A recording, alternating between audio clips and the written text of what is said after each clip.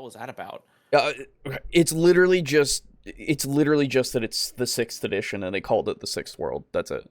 That's fucking weird. Yeah, that's as far as I can tell. By the way, this time I'm not going to be playing Republic Commando. I'm going to be playing Superland instead. Nice. Oh, Superland? Yeah. Yeah. Yeah, dude, Superland is great. Yeah, I had never heard of it, and then it was popped up. It's like, oh man, it's like $5. I was like, sure. Yeah, man. I played that and I played the DLC for it. It's just a nice little game, honestly. Yeah, it's like great platforming, great puzzles. Yeah. Absolutely. I love how fast that you can swing the sword. It's really Yes, dumb. it's super good. Like it is a game for a child. And yes. it fits so well that is the case. I enjoyed my time with it. Yes, because it's still fun. Oh yeah. That's the best part, is it's not a shit child game. Yeah. I also like how there's a lot of references in here. There's plumbuses everywhere. Yep. And I found Walter White and I ate all of his meth. That's right. Yes. It's like weird. Yeah. It's a again, child's game, but also there are adult things.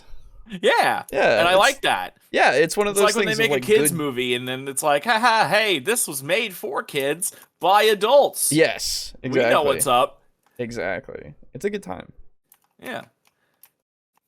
Okay. I think that's so. Yes. Good. Cool. Yeah, so I don't know how true this is, and I'll have to actually, what I'll do right now is look into it a little bit. But apparently, yeah, this fucking edition is hated. Interesting. Which is like hated. Yeah, apparently, or at least vastly disliked by the majority of the community. Which is interesting. Yeah. Let me turn my sound up. Okay. Yeah, I don't know, man. I looked over the core rulebook, and you know, I kind of skimmed it. I didn't really. I went into a couple of things that I wanted to know, but overall, I don't know how this system works. Yeah. So I just remember being really shitty at running it the first time. We were doing second, weren't we, or third? No, we were doing third. Third. Okay. Yeah. Because I looked into Shadowrun before we started playing it, and it's like, oh, everybody fucking play the third. Yeah, everybody apparently like, okay. Good evening, Indigo. Well, hello out there, and welcome back to TableTalk, Discussion and Discourse. I, as always, am your host, Alejo, aka Radon95. And I'm the second host, and this time I'm not playing Star Wars, I'm playing Superland. So that's I will also not do shit if Alejo walks away. I won't walk away this time. I don't have to. So don't worry. You'll have speaking this whole time. Okay, that's good. I was paying attention to them. Fourth is my favorite edition of Shadowrun. Hey guys. Hey Roid Rage. What's up? Someone blew through all the data. Not sure I'll be able to watch tonight. Maybe not next week either. Oh, that sucks, Lux. Oh, well. I mean, if you can't, you know, you'll be in the VOD gang. It's all good. Yeah. Sprawl Runners for Savage Worlds is my favorite Shadowrun. Oh, interesting. Okay. Okay. Yeah, so today we're talking about Shadowrun. A very cool world and system. Yes. And we don't know about the system yet, but we do know the world is awesome. This edition, don't know. But at least the world itself, I'm a big fan of. Yes. I've played all of the Shadowrun games that came out that were from what is the Harebrained, I think. Harebrained Studios. Studios? Yeah, I think so. And they were great. Like going from the Shadowrun Returns to Dragonfall to Hong Kong, it is a straight up progression that just gets better and better. And I highly recommend starting from the first game just to appreciate like the advancements that they made. Ahoy there, bros. Hello, Timothy. Yo. So yeah, Shadowrun's really cool. If you don't know too much about it, it's like our world, but then magic fucking comes in. Yeah, magic happened, and then after the magic, cyberpunk happened too. Basically, yes. A lot of people then became meta humans. Because every race in Shadowrun is a variant of a human. They just had like innate genetic traits that got unlocked when magic came about. It's very interesting. And there are a couple of types of magic, one being like a more spiritual side that the Native Americans get like super used to like really fast, and then they take over like a good portion of the US, which is very interesting. Yeah, that's super cool. I love that. And the other is I think it's the more traditional-ish magic system where they use like ley lines and other kinds of stuff. It's very interesting. Yeah. That's when it starts to get a little bit strange. Yeah, at least I remember that. Yeah, it's a little strange in that respect, but overall, it's a very cool thing, and like the corporations are run by dragons, which is so my God, sick. Yeah, it's so fucking weird. I love it. It makes so much sense to me. Oh yeah, absolutely. It would make sense, but it's still just strange to hear about a dragon businessman. You know? Yeah, exactly. So looks like if we keep the video quality to a minimum, it'll just be a little choppy. Might have to do a few time skips. Fair enough. So yeah, it's a cool ass setting with a good combination of that cyberpunk feel as well as magic. Very interesting to me. I like that urban fantasy kind of feel. Okay. And yeah, we're gonna see about learning about the 6th edition, which, like I said before, is apparently the least liked. Which, sure, that's fair enough. I mean, every system has its black sheep, though. We've already pretty much debunked why 40 is hated. Yeah, it's kind of stupid. Oh, but White again. Do you have any meth I can eat? But yeah, there's you know, hopefully we learn a little bit today. Sounds cool to me. Hell yeah. Never make a deal with the dragon chummers. Yes. Yeah. No. Bad idea. Yeah. No, that's bad. The Shadowrun world is awesome. Yes. So today we're going to start with a basics video. This is to get us to a point where we're more knowledgeable, at least on a basic level, of the system, how it works, and some character creation stuff. This video is brought to us by Aaron Scheidel. I don't know if I'm pronouncing this correctly. It is right there on the screen for you. And this is Shadowrun 6th World Basics and Character Creation, and we'll see what we can glean from this and what we can comment on so far. So here we go. When I initially set out writing this script, I was planning on doing 2 versions. One that covers what changes for fans of 5th edition, and another that covers everything from the ground up for novices. But then I realized that many of the changes hinge on a lot of minutia changing, and I can save everybody's time by just including both in one video. That's good. If you're somehow out of the loop of what Shadowrun is, the quick and dirty answer is that it's a cyberpunk setting. Corporations replace the rule of law, but what makes it unique is that magic is real, which only further complicates life in the 6th world. Somebody could spend hours explaining the intricacies of the lore of Shadowrun. But lore isn't what I usually dig into. Either way, whether you're coming in from 5th edition or earlier, or completely new, here's Shadowrun's 6th World, Basics in Character Creation.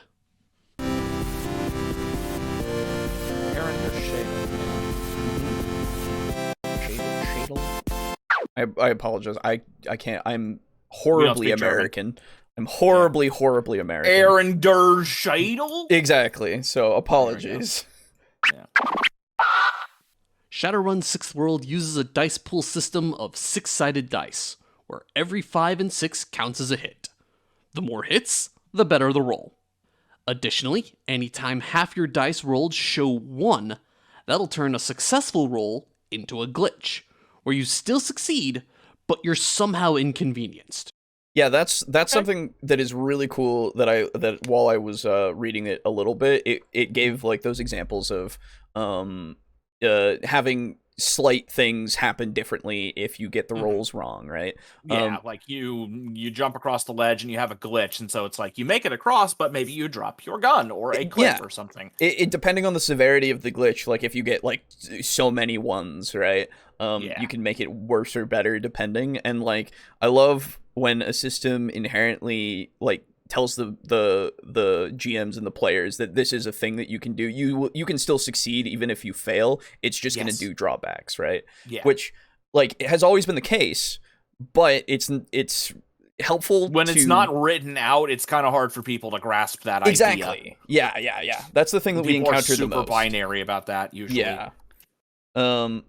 Magic and Cyberpunk makes it right up my alley. There you go, Timothy. This might be a system for you. You opened a locked door, but now your picks are bent out of shape. Meanwhile, if your roll failed and you glitched, it becomes a critical glitch. There you go. Where not only did you fail, but things go from bad to worse. Not only did you not open the door, but somebody just happened to come around the corner and saw you hunched over it, swearing under your breath. Characters also have edge points that can be used to modify dice rolls in some way.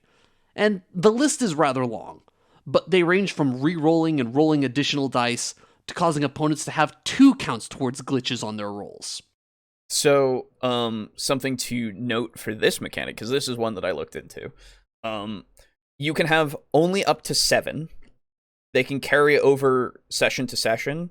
They're a little like inspiration in the fact that they kind of give you this, like, you get them from differences in, like, your power versus your enemy. So, like, the more preparation you do and the better equipped you are, you will get some edge against them. So you get that advantage.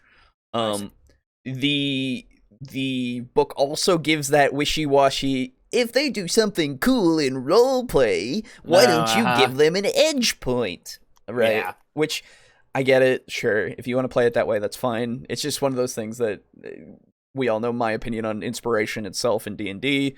Yeah. But depending on how the system works itself, I think it's fine. It seems like you need edge. Like, this is something that you kind of need a lot of. Which, fair enough. You can, like you said, like, give extra dice, reroll dice, all that kind of stuff. Having it so that both parties, like the players and the opposing party, whatever it is, get edge is very interesting, where you can kind of have them duke it out a bit. It makes the fights, to me, as an observer outside of it, I immediately go, that makes me feel like it might take a while. But I don't know.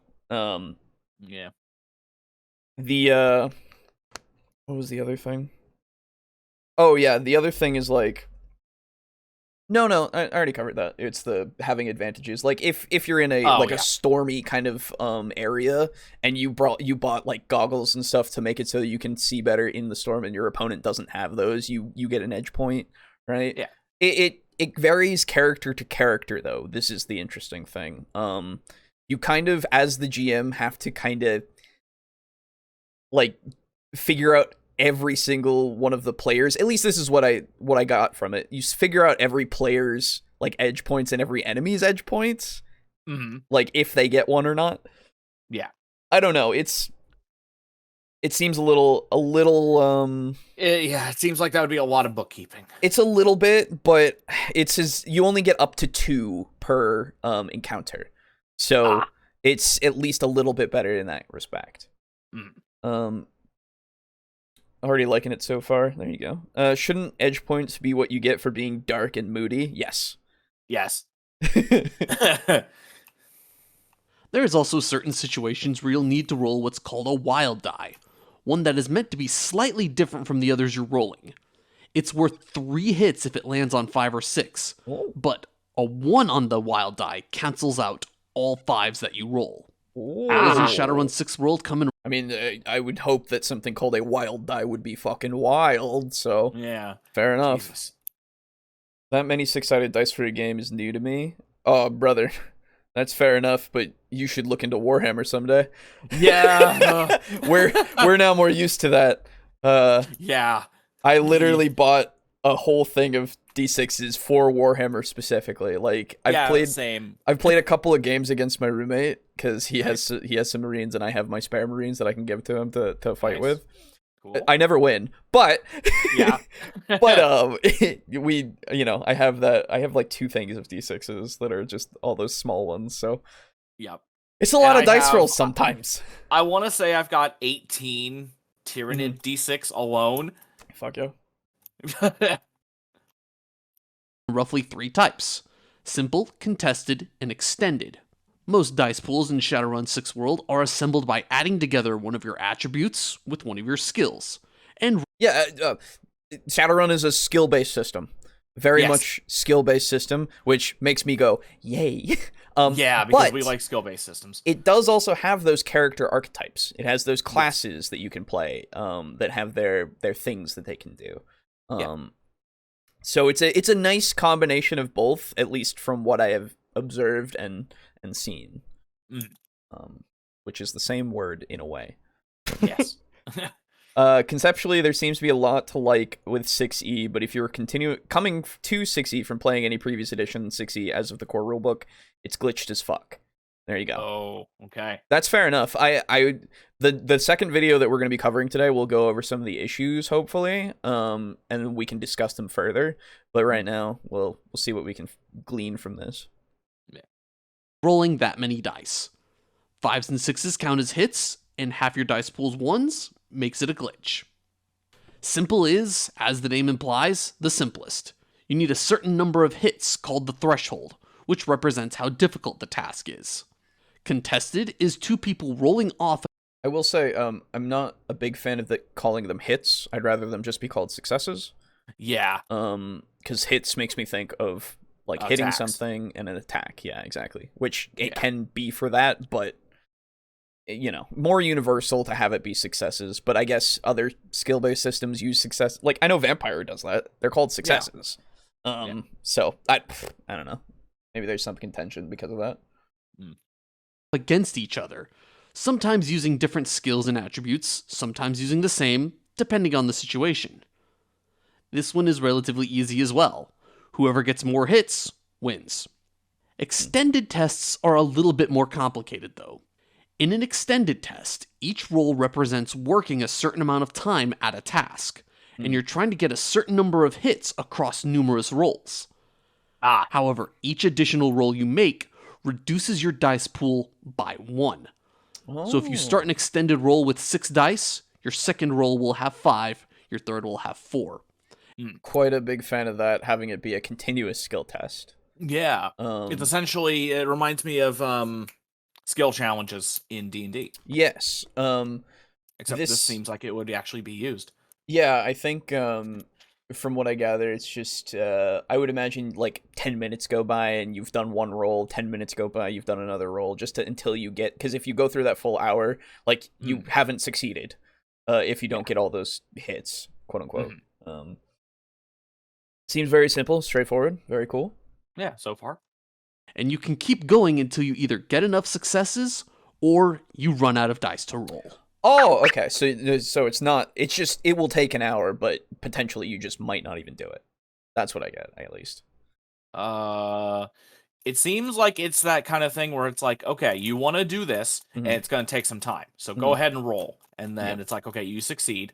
Now you need to roll again, and now it gets progressively harder to succeed as it goes, which is weird to me. I think it's just to or at least simulate that time is passing and you're running out of it in a way, because I feel like situations where I would put this are like trying to break into, if we're using like lock picking, right, or like a hacking, I don't know what the actual skill would be, but a hacking roll, right, to get into a door, to get into a facility in order to start doing your job.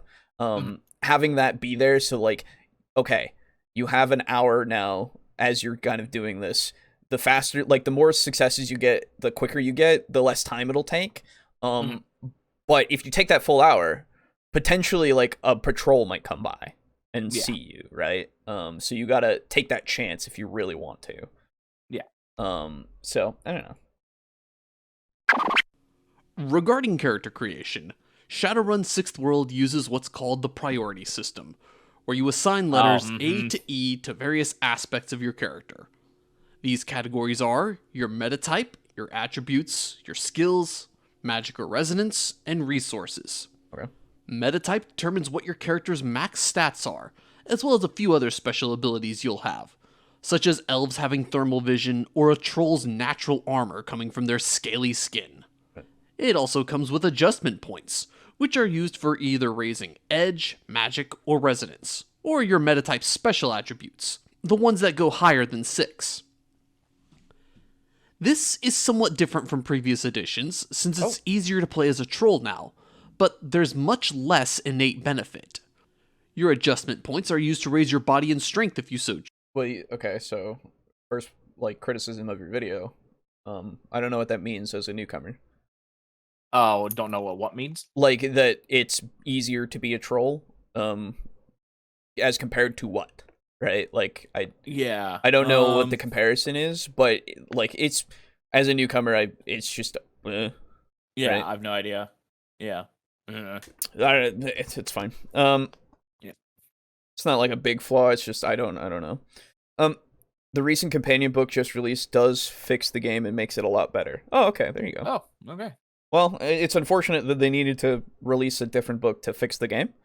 But at least they did. But at least they did, right? Yeah. Well, I don't know. Choose as a troll. Contrast to previous editions, which didn't use adjustment points. You just started with higher strength and body. The attributes priority simply determines how many points you have for raising attributes. Oh, sorry, he went into it. Okay, sorry, let me play that again for all you guys.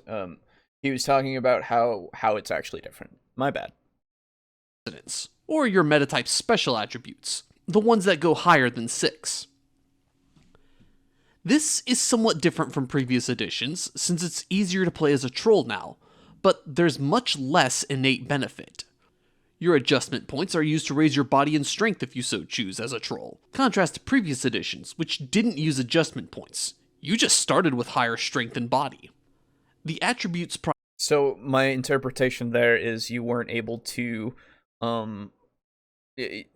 you were locked into what your attributes were. Yeah, because of like your metahuman type. And then now you can at least customize what your metahuman looks like in a way, right? Instead of it always being the troll is big and strong, perhaps your troll is still strong and pretty big and can get stronger and bigger. Now he's a little bit more something else. Intelligent or cool or whatever their status he's for not that. Cool. Well, hey, come on. In previous editions, they made it harder to be trolls because you had a priority A or B to be a troll. In 6e, any priority can be a troll. There you go. Oh, okay. That helps a lot. Thank you. Priority simply determines how many points you have for raising attributes. And these are used for all your attributes, not just your ones that have a max higher than 6. These attributes, for your reference, are body, agility, reflexes, and strength for physical, with body being how tough you are and your endurance, agility being your ability to move quickly and accurately, reflexes being your ability to react quickly and change course if needed, and strength is your power to physically manipulate the world around you. Obviously, I'm a big fan of the differentiation that we have because of agility and reflexes, like that's different. Yes. It's like you could be very agile, but perhaps you're not as quick to duck out of the way of something, right? So like you're able to fucking go, but you might not have that reaction time to make it as effective as you might be. Yeah. Right. Whereas in something like D&D, everything is dexterity.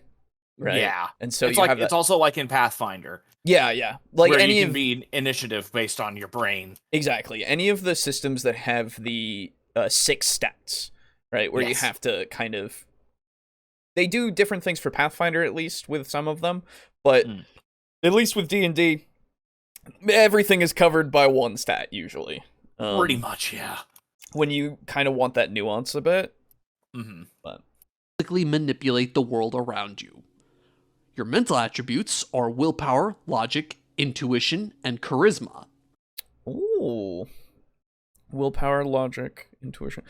That's, again, having something that's instead of just being your intelligence, right? You have logic, where it's I think logic is how the other magic users cast.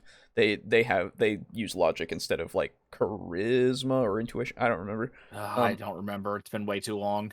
He'll probably go over it a little bit. Yeah. But yeah, it's just nice to see. Yeah. That's why skills cool, because they usually do this for skill-based systems where they separate things for the attributes. Yes. If they have attributes, right? Yeah. And they usually do anyway. Power is your character's mental stamina. Logic is your ability to think through problems. Intuition is your instincts and unexplained insights. Charisma is your ability to interact favorably with others. Skills priority is the same idea, but for the things your character has learned how to do.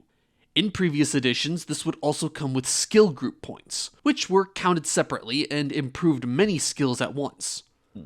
However, Shadowrun 6th World uses a more condensed list of skills, and thus, the only points it uses are for individual skills. The highest your skills can be at character creation is 6. Afterwards, the max is raised to 9. Magic or resonance rating is what decides if your character is able to cast spells, or if you're a technomancer, or if you're otherwise an ordinary person. This priority determines, well, your magic and resonance rating, stats for magic and being a technomancer. This rating also in turn determines how many spells you are allowed to start with. There's also numerous archetypes listed under this priority: Adept, Aspected Magician, Magician, Mystic Adept, and Technomancer. We'll go into more details on these in a later video, but just to give you an idea, Magician is kind of the standard. They cast spells, they summon spirits, and they even create magical objects. And they they do the kids' birthday parties and shit. That's right. It's very easy to to get a gig as a magician for a kid's birthday. Yeah. The thing that I looked into, I remember, there is like artificing and creating like enchantments and magic stuff like for the system that's in there. Didn't read it too much, but it's there and it's in the core rulebook, and it's like more than like a couple of paragraphs.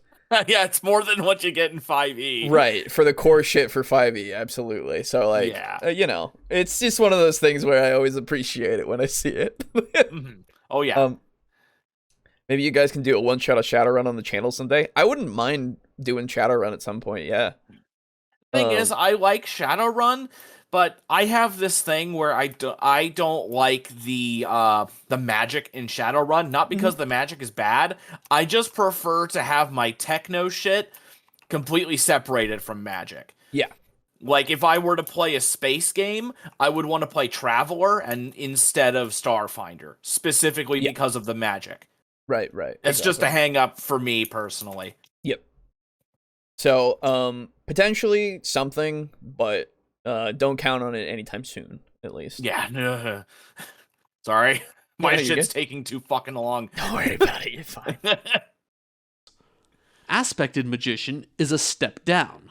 They can only do one of the 3 things that a magician can. Oh. The Adept has a different set of abilities available to them, known as Adept Powers. These only affect the Adept and are mostly passive abilities. Oh yeah, from what I gather, at least from the games, the Adept stuff is like making you able to do like unarmed stuff better, and like it's buffs just to yourself, which seems very cool. To like be magical, but literally have it be like more physical magic in a way, you know, like physically enhancing magic. It's very interesting. Mystic Adept is a magician that also has Adept powers. The best of both worlds, if you will. And finally, the Technomancer is a special case. They're characters that can interface with the Matrix without needing any devices. Sort of like a living computer that's able to connect to the internet with their brain.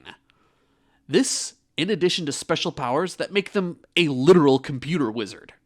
To determine how many spells you start with as a magician, aspected magician, or technomancer, double the rating from your priorities, and that's how many spells you start with. Holy shit. Meanwhile, adepts have a number of power points equal to their magic rating to acquire adept powers. Sure. Mystic adepts are where things are a little bit more complicated. They first buy what adept powers they would like to have, like they were an adept.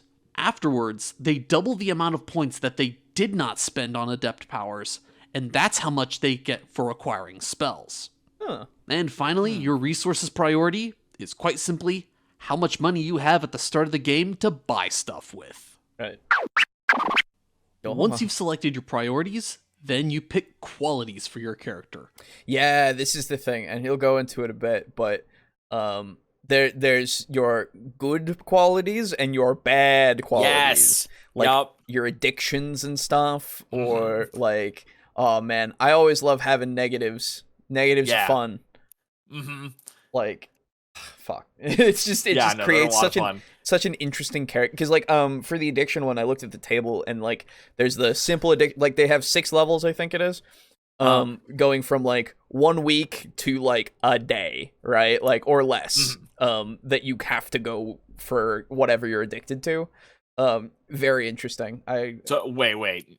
1 day that you have to go for whatever you're addicted to? What I mean is, sorry, that if you go for a day, okay, that's how long without you it can last without it. Yeah, got it. Okay. So like, yeah, and then it can start doing negatives to you, and it's bad. Yeah, but it does give you positives, so it's interesting. Yeah, like when you're on it, yeah, have like focus and speed, and shit. You're allowed to pick a total of 6 of them, with positive qualities costing karma, and negative qualities giving you karma back. Yeah. You start with a total of 50 karma to spend as well, and anything you don't use on qualities can be used to improve other parts of your character, using the character advancement costs on page 68. Furthermore, if you take more... one off. Fair enough. I'm appreciating the page numbers as well, thank you. Yeah. Negative qualities than positive, the amount of karma it can grant cannot be any higher than 20, meaning you can't start the game with more than 70 karma. Right. Many of the positive qualities give you edge in specific situations, while negative qualities usually prevent you from gaining edge. And because it bears repeating, any karma you haven't spent at this point can be spent on increasing other aspects of your character later.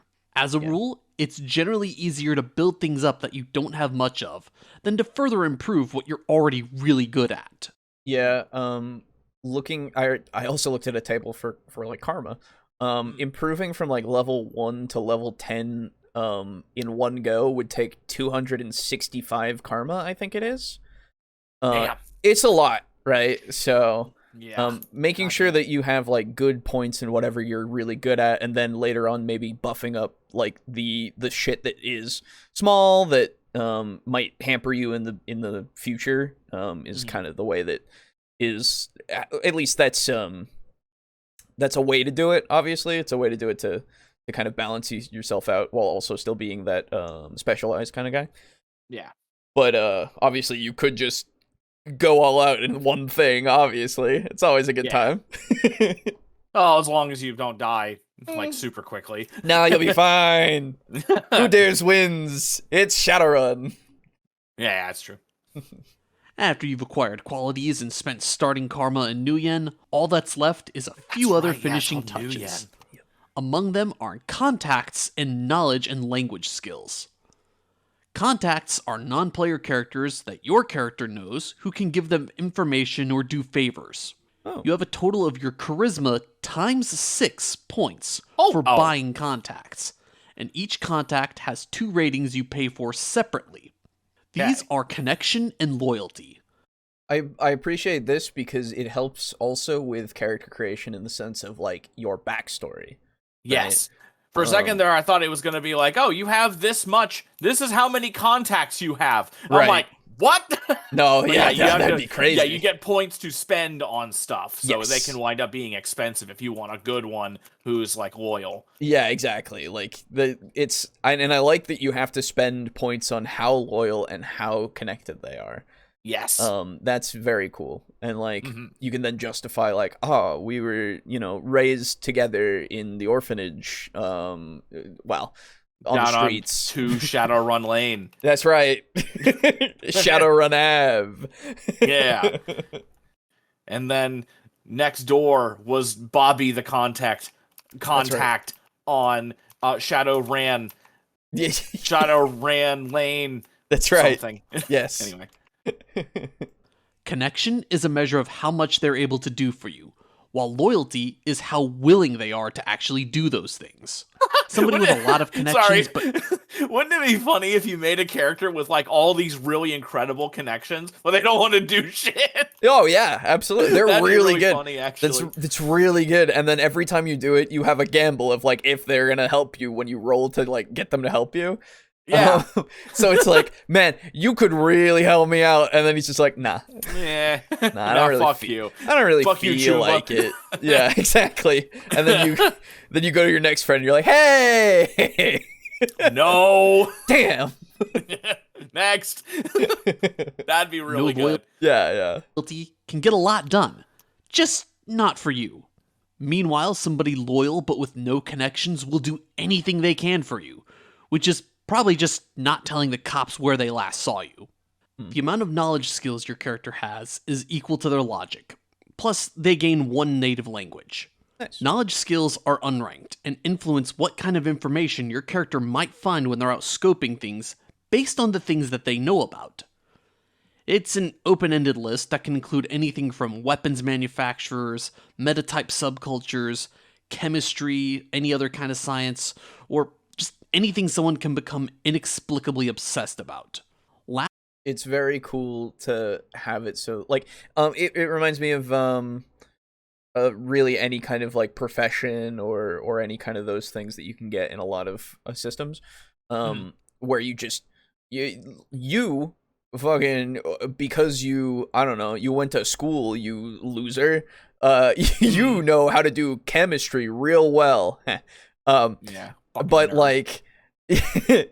like you know, if the other guy starts talking to you about stuff that's like maybe uses a lot of terms that were for somebody who grew up on the street, the street kid kind of stuff, right? Yep. You're not gonna know shit about that, but somebody else might who is a part of your team, and then they can pick up on that. It really opens up this ability for the GM to like tailor information that the person would know, which is very cool.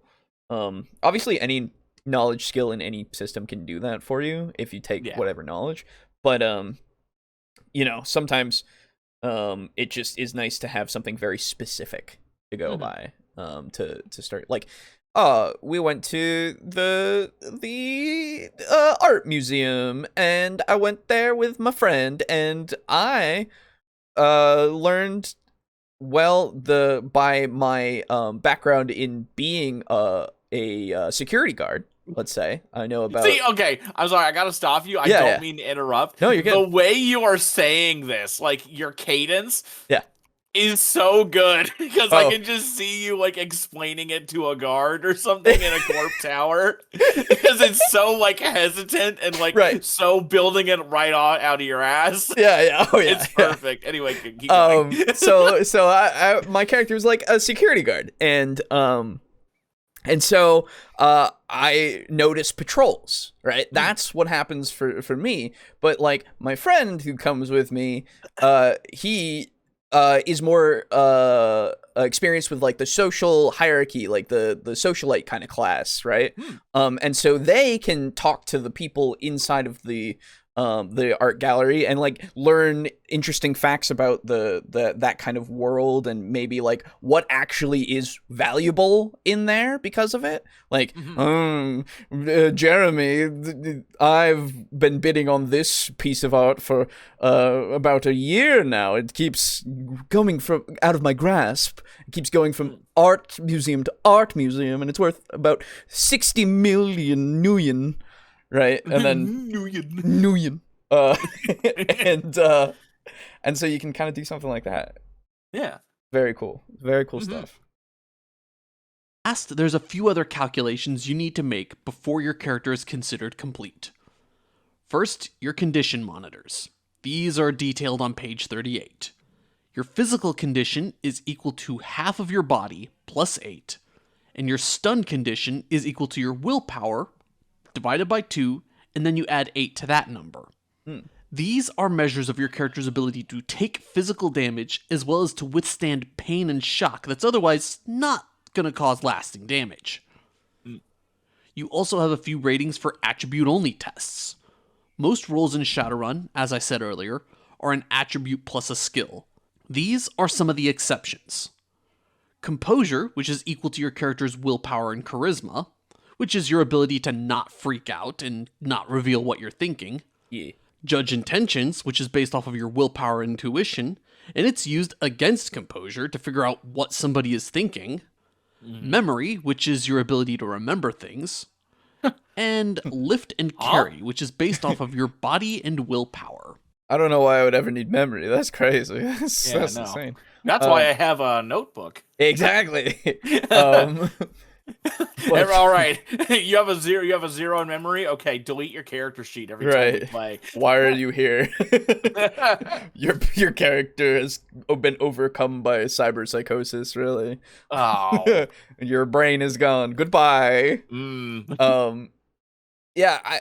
Again, having these combinations to make because like it makes sense, right? Yeah. You have the logic to connect things together, and then your intuition to really reason out why they're connected, and that makes you have memory. It's just it's good. It's a good combination. It's a good system. It is.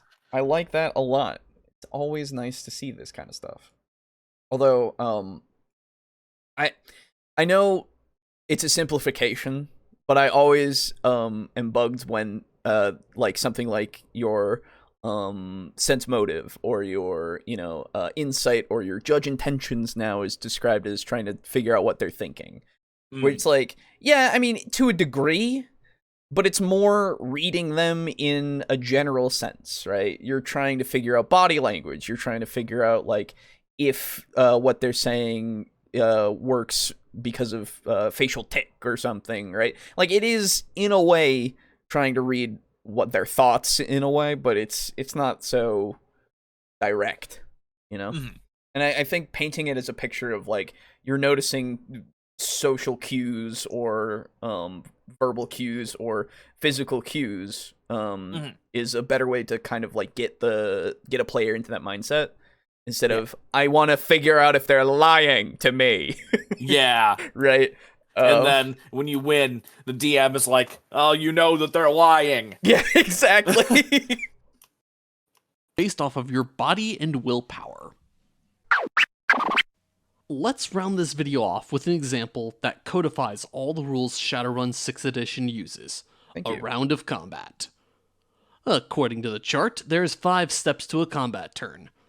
While the stylization might make it look like some of these steps are frivolous or given, you should still follow them. Let me show you why. The first step is to form your dice pools. I see. Yeah, willpower for lifting stuff is funny. Like saying, yes, I can lift this box. Yes, I can. Yeah, that's fair. It's like fucking Piccolo. I was going to say, yeah, it gives you a big anime feel because it's like both your strength of your body as well as like your mind pushing beyond your limits. This is to go even further beyond. We know this. It's simple enough. Stat and skill for your weapon for the attacker, reaction and intuition for the defender. Distribute edge. This is where it gets tricky. Compare the weapon rating of the attacker to the defender's armor and body rating. Whomever has higher gets 1 point of edge. Also consider the conditions of the battle that they're in. If there's a clear advantage because of the situation, that side will get an edge. If 2 dudes are punching each other's lights out and one is knocked onto the ground, that's going to mean a point of edge to the one still standing up. Makes sense. Last, check any qualities that would give or take edge. These are too numerous for me to list. Yeah, so like doing edge is like every round in a way. Yeah, that seems like it would get kind of annoying. It's a lot, right? That's one thing that I can immediately go. Yeah, that's a little much. A little bit, but it might be better in the flow. I don't know, because like you just. And so edge is remind me exactly what edge is. Does it give you rerolls? Or like additional dice for the dice pool? It gives you a resource that you can spend to do a number of different things depending on how many edge points you have. One of them being rerolls, some being like an automatic hit. Oh my god! Like, depending on but it's a lot of spending for stuff like that's really really good, obviously. And like you can use it to also like negate like a glitch as well, or like add a +1 to rolls to make it so that you don't like glitch or have a hit on a certain roll, right? And like I was saying before, if you spend like the reroll one is 1 edge, but if you spend 4 edge, you can reroll 4 dice. Oh. Yeah. So like the more that you spend on the one thing that's really low, the better it is. I see. Right? So there's a very there's gonna be a lot of spending it in a game unless you save it up to do like a big thing, right? But it's a from the combat round, at least from this, it seems like again you get it all the time, so it's really like it's just a part of it, which makes it better than inspiration in my opinion, because it seems like the system is built to just do this. It's built to be in there, right? And inspiration is technically built into it. Don't get me wrong, I get it. But he gets it, chat. But this one feels more organic, right? It feels weaved right in there, whereas inspiration feels like you just kind of get it because you're cool. Yeah, I like you. But again, by the way, it's woven. Yes, exactly. Actually, I don't even know if it is in this context, but whatever. One thing to know about security guards that you wouldn't necessarily think of is that they have a lot of free time, which they can spend on such activities as, for example, reading magical tomes. It's if true. They can get their hands on them, I guess. It's true. Well, I feel like in this world you could probably get your hands on them. You could probably just get one online. Yeah, exactly. And like that's actually a good thing, because like my example of a guy who has that kind of security background could like chat up the security guards and like find out information that he wouldn't know otherwise because they've been just bored, right?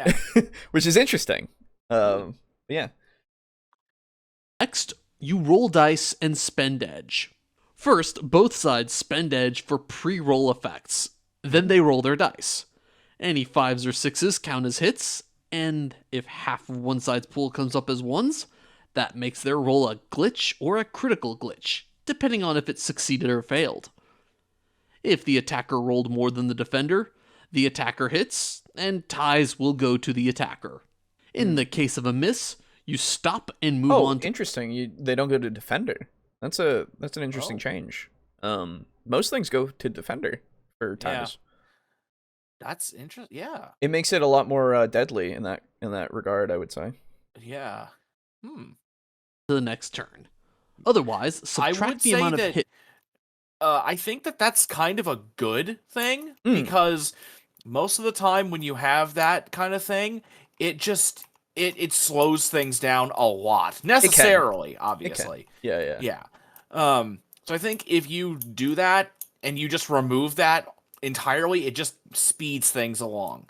Yeah, and keeps it going fast, because in these kinds of games, it's all about speed. True. You want to take them out as quick as possible, right? Yeah, you don't really want the combat to get like really slow and boring, because there's a lot of combat in these games. Yeah. The attacker. In the case of a miss, you stop and move on to the next turn. Otherwise, subtract the amount of hits for the defender from the hits of the attacker. This is the net hits and will be needed in the next step, which is soak damage.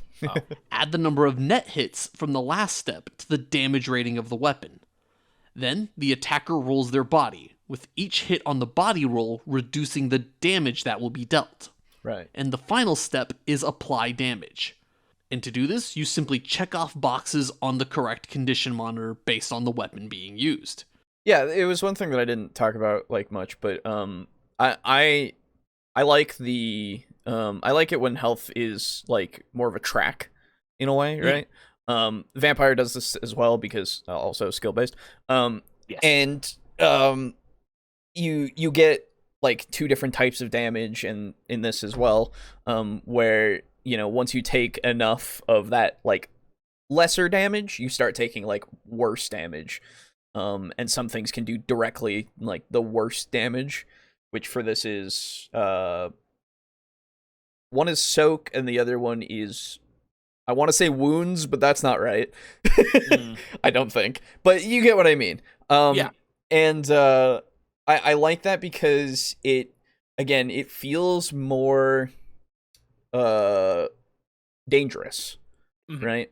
Because you could just fucking die outright from a good amount if things go wrong.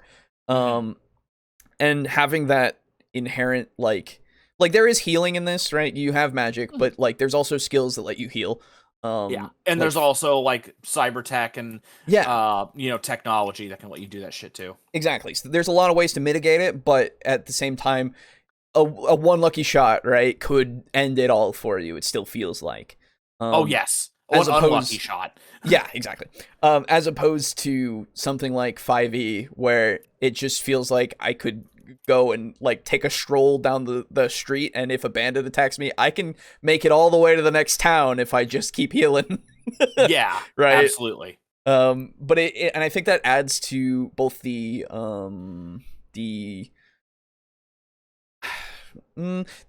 setting, because of the setting and the tone. Yes, exactly. Because if you know, literally a single bullet can kill your ass. Yeah, exactly. So.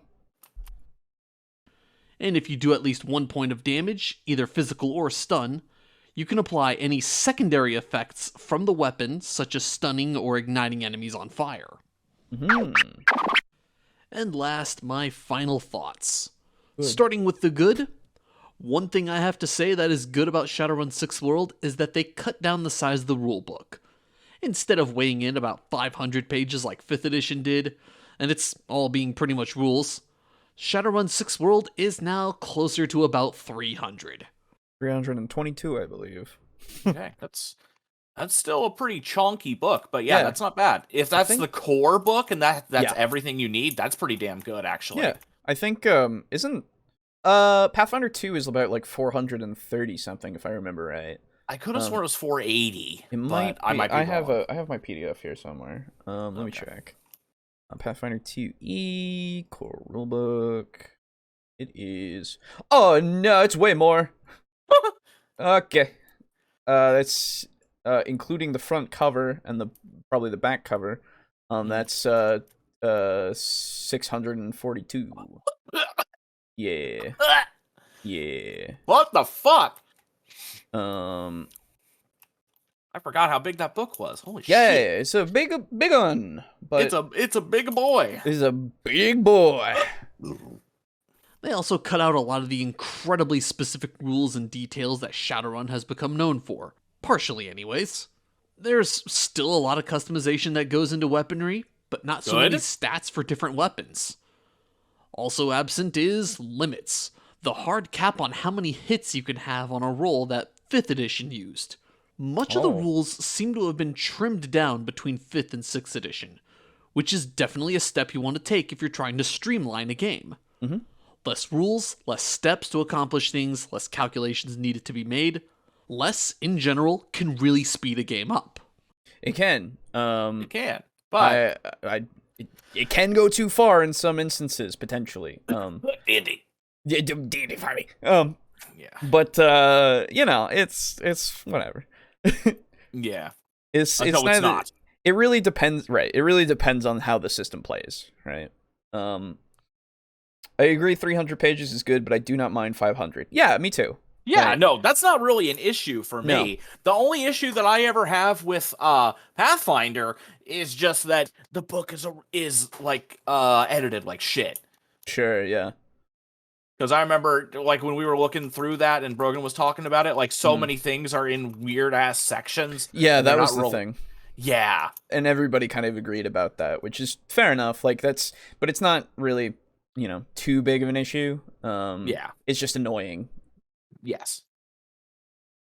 Plus, they kept the swaths of pre-made characters, so you can pick up and play or look at them to just kind of get an idea of what to aim for when making a character. The bad, though. Oh. The ways Edge works in Sixth World might be a step backward after they've already trimmed down things. It's given out regularly in a lot of specific situations, with its distribution being its own step in combat.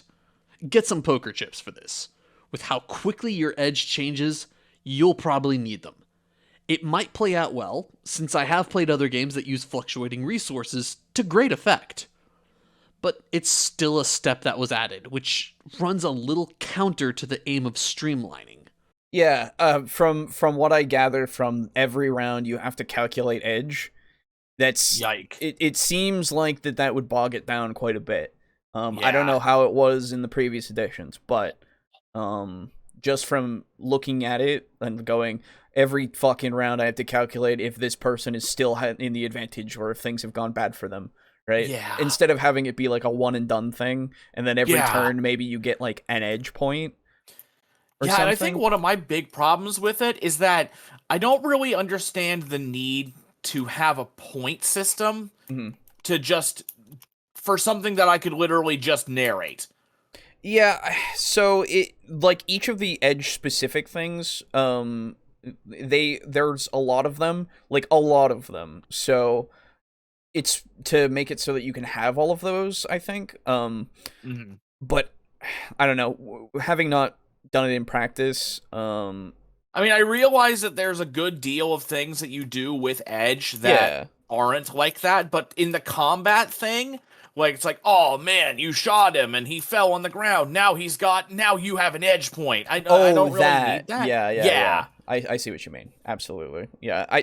Like I said, if we just had it so that we determine it right off the bat and then everybody just gets one per round, I feel like that would streamline it a lot. Instead of you having to calculate every fucking time. Yeah, every turn, like if something happens. Because the thing is, it's not even like you guys would be trolling me to do it. Right. You guys are the type of people that would roleplay in a way that's like, okay, I'm gonna fucking do what I can to disrupt this person. Yes, absolutely. We want to get the advantage. That's how you want to get the edge. That's right. You want to get the edge.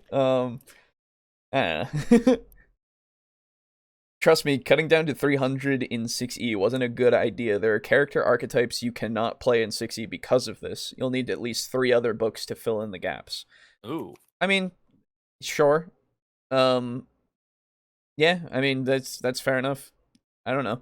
I feel like you could say the same thing about 5e in a lot of instances. But I guess to counter my own point, 5e still had all of the subclasses and such that they just kind of added more to, and you had a variety there, and you kept the core classes. So I don't know. I would have to know examples, I guess, and how long they've been, and like we'd have to really figure out like if they are absolutely, necessary, I guess is the word. It's one of those things that's like, if you really like these classes that aren't in there, then that sucks, right? Yeah. But I would also say, and like this isn't an appeal to anything objective, I guess, but it's literally like if you had the previous editions, you could probably figure it out, right? Yeah, you can probably even pretty easily like jury rig it. Yeah, exactly. I think there's precedent that can get you there. Obviously that's not in favor of the system, right? Yeah. That is a flaw if those things are like core things that have been there since the beginning. It's like, why didn't you just include them? I don't get that. I don't know if that's an objective flaw, but it is something that you could consider of like, yeah, it is something that I tilt my head at. Yeah, exactly. I want to see a horror movie that gets cut short because the security guard that was supposed to get killed by the demon in the beginning turns out to know some magic and immediately banishes it. Oh, that'd be cool. Yeah. And then you follow that security guard, like, now he's part of this adventure of, like... Well, no, the adventure's over. He already won. That's true, but, like, obviously there's going to be... Like, if it's a horror movie, there's going to be more, right? Well, what if that was the only one?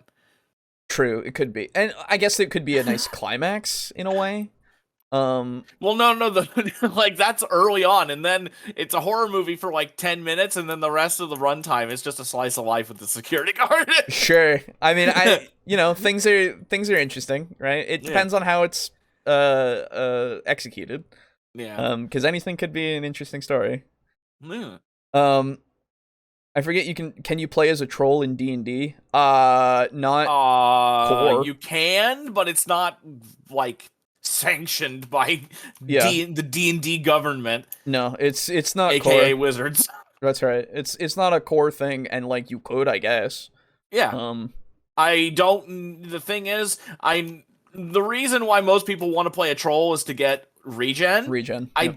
I doubt you would get that. Yep. I haven't found a way to keep the player caught up with the present, so I'm just gonna see how far behind I get. Fair enough. Okay. And returning for just a moment to absent elements, there's no summaries of character creation that I was able to find. Something I'll admit I've become somewhat spoiled by in the presence of other games.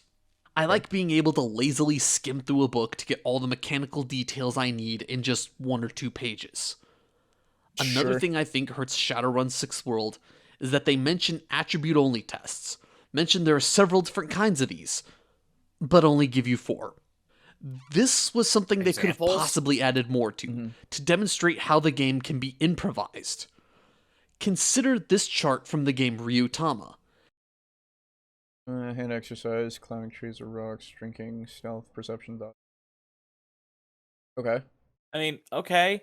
So, I guess just examples of the attribute combinations, I guess? So, in order to facilitate some things, which I can understand having, being used to having, like, more examples for rules in previous editions. That's true. And, like, 3.5... You know what? I can actually completely agree with this because of how small this table is. This is tiny. This one is from a different system entirely.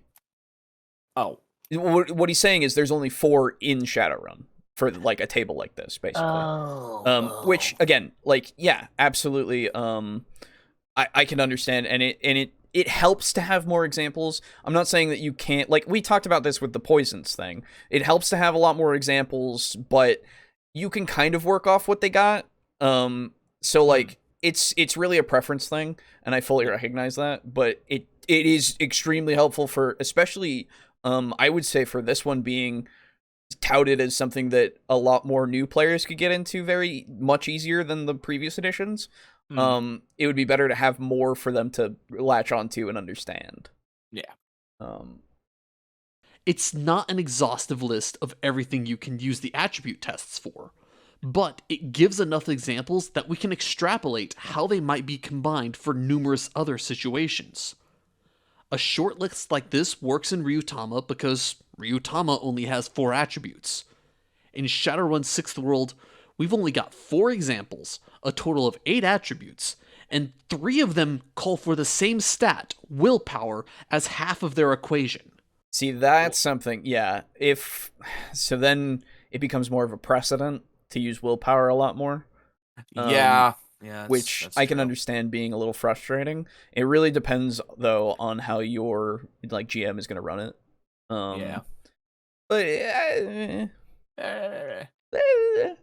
saying 5e in this context and talking about D&D 5e when we have Shadowrun 5e and the topic is Shadowrun 6e is a little confusing.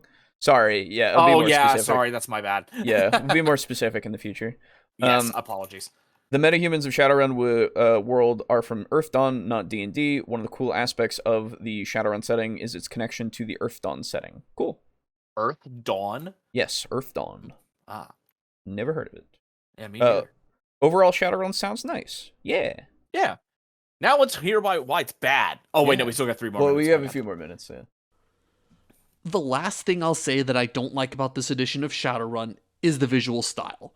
But aesthetics don't always make or break a game for me. I dig that Anybody shit. familiar? Yeah. Look at that. Oh my god. This is anime as hell, which is fine. Yeah, I did, because the thing is, obviously I'm running a fucking D&D game where it's anime. It's based on an anime. Yeah. But the only actual anime RPG that I was aware of that had that kind of shit was Big Eyes Small Mouth. Yep. But this style is just really fucking appealing. I like it. It might be that this one is just a Japanese cover. I don't know. Although True. Oh wait, no. This is. I'd much rather have this. Oh, okay. So he's talking about this in comparison to like the Sixth World cover in the bottom left. Oh, so the Sixth World cover is bad. He doesn't like it as much. Okay. Which, sure, preference. Yeah, you know what?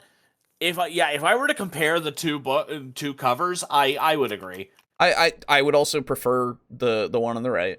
I Yes. won't lie to you, but it's not because I'm a weeb. It's just I just like the style more.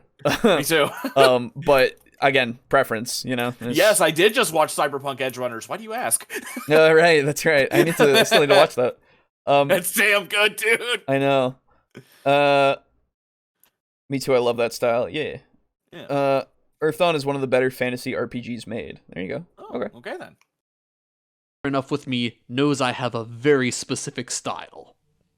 Okay. And finally, just some neutral comments. Huh. I noticed there was some codified status effects that they introduced in Sixth World, and all throughout it, I couldn't help but think I was reading something that was trying to be similar to, but still distinctly different from Dungeons & Dragons 5th edition. Oh. Which I feel makes this new edition lose some of what made Shadowrun, well, Shadowrun.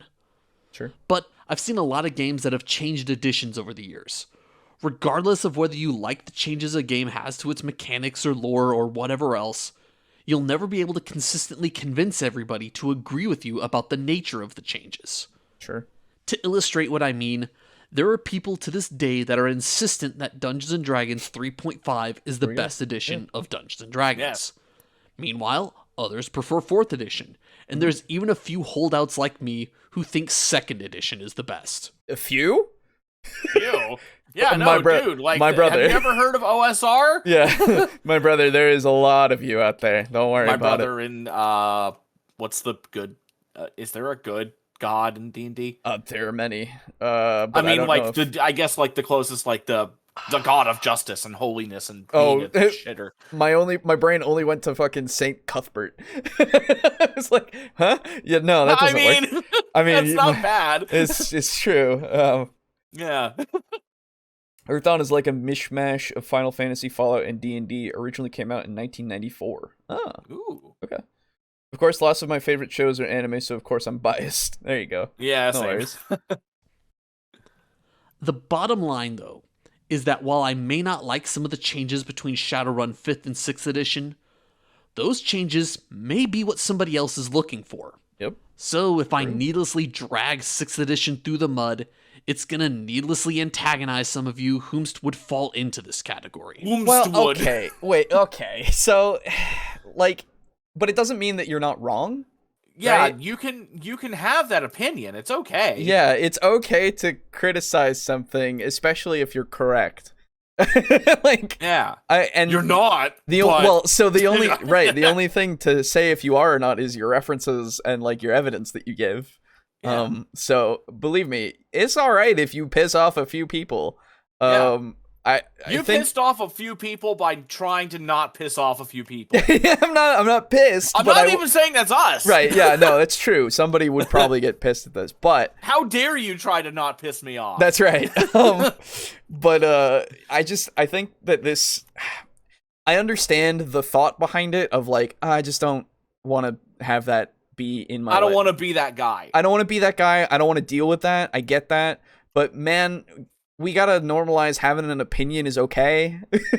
Yeah. Right? Please. Like, and having counter opinions to my opinion is also okay.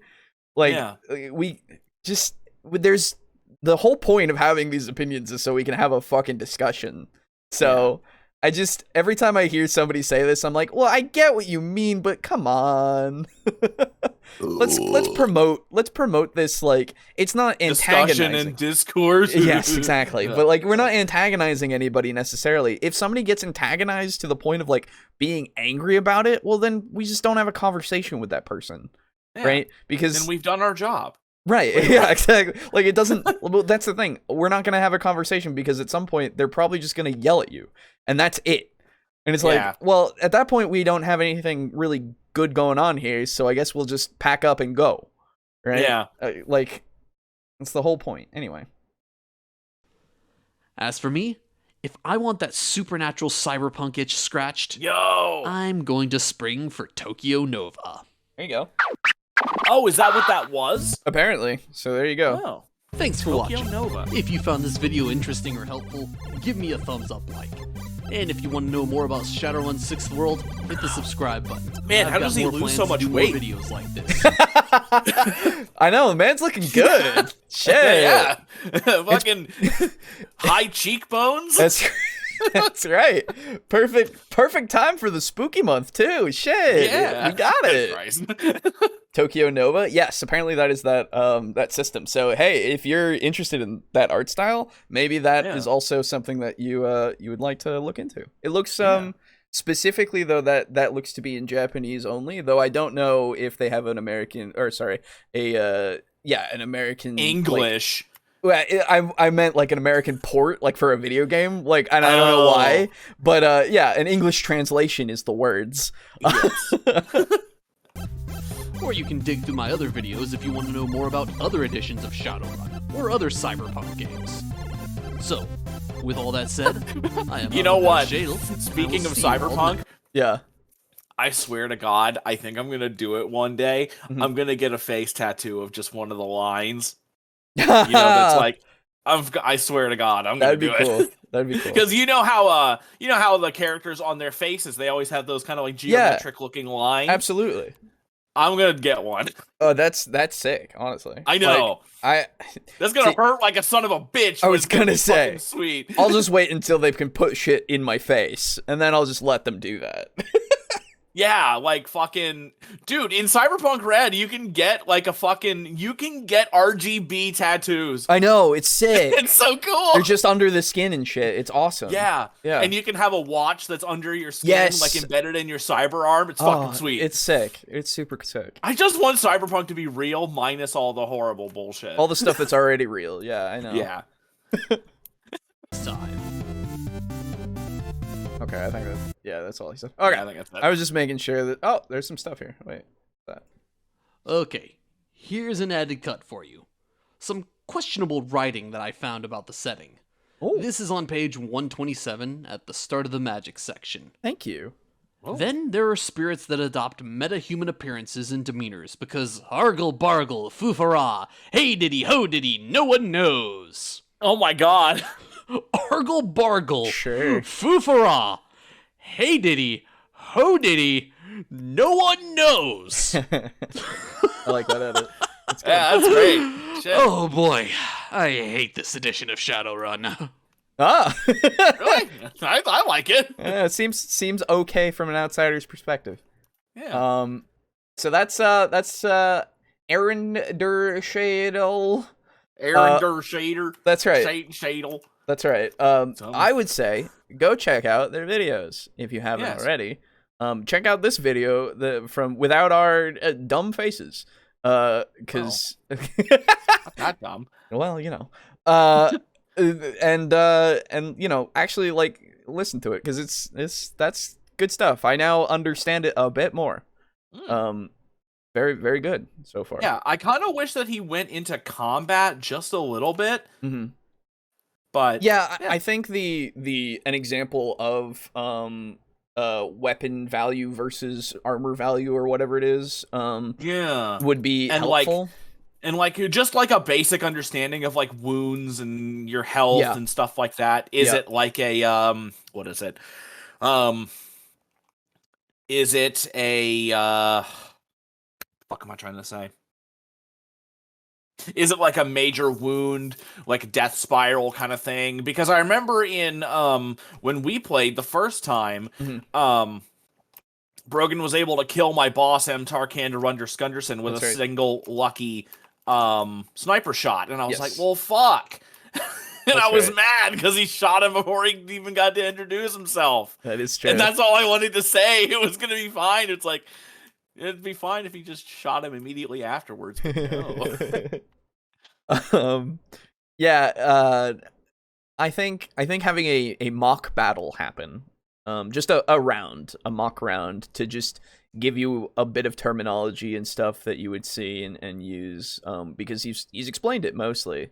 And then just giving those examples of like the weapon value and then like all that kind of stuff, because he said like this is how you calculate damage and such, but without seeing a mathematical example, it's kind of just like up in the air for me. Yeah, it's kind of just like I get it. Like you do that calculation and then you roll against it for the damage with the body, and I get that, and you add the hits that you had in your previous step to the damage value for the gun or whatever you're using, right? And like that's how much damage they'll do. I get that, but just seeing an example would be very, very helpful. But I assume in another video that he's done is like a specific combat video, right? Where he goes into more detail. So go look for that if you have any interest. yes. That sounds badass. Get the tat. There you go.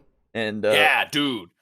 Pretty good video. It's gonna be a long time from now probably, but I'm gonna do it. It's gonna be fucking sweet. And the thing that's nice is that, like, the whole time I'm sitting there, it's like, God, that's gonna hurt like a son of a bitch. Absolutely. But at least because it's just a fucking line, it won't take long. Yeah, true. Okay, so that is the first video that we have here.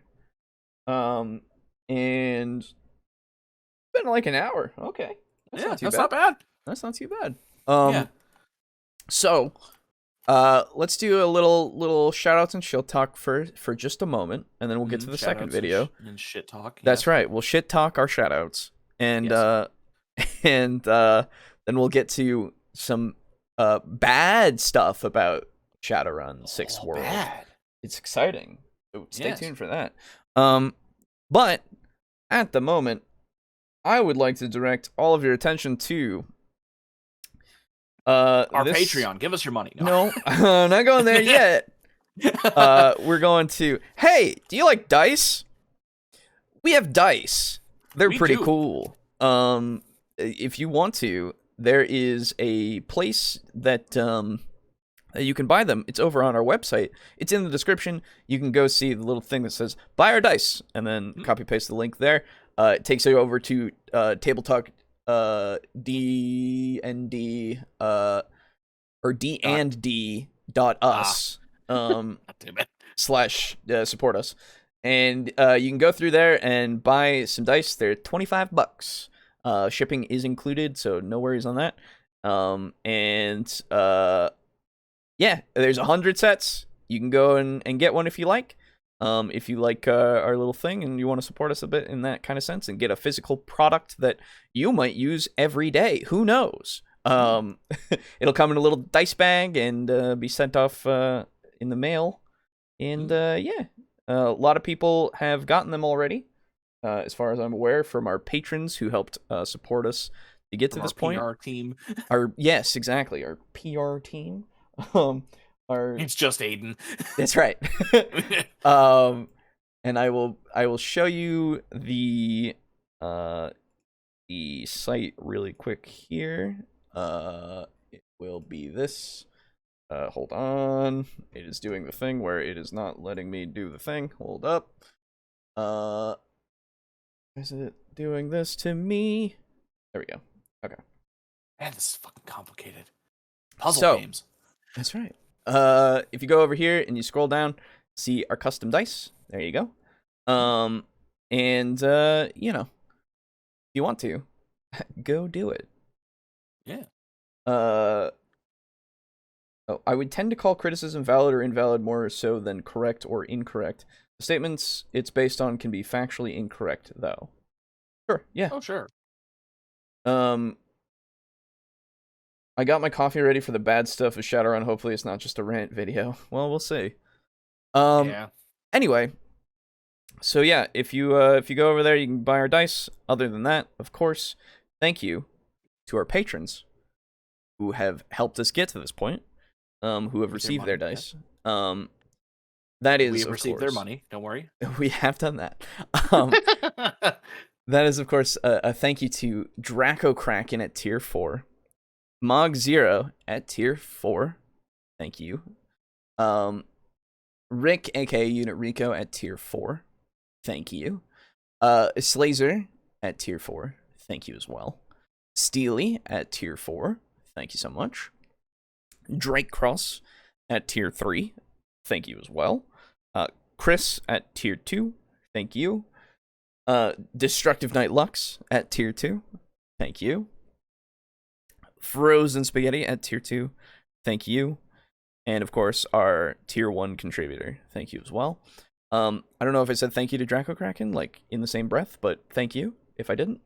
And, obviously, you also have the option to go over to TeePublic and get our logo on a thing, whether it be a shirt or whatever else that they have available, whether that be a poster or a pillow or a pin, you know, something, even if it's a little small thing. Also goes, a little bit of that goes to us, if you would like. And actually, yes, I haven't mentioned it for a while, but a percentage of it also does go to the artist who made our logo. And if you want to, you can use our link in the description to go over to Humble Bundle and buy things through that. It'll let you just go to the store, and anything you buy through the store, whether it be a bundle on this page for the bundles or in the actual store itself, or the choice thing that they do every month, any of this stuff will also help support us when you buy it. A percentage of it will go to us, and a percentage of it will go to Tabletop Alliance, a charity that also has a link in the description, so you can learn more about them and what they do. And yeah, it's entirely up to you. Obviously, you can give us no money if you want. That's totally fine. But please do. We like money. Yeah, you don't have to, obviously. But we don't have to like money. What? That's, well, you know. That's a whole thing. And of course, last but not least, we do have that P.O. box. If you do want to send stuff to us physically, that is an option. And I will show that here as I get rid of these things and go here. Send it over here. I will go and pick it up and do a little unboxing thing if you guys want. And you know, I haven't gone there for a while. I haven't gone to the post office for a little bit, so I haven't checked it. But you know, I don't expect there to be anything, so don't worry about it. Right? It's just an option. It's there. Don't consider it an obligation. It's just a thing. But yeah, that is that. I think that's all the shout outs and shit talk, I think so. Yeah. Yeah. So let's go to the second video. This one's a little longer. So we'll see if we have anything that we can add to it. And it is called, I bring it up here. Why what? Okay. This is called Why Exactly Shadowrun 6th World Was So Bad. Brought to us by Optional Rules. Okay. Optional Rules. Rather dapper looking elf. That's true. So we'll see what we can glean from this and what we can talk about the I assume the rules of Shadowrun. Yeah. Here we go. Why was Shadowrun 6th edition such a dumpster fire? It was so bad you couldn't even find a pirated copy of it when it first came out, because it was so universally dismissed by the community that nobody was even willing to put up a copy of it for other people to download illegally. That's how little anyone cared about 6th edition. I doubt you already. Yeah. I'm sorry. Yeah. I'm already, yeah. Like, sure, if a vast majority of the community didn't like it, that I can understand. Just because it's a new edition, 1, and 2, I don't know, it just seems like it might rub people the wrong way, just because of, already I can think that people wouldn't like it because it is more simplified, right? Same thing happened with 5e, in a way, but it was more universally loved because of that, right? Shadowrun's a more, it's more of a niche game, right? Yes. So I can understand why that community would go, man, why did you become more mainstream, right? So understandable, but I don't believe you. I'm sorry that that nobody fucking put it up to pirate. I already don't. Right? You're like, you gotta give me some fucking facts here that I can actually like latch onto. I don't know. WoW rant incoming. I don't know, maybe, but Yeah. Because when you start out with hyperbole, it doesn't help your case. it can be funny, but I also just like, I don't know, and like I'm coming to you to understand why it's so bad, and you already started with why was it a dumpster fire, and I'm like, it was. Yeah. State your case, please. Give me some statistics here. I don't know. Yeah. They're not like always true, but they're at least something that I can kind of latch on to. Yeah. And like I got it, when it first came out. So then somebody cared. Which was a huge mistake. Because I had a group of people who were, pretty fresh to role-playing at the time, and they wanted something other than Dungeons & Dragons to play. Sure. And the book had just come out, and they all liked the idea of Shadowrun, and ended up really liking playing Shadowrun. But everybody from the new players to us veterans agreed that 6th edition was just trash and we would never play it again. I have no doubt that I could get them to play Shadowrun again, but it definitely wouldn't be in the 6th edition system. That Shadowrun 6th edition is bad, is not in dispute. It's awful. Okay, so okay. It's not in dispute, is it? I don't know. Okay, let me. Yeah. You can just say something. Anyone can say anything. It's a common fact that anyone can say anything. But I'm gonna see. I'm just gonna. It's totally anecdotal, but I'm gonna see if Shadowrun 6th edition hated, maybe, if I just search that. Why all the hate on 6e on a Reddit thread? Oh, great question. I wonder. Indeed. Okay. Haven't played since 2nd edition. Most people have seem to hope 6e fails or whatever.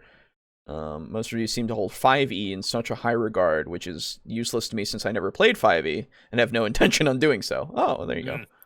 The good place to find constructive discussion regarding 6e. I have no interest in picking up 3rd or 5th, as I already invested in 6th. Okay.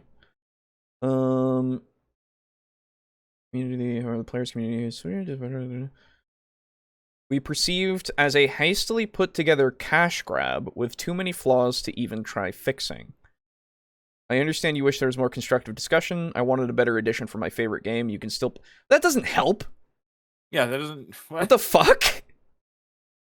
I understand you wish there was more constructive discussion. I wanted a better edition for my favorite game. Oh, thank you. Okay. Thanks, that helps. That's very cool. What the fuck? Useless fucking comment. You can play 6th edition. There is no Shadowrun police coming to your house to burn the book. Like, nobody said, like, what the fuck is wrong with you? Okay. Here we go. Most people wanted 6e to succeed. We don't actually want Shadowrun to fail. We sincerely wanted 6e to be a good product, and we're disappointed. You kind of answered your own question, by the way. It's a confusing book, and I'm having a hard time finding resources and useful help online. Okay, I didn't read that. Yes, that is in the comment there. Okay. That's pretty much the universal feeling on 6e. Okay. So to answer your question specifically, the hate, in quotations, on 6e is self-inflicted by CGL. Computer Game Labs? I don't think so. Maybe community game. I don't know. Poor editing, confusing rules, and generally argle-bargle phoning it in. What? He's referring to that fucking... I hope so. That's funny. That's not keeping many people from playing anyway, and lots of people are sticking with 4e or 5e despite the flaws with both of those rule sets. Among other reasons people are sticking with prior versions is the support/splat books. 4e and 5e have tons of extra books. 6e has none yet. Oh, when was this? 3 years ago. Okay. So that doesn't help. It is not expected to have any for at least several more months. By the way, that's not a criticism of 6e, as I know it takes time to get splat books out. It's simply a statement of reality. Well, yeah, okay. That's fair. I'm glad you have that. Yeah. So if it's not too late, consider going with 5e or 4e. Well, the poster literally said they wouldn't. I know you're already invested in the 6e book, but that's the only book you're going to have for the next several months. Well, that's fine. Yeah, there's nothing... Yeah. What do you mean? Wait, yeah, just wait for more content, or, like, that's the thing. If it's confusing, then he's looking for help. And if people aren't gonna help, I don't know what. I hope he found a community, I guess, of people that actually like the game. Yeah, people that'll actually fucking speak English. Yeah. If you go, not just like,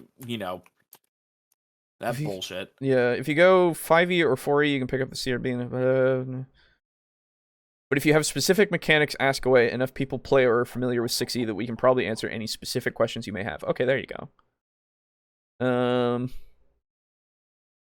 Okay, they have a whole thread there. Okay, that was a person called Tame on the r/Shadowrun post here that I found.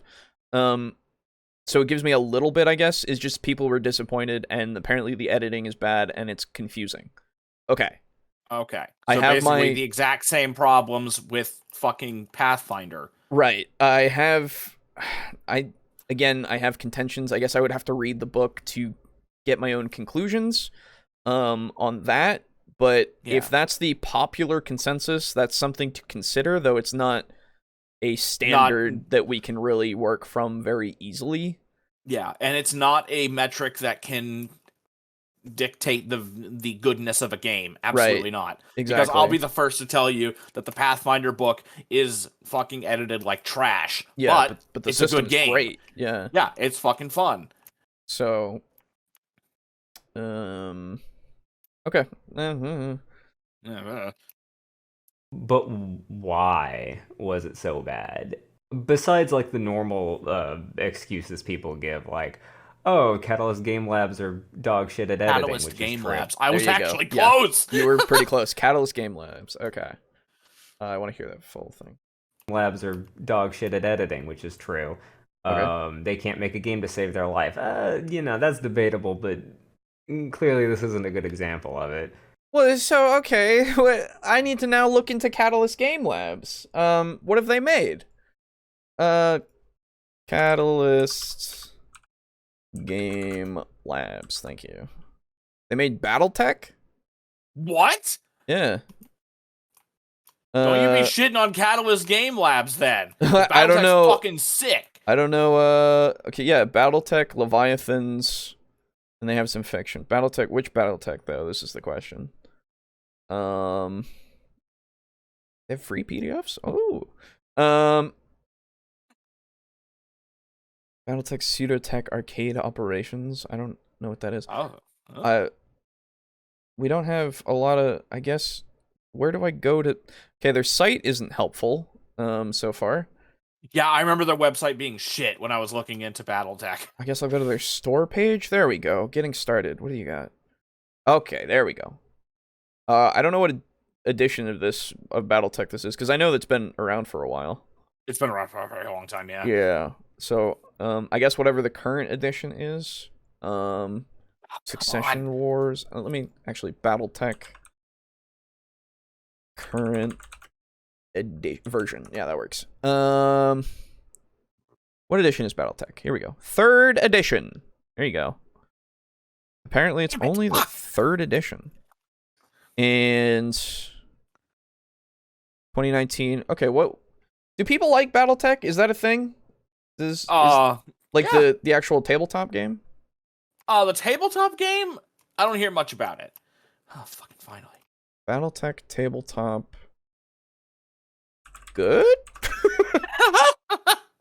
I don't BattleTech good? I don't know. That's the thing, right? Like, yeah. I don't know what the opinion is of BattleTech as a whole. So I guess if somebody either in chat or in the comments later will let us know. But BattleTech is one of those things that I've heard good things about, so I don't know. Yeah. So you remember the Mech Warrior Online that we played? Yes. Yeah. Same universe. Oh, okay, cool. Literally the same. Oh. It's just Mech Warrior is the video games, and BattleTech is the RTS. Oh, neat. Okay. Yes. Or not RTS, War Game, sorry. Yeah.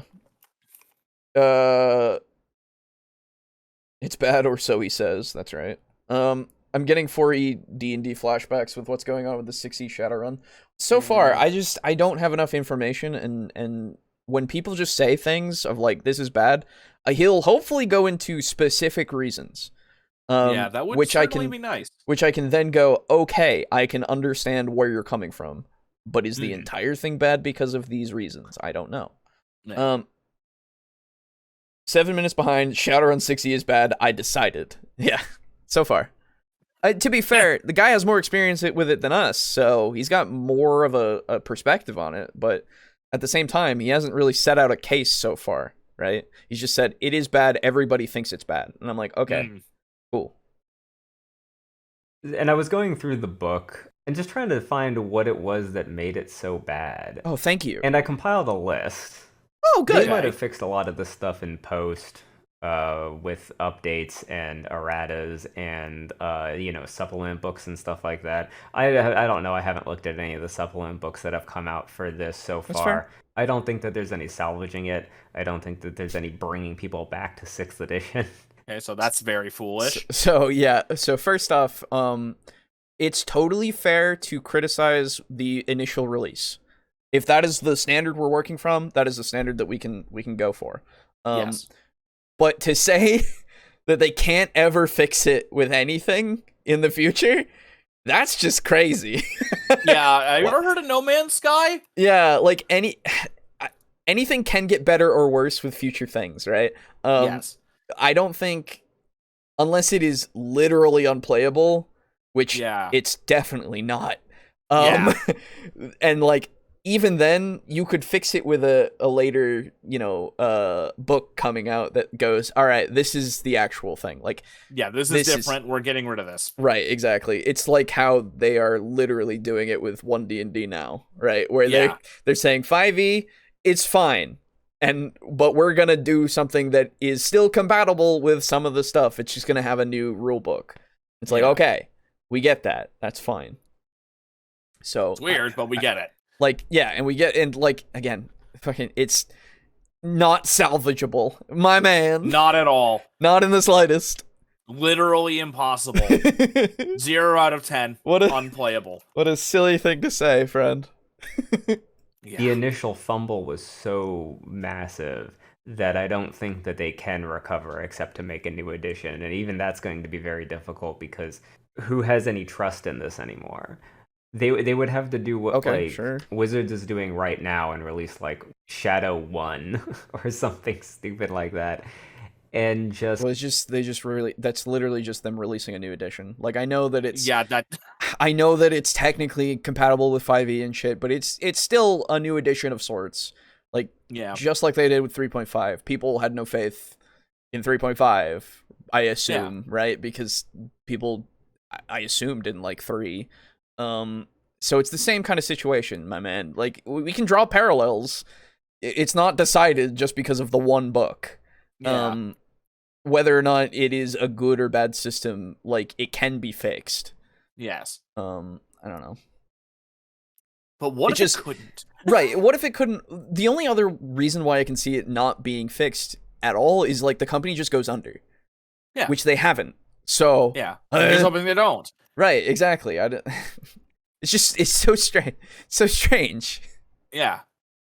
Spend 2.5 years play testing it with the community to really get it in a position where people want it. Sure, they could do that. Which is a dangerous prospect even of itself, because role-playing's not like a competitive game with real rules.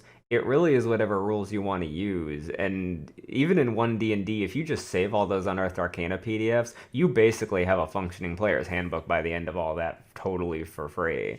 Most people are still going to buy it because the player's handbook that comes out is not going to be the same as all the stuff that did come out for the Unearthed Arcanas, but it's going to be pretty close.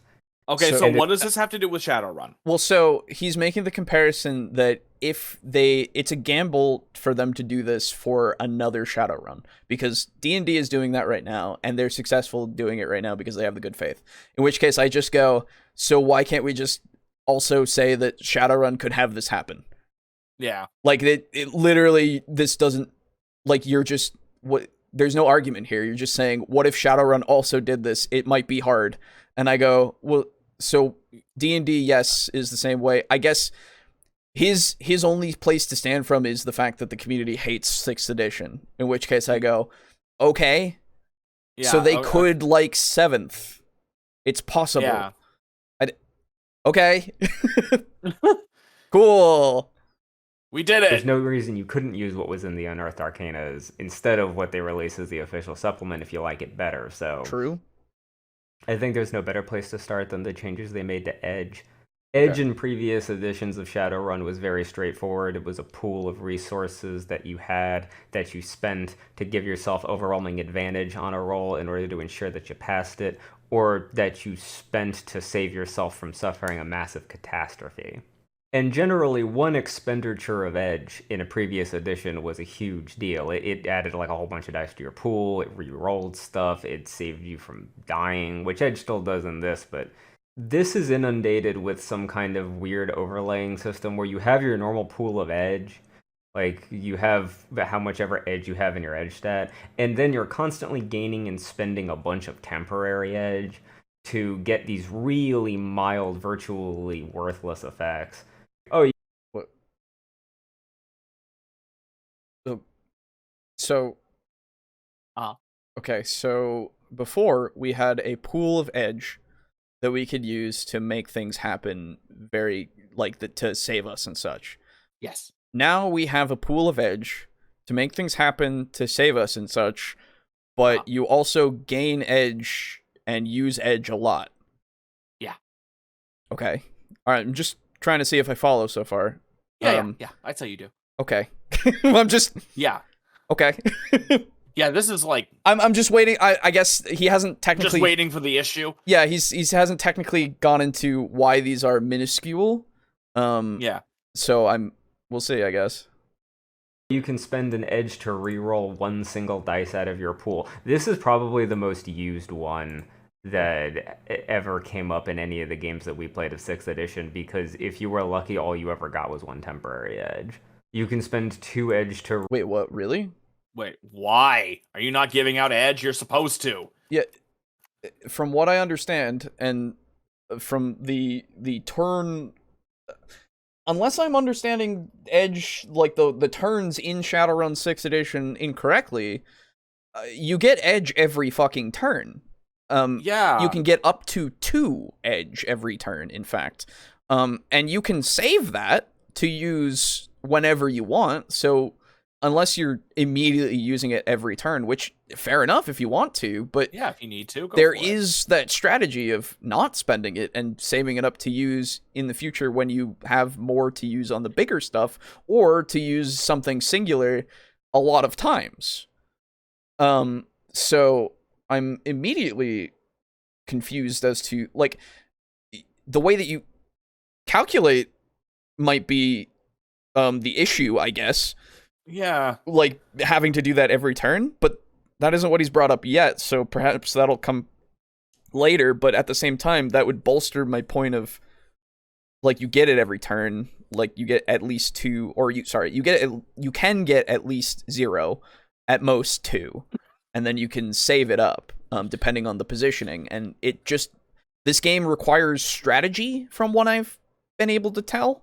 Yeah, it requires strategic expenditures. Yeah, and near constantly, it seems. Yeah, and not only just the strategic expenditures, but literally the strategy on the battlefield to give you those advantages, right? Yes. I could literally see somebody going and trying to get the high ground to get an advantage. Yeah, to get Edge. Yes, to get Edge. So, like, okay. If this didn't happen as much in your games, then I don't know how, but okay, sure. Yeah. That's unfortunate for you, but that's anecdotal. The game's bad. Well, I don't... The game is bad, and the entire community thinks it's so bad that it shouldn't have been made. It's true. So I'm waiting for why. So let's get there, I guess. Let's get there. I don't think he's made the point yet, so hopefully. Yes, yeah. To get +1 to a single dice, which means you can turn a 4 into a success, or avoid a glitching by turning a 1 into a 2. Excuse you. Which is worthless if you rolled a 2 or 3. So you can't spend it on dice that roll 2 or 3 because right, but you would spend it on the rerolls, wouldn't you? Like, instead of doing it on that, and it would be more valuable to you in that case. Like, the option is there for you to add to the single die roll for if you want to make something into a success or to avoid a glitch. But also, right above it, that you pointed out, is the thing that costs less, that would make it so that if you rolled a 2 or a 3, you would probably use...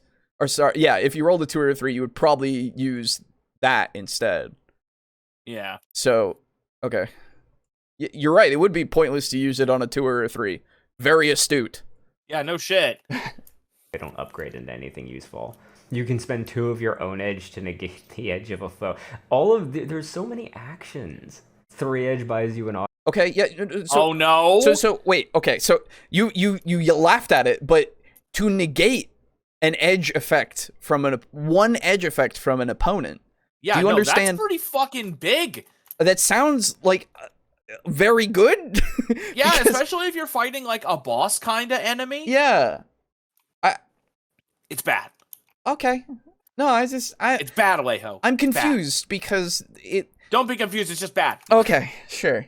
Like, but, like, legitimately, it's like, okay, but if the boss is about to kill someone because they got an additional hit because they use their edge, right? Or they're going to use their edge to get an additional hit, and that will kill someone, sorry, because you probably can't do it before they've finished the thing.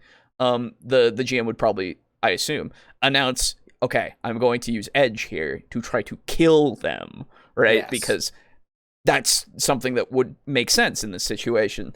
And then you go, no. Haha! I will keep them alive with my edge. Using 2 of my edge, I'm edgier. That's right. You can't be edgier than me. I decided. That's right. I've decided this. We've all decided this. I need to find... Only just now do I get a map? What the fuck? Yeah, it takes a while. Yep. Holy shit! Anyway, go on.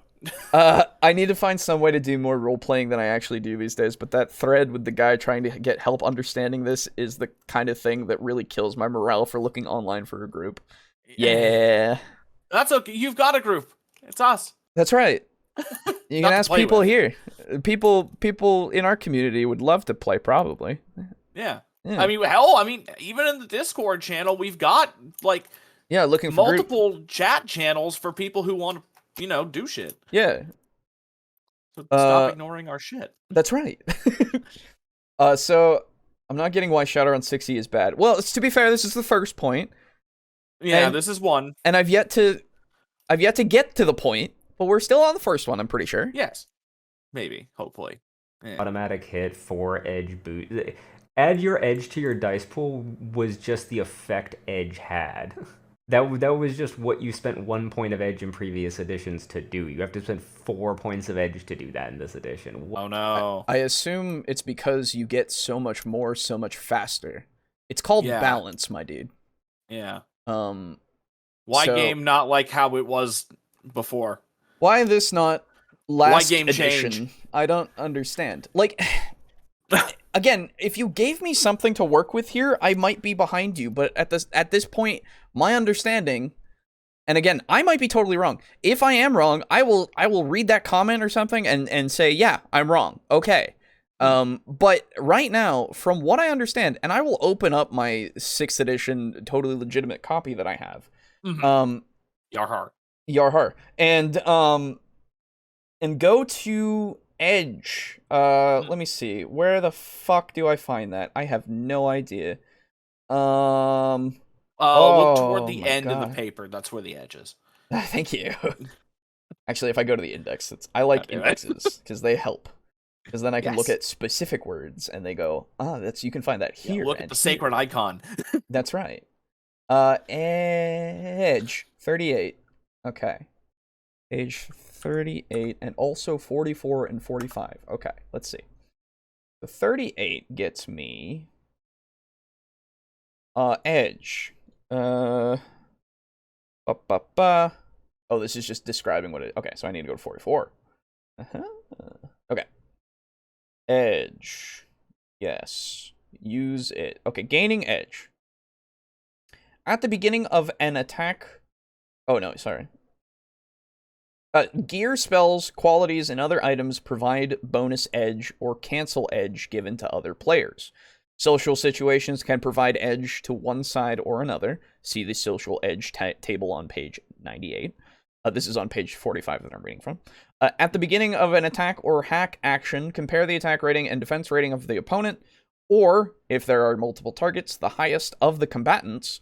If either is 4 or more greater than the other, that player gets a point of edge.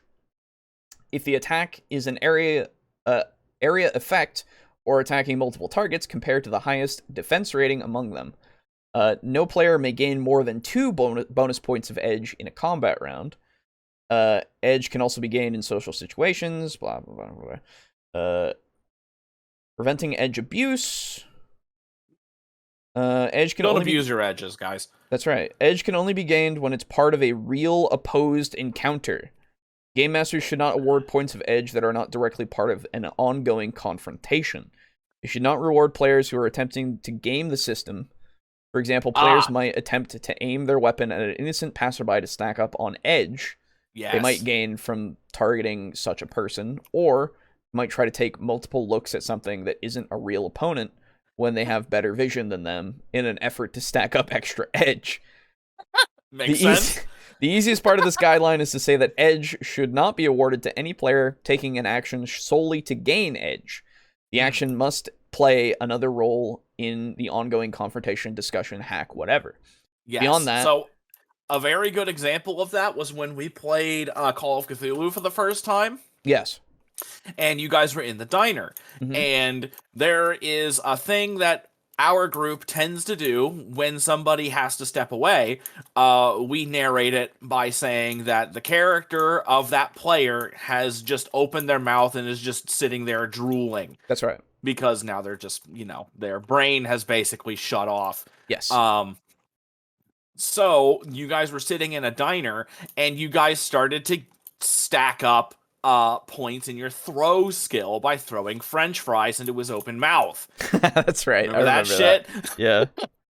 I do remember that. So that's a very good rule in there. Mm-hmm. Mm-hmm. Beyond that, the guidelines are described above, with the bottom line being that the Game Master has final discretion on when edge should be awarded and when it should be withheld. Now,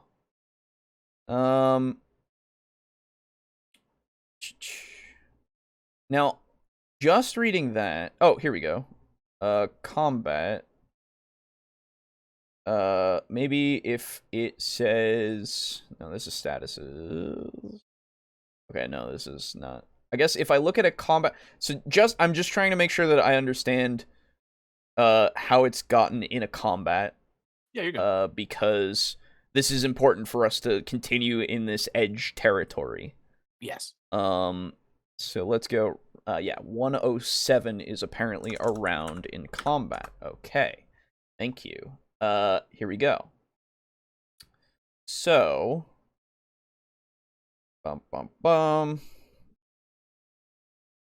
capacity firing mode. Skill. I just want...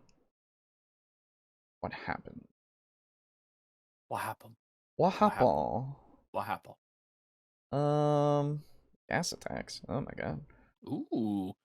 Nice. I can play Payday. That's right. Oh, here we go. Okay, yeah. Combat process. Okay, this is on 104. Okay, yeah.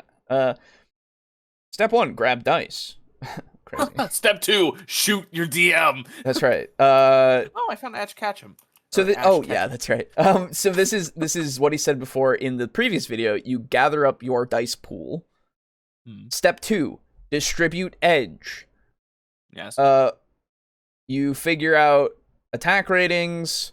If they have 4 or more to their defense rating, you have an edge.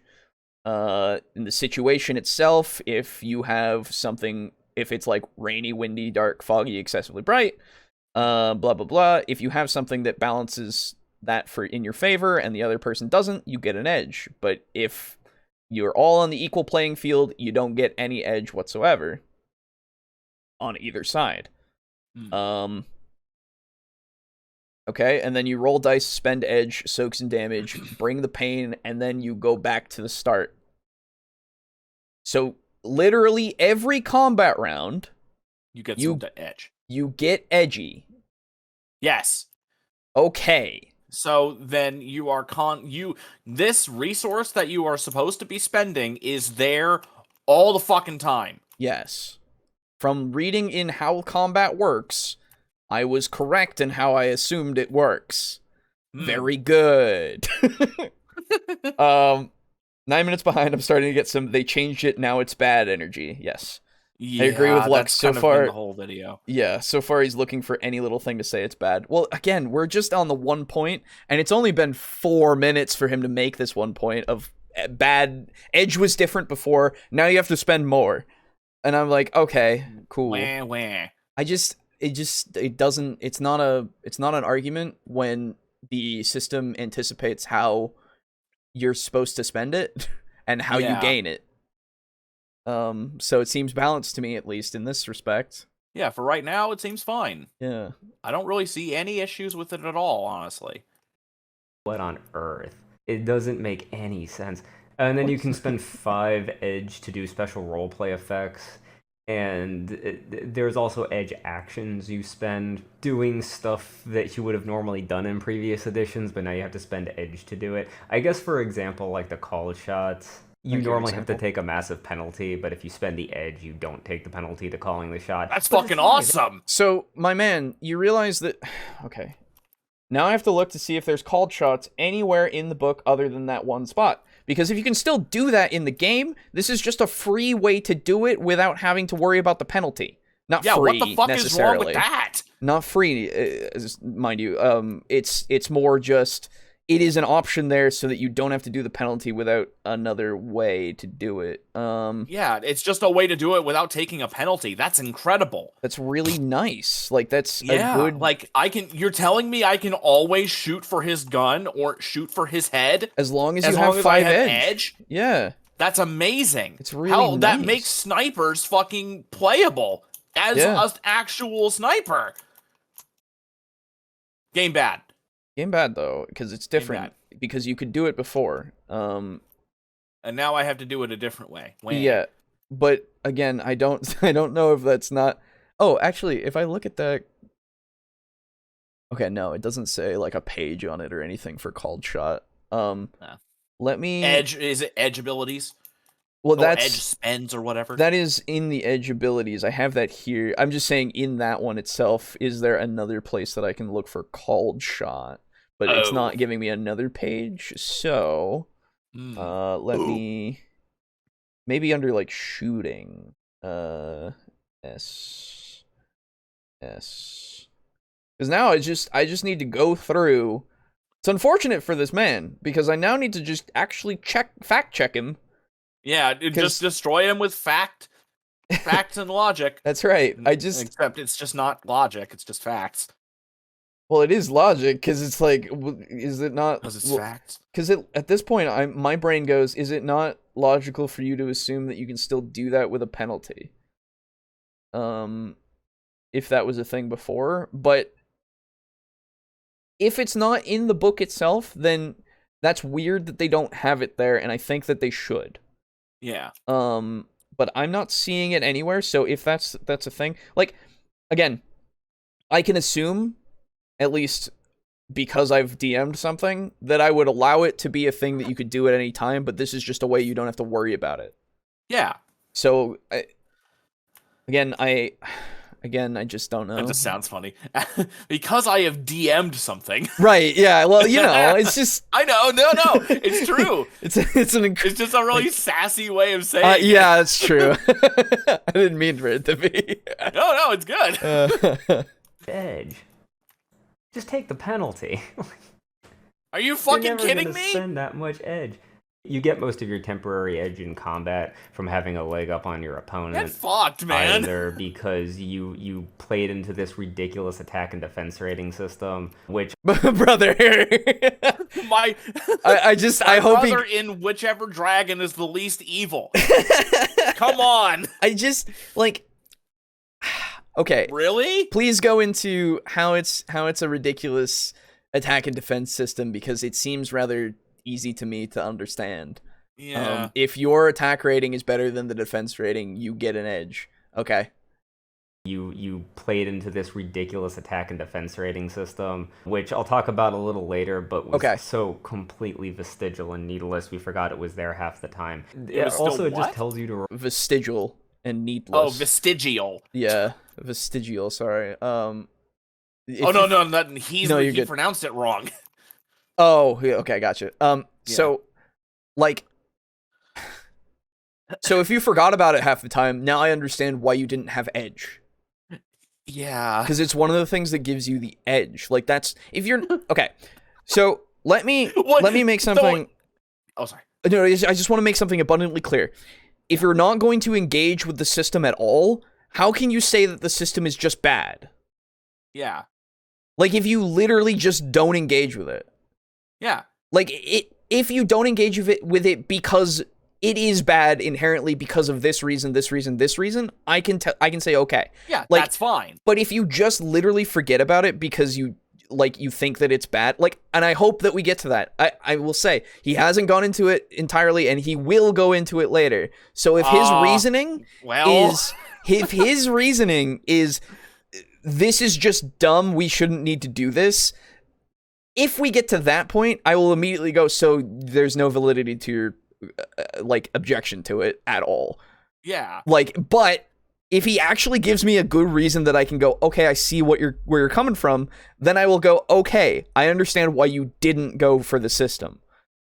Because you did it in such a way that, but this is unfortunately stemming, your problem with the edge system and how, you don't want to use it for the big things because you don't get it a lot, is stemming from the fact that you did not use it in this instance properly. Yeah. Right? It's great. I don't like this system. Did you use the system correctly? No, exactly. So it's come on. Okay.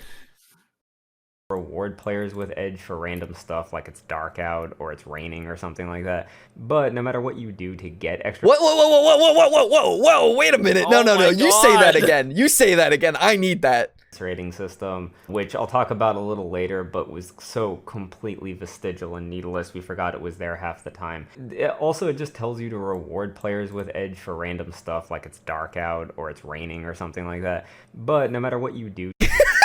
Yeah, no fucking shit! He didn't fucking read it!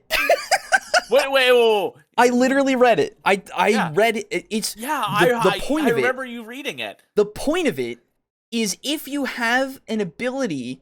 or some piece of tech or something to give you an edge over your enemy in these situations, it is fucking stormy as shit out and you have goggles on so that you don't get rain and wind and shit in your eyes, and your opponent does not, you get an edge. Yeah, because you can see.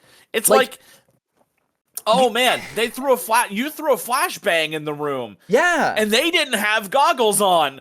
Well, oh my god, you have an advantage of some sort. That's crazy. No shit. Literally, as it says in the text that he has on the screen. Second, look at the situation. Is it raining, windy, dark, foggy, excessively bright, overcrowded, etc.? Now, does either combatant have visual enhancements or gear to compensate? Compare and toss an edge to whoever has an advantage. The advantage. If it balances out, no one gets an edge. My dude. In Christ. It is literally there. It's right fucking in front of you, my guy. In the fucking... And you just go... Yeah, they just say it's random. Yeah, if it's you dumb. It's rainy or foggy or shit. It's like... Brother! I don't know if he's in Christ. I don't know. Oh my god, it's just so blatant. Oh my god. Yeah, no, this is real bad. That is not helpful for your credibility, my dude. I don't have high hopes for the later shit that you have. Yeah. To get extra temporary edge, you can still only gain 2 edge in a single combat round. And you're supposed to save it across multiple rounds to buy these huge effects. Because God forbid combat doesn't take 2.5 hours. And that is... Now, okay, we're getting to a criticism We're getting to a good criticism. This does facilitate it to be a longer combat. Yes. I agree with you if that is your point that you're getting to. You've kind of hit on it a little bit. It does seem that way. Okay. Good. We're getting somewhere, although it seems like we're glancing off it. Please at least just state it in fucking, like, layman's terms that this inherently makes the system take longer. Yeah. Like, I will agree with you, at least from an outsider's perspective, in that case. Really would have felt like it was just my players and the NPCs plinking away at each other until one of them saved up enough edge to add their edge bonus and really blow somebody out, and that was it. It was just sticky and unintuitive. Okay, so if that's the case in your game, that sucks. I'm sorry. But also, you've given me reasons to see why it didn't work that way. Like, it was bad for you because you didn't use the system correctly. Yeah. And you then just go, it's sticky and unintuitive, in which I go, no, it's very intuitive. I understand how this works entirely. Like, having it, like, I guess, potentially if I had read it on my own, potentially there could be a chance that I didn't understand it at all. But I would have to now, like, when I read that passage right there, distribute edge, it was clear as fucking day. Yeah. I suppose I should check out your Discord. I'm a bit more of a recluse than I like to admit. Don't worry, most of the people on the Discord don't speak. You're good. Yeah, it's true. And I'm fine with that. Like, if that's what people don't want to do, that's fine. Like, some people do it on occasion, and it's cool. I barely speak on there. Fucking Aiden has spoken, like, 3 times, and Boo, on occasion, will also speak. Yeah. Like, usually what I have is, like... minis. Actually, I don't even... Huh? Minis. That's what you've posted. Yeah, it's usually my minis. Yeah. And that's pretty much it. Yeah. Which doesn't lend itself to finding groups. That's also true. Yeah. If people don't talk, they're not going to find a group. But, I mean, the option is there, so... I guess be the change you want to see in the world. Goddamn right. Hate this. Why does Edge have to be like this? You see, Jim. What did they think this was going to accomplish? Edge has always been like a hero point system. You spend it to either make sure you pass something or avoid failing and suffering a massive catastrophe. You have a limited number of edge equal to your edge stat for like the whole, I don't know, section of the campaign or session or whatever. The big drawback to edge being that powerful was that it didn't come back very easily. And if you avoided dying with it, you permanently burned it, so you had less edge overall to make sure that you succeeded. The edge system in previous... So if you avoided dying, you constantly burned it? So it's the whole, like, if you use it to escape death, in the sense of, like, one of the functions for this system, I don't know about previous systems, but it sounds like it, is you can spend the edge to not die. Okay, yeah. You're constantly spending your edge just to keep yourself alive, right? So you can have edge. Exactly. So, like, and it would penalize that by burning the edge in the previous system, so you had one less, because it was that powerful, and that makes sense. That's fine. And also, they had the system account for that, where you only had that amount of edge for that, session, right? Mm-hmm. And then because of that, but in this system, the one that's this one right now that we're talking about, they have completely changed how edge works. And it doesn't seem like it's as fucking powerful as the other system was. That's fair enough. But it does also seem like if you use it in such a way strategically, it can be as powerful. Yeah. So if you use it like an intelligent person, yeah. I'm just like, you don't even have to be, you just have to be a basic fucking human. You hoard that shit until you need to use it. Right? Yeah. Like, it's a resource. And if you get a lot of that resource, then you can use a bigger thing because of the resource, right? Let me go to the edge, because now I just need to read it for myself just to make sure that the guy is not leaving shit out. Because he's also just not read a fucking passage that would help. So, honestly, with that passage, that one comes across as I'm trying to figure out if it's willful ignorance or not. Yeah, that's the thing. Is he pushing the narrative, right? Even though he has the thing on screen to literally contradict him. Yeah. Right? So, but that's a thing people do. Oh, yeah. Don't worry, I know. I do it all the time. Oh, hey, guess what? I'm looking at this right now. Oh, God. On page 48, it says, Burning Edge. Oh, God. Sometimes you need to use edge in an act of total desperation. A last-ditch measure to stay alive. These uses are so extreme that you permanently lose 1 point of edge rank. Even taking it down to 0 if you so choose. This is what he was talking about in the previous edition. Yep. You also spend all accumulated edge. Spent edge can be re-earned and burned edge can eventually be bought back with karma. I would assume that's the same in the previous edition as well, if that makes sense. Probably. Edge can be burned even at times when edge normally cannot be spent.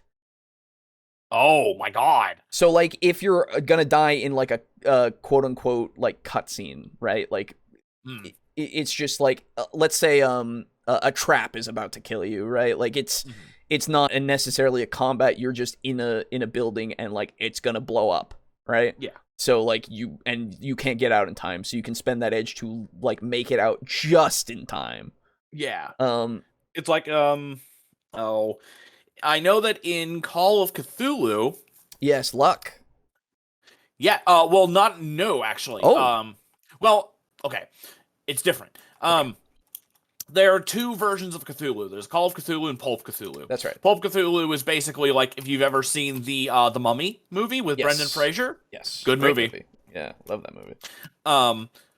Imagine Call of Cthulhu, except it's way more oriented around like the action adventure, plucky shit, you know, like high whatever.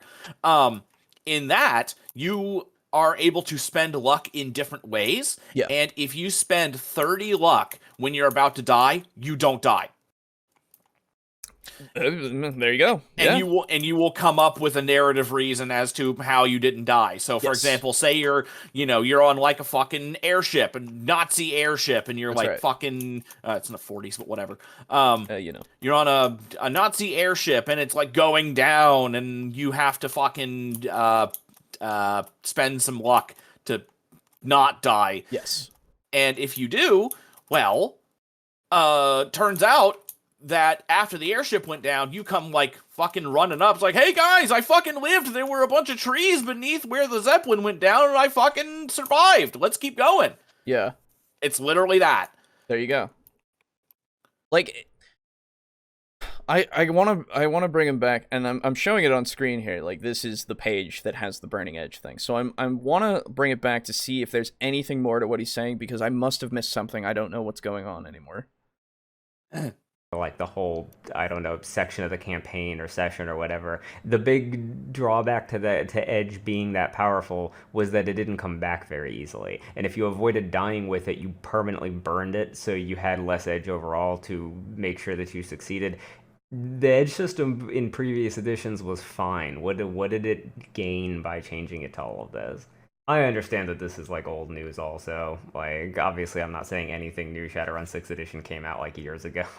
Like, it's been a bit, though, and I wouldn't be surprised if Shadowrun 7th edition wasn't gonna get announced in the next, like, year or two. Okay, so, why did it need to be changed? Now, to be fair, I'll say, it didn't have to be. Sure. Yeah. I'm sure that they could have had combat be exactly the same as it was before. But they didn't. And, again, from what I see, from what I read here, it seems fine. Yeah. The edge system seems fine. It makes sense. And it's still pretty powerful. And you can still do the exact same thing of burning edge like you could in the previous one. So I'm struggling to find your more than just you saying it's different so it's bad. I'm really struggling here to find where your point is. Yeah. It's just really struggling. Different. We know, like, different. That's kind of what I'm getting here. Yeah, it's inherent to fucking human beings. Okay, cool.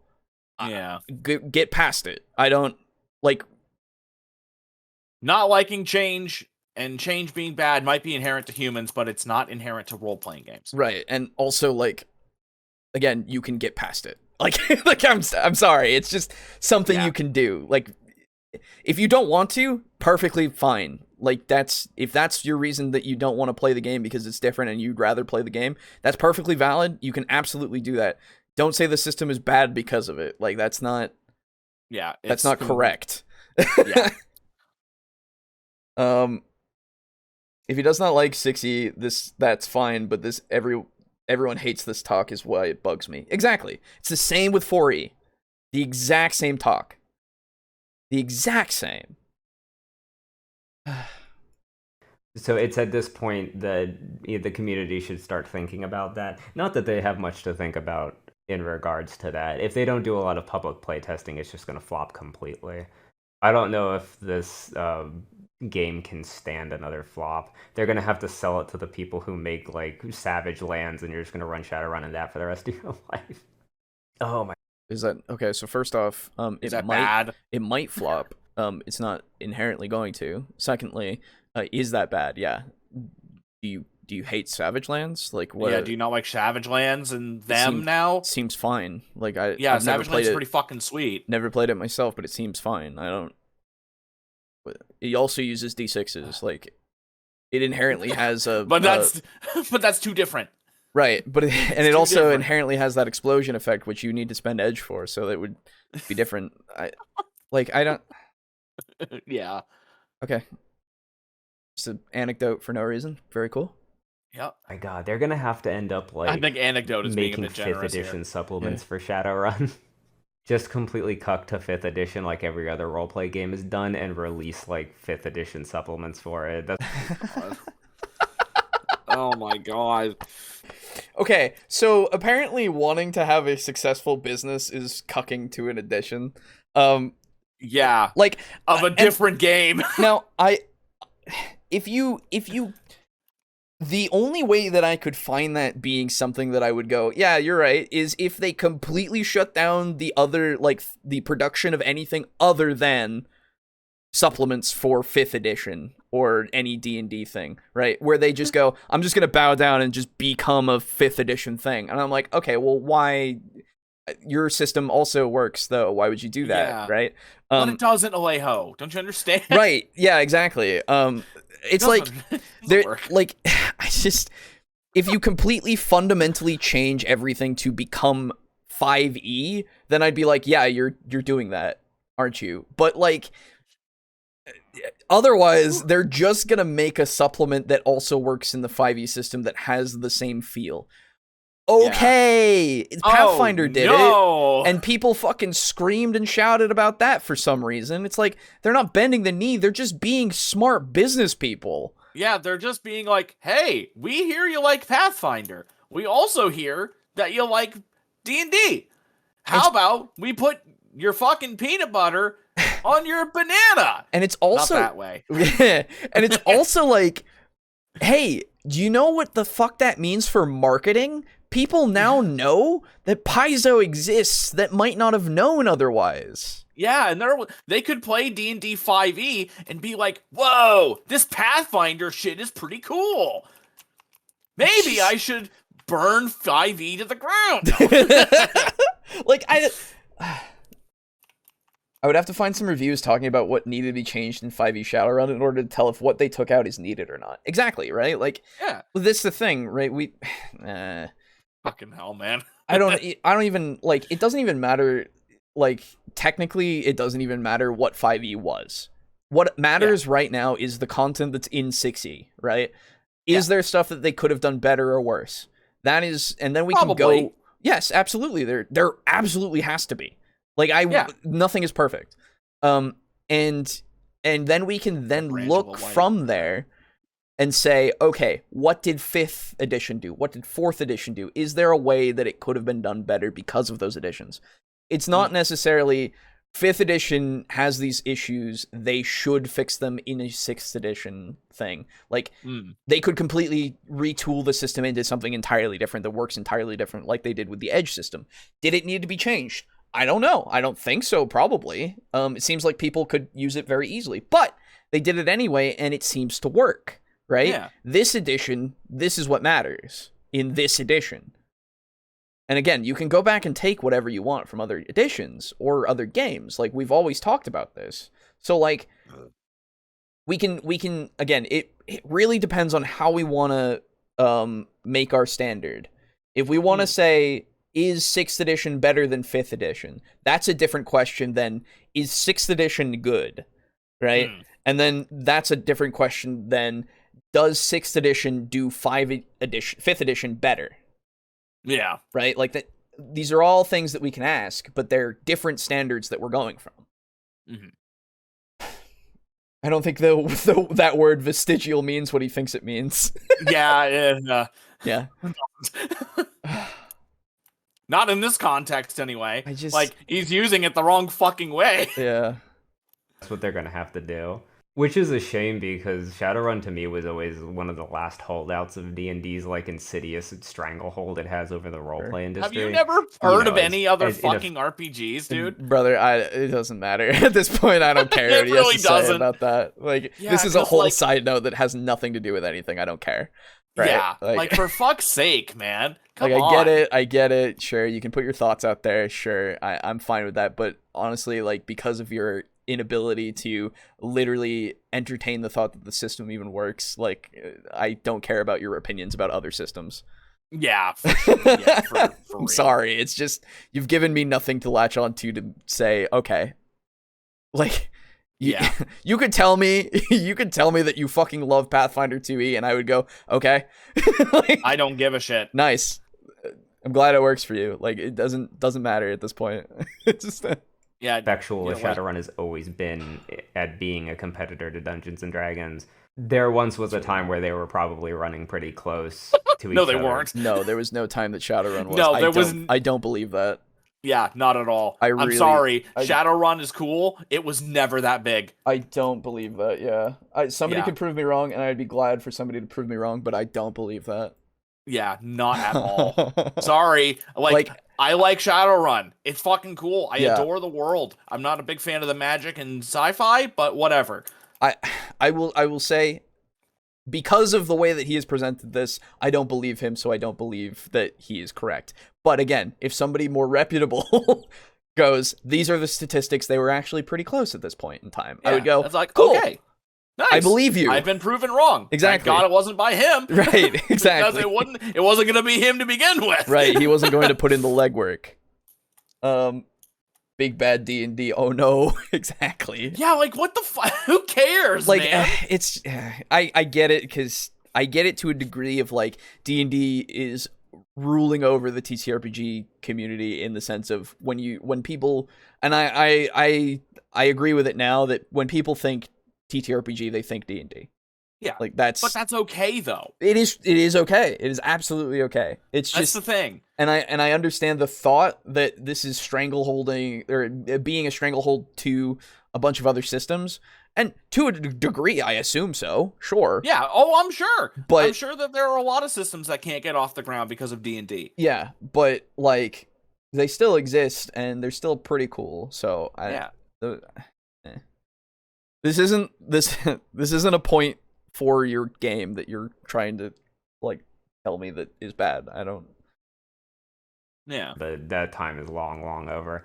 Attack and defense ratings were the other weird thing that they added on. It was just another layer to the combat that you had to constantly calculate every round with every action, and it was just so obnoxious. In order for it to come into play, one of the two ratings had to be 4 higher than the other rating. And what you got for having a higher rating than the other person in combat was you got 1 point of temporary edge to either spend or then bank.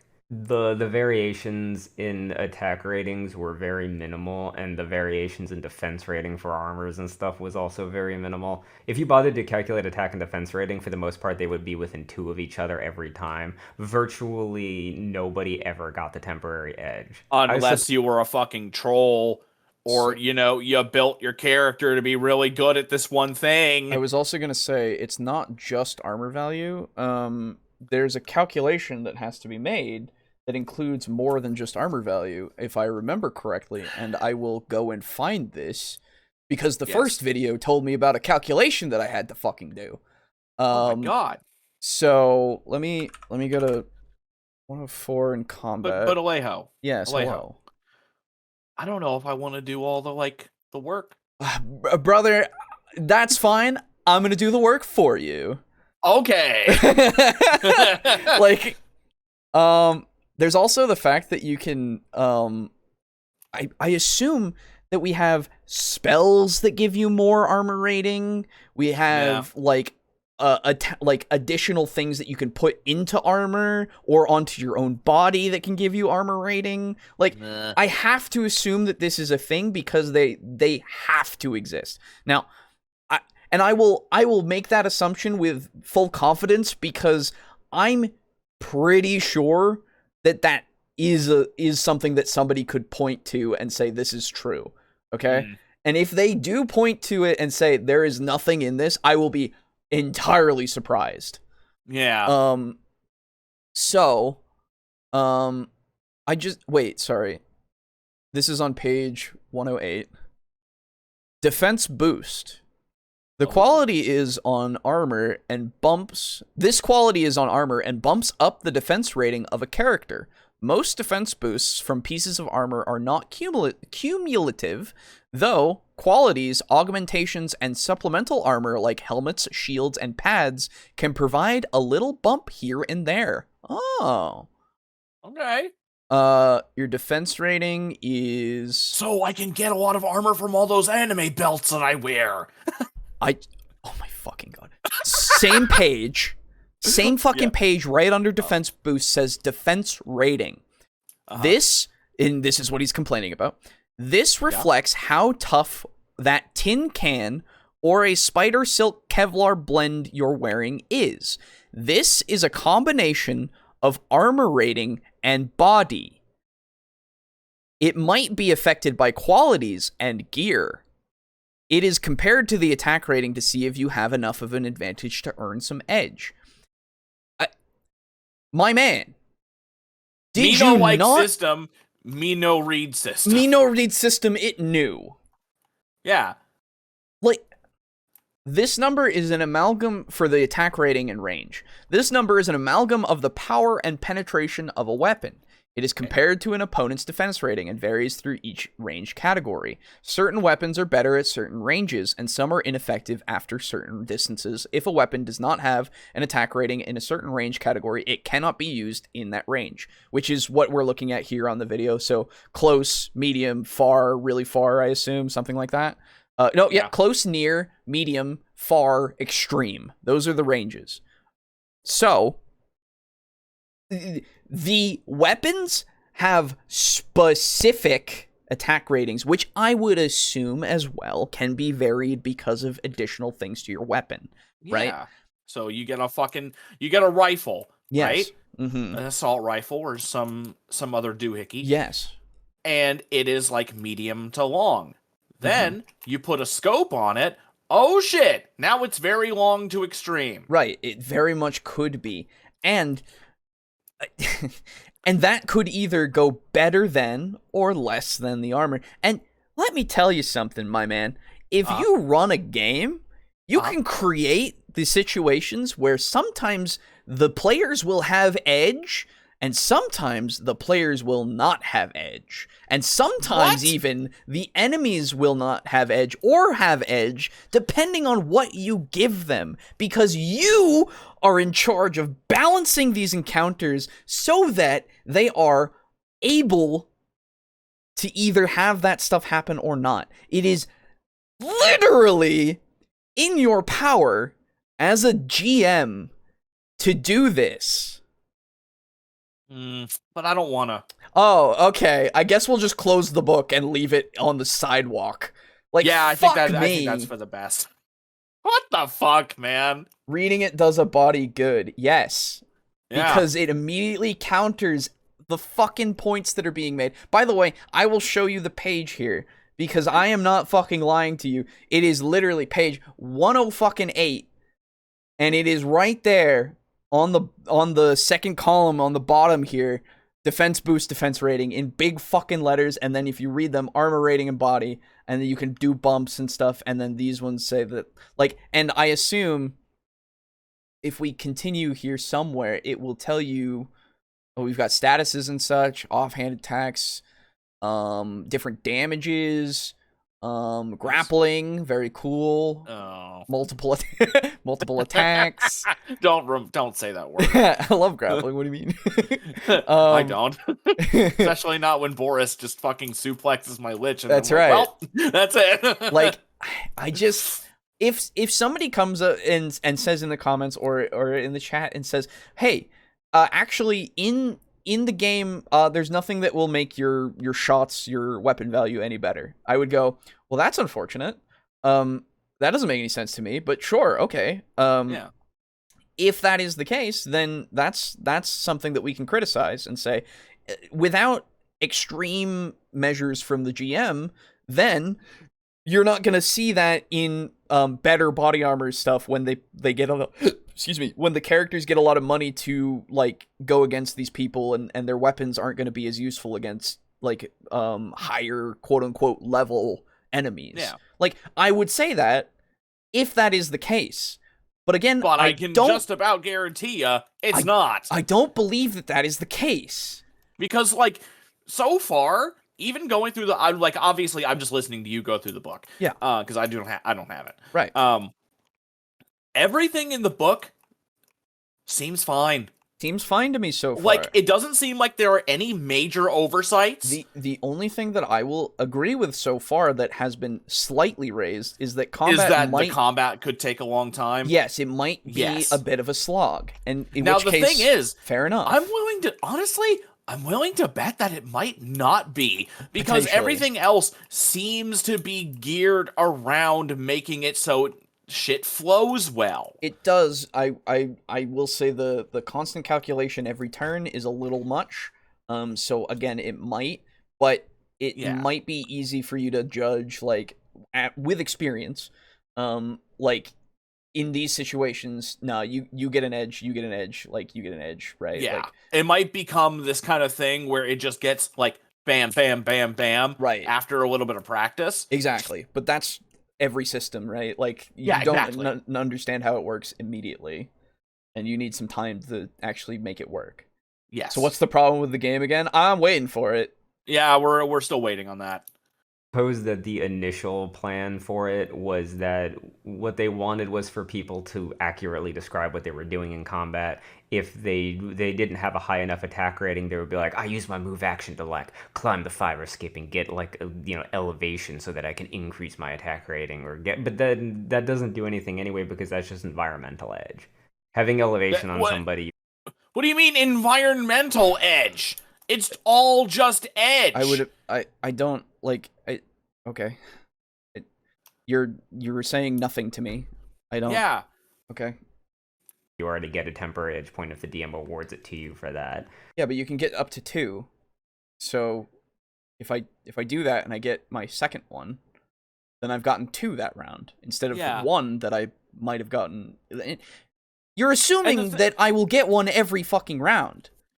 Yeah. It's absolutely not the case that I will always get 1 every fucking round. Well, no, you do always get an edge every round. No. Don't That's only if your weapon rating is 4 or more better than their defense rating, or you have situational advantages because of the environment.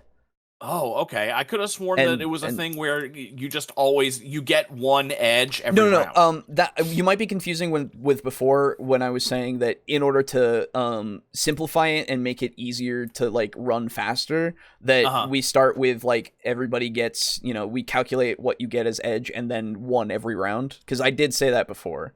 Okay, as yeah, like that a must have been what I potential was thinking. a potential Apologies. alternative. No, you're good. You're good. Anyway, fucking, I don't understand where the problem is here. So, Yeah. The But it's only fun to laugh at him. character Yeah. in the player group that actually got temporary edge consistently for the attack and defense rating was my friend who was running like essentially just an orc tank. Like they just maxed out their body stat and maxed out their cyberware for soaking damage and had like the thickest armor, and they just went total defense. So every time they were attacked, they did get a temporary edge. So every time they were attacked, they got it. So that's not how that works. Because it says that if you have better for your attack value versus their defense value, that the attack value person gets the edge. So I guess unless your GM literally said, like, in every combat, you will always get an edge because you are unstoppable. So you always have an advantage over these people. For your situational environmental or literally in the book it's like you can also just give them edge because, like, if you want to, which I'm like, sure, that's also fair. So like, again, what was your game like? Because it doesn't seem like you played the game correctly. Like, by correctly I mean by the book. Yeah, you kind of just fucked around. It seems like you guys pick and choose, or like just skimmed over it and went, okay, we know how to play fucking Shadowrun. And then you're like, well, we don't fucking like this. Which, because again, I don't understand. Okay. Yeah. Most of the time, but even then, Jesus Christ, we're not even halfway done. It not only is it completely vestigial and complicates everything, it was totally needless and also completely ineffective. This system virtually didn't come into play at all. It was so worthless.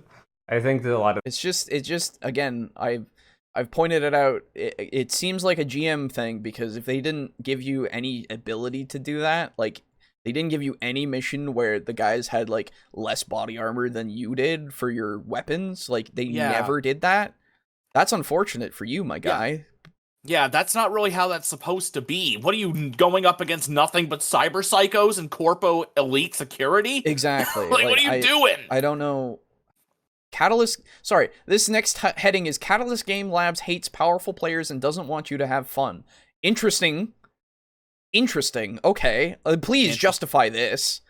What the fuck? This comes down to Catalyst Game Labs having a fear of powerful characters. In 4th edition... That says cold shot! That says cold shot! Wait a minute. That's his thing! That's a cold shot! What is this page? Oh, you have the page covered! Wow! Avoiding incoming. Okay, wait. This is huge! Yeah. You've proven my point! You idiot! God! You've proven my point! Oh my god, I'm so happy. I love it when they get themselves. Holy shit. Okay, I guess a dodge? Yeah, let's try finding dodge. Yes! Haha! Bitch! He's put himself in his own trap. Yep. Oh. He stepped in his own Junkrat bear trap. That's right. Junkrat was a shitter, and that's why I liked playing him. He was great. Because he was fucking easy. He was. He really was. Oh, fuck. Where the fuck do I find this? Okay. Maybe under actions. That would make sense. Yeah. 37. It also seems like the actions are like A and here there. Yes. Okay. Page 41. Jesus.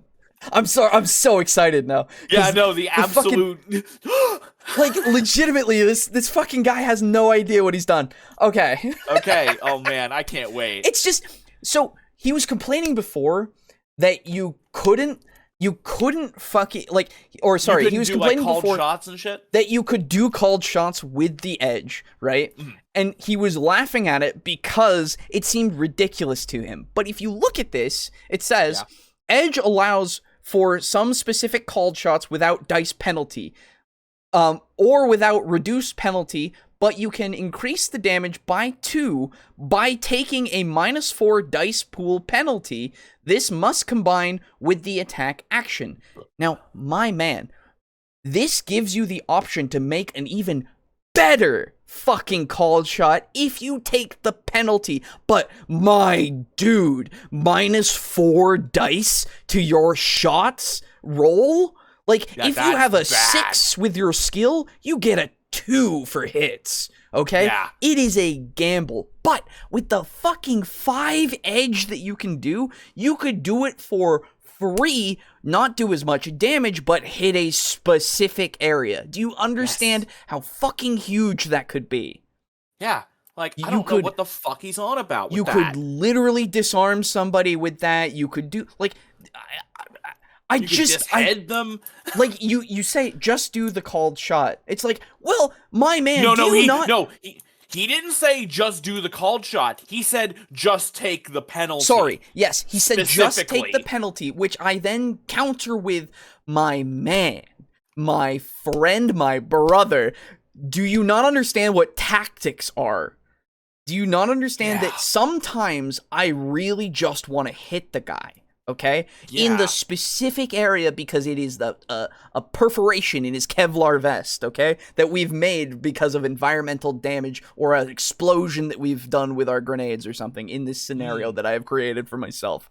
And because of that, it makes it easier for me to do damage against him because my DM or GM, is being kind to me and saying there's a perforation in that, which means if you hit him there, it doesn't count for as much armor. Okay? Because I can see this in my head as being something that you could fucking do so that you could then have this little bit of a nice maneuver that then creates an opening for other people, because then he just doubles over in pain because you did a called shot, and that should have, at least in my mind, more advantages that are given because you did something fucking great.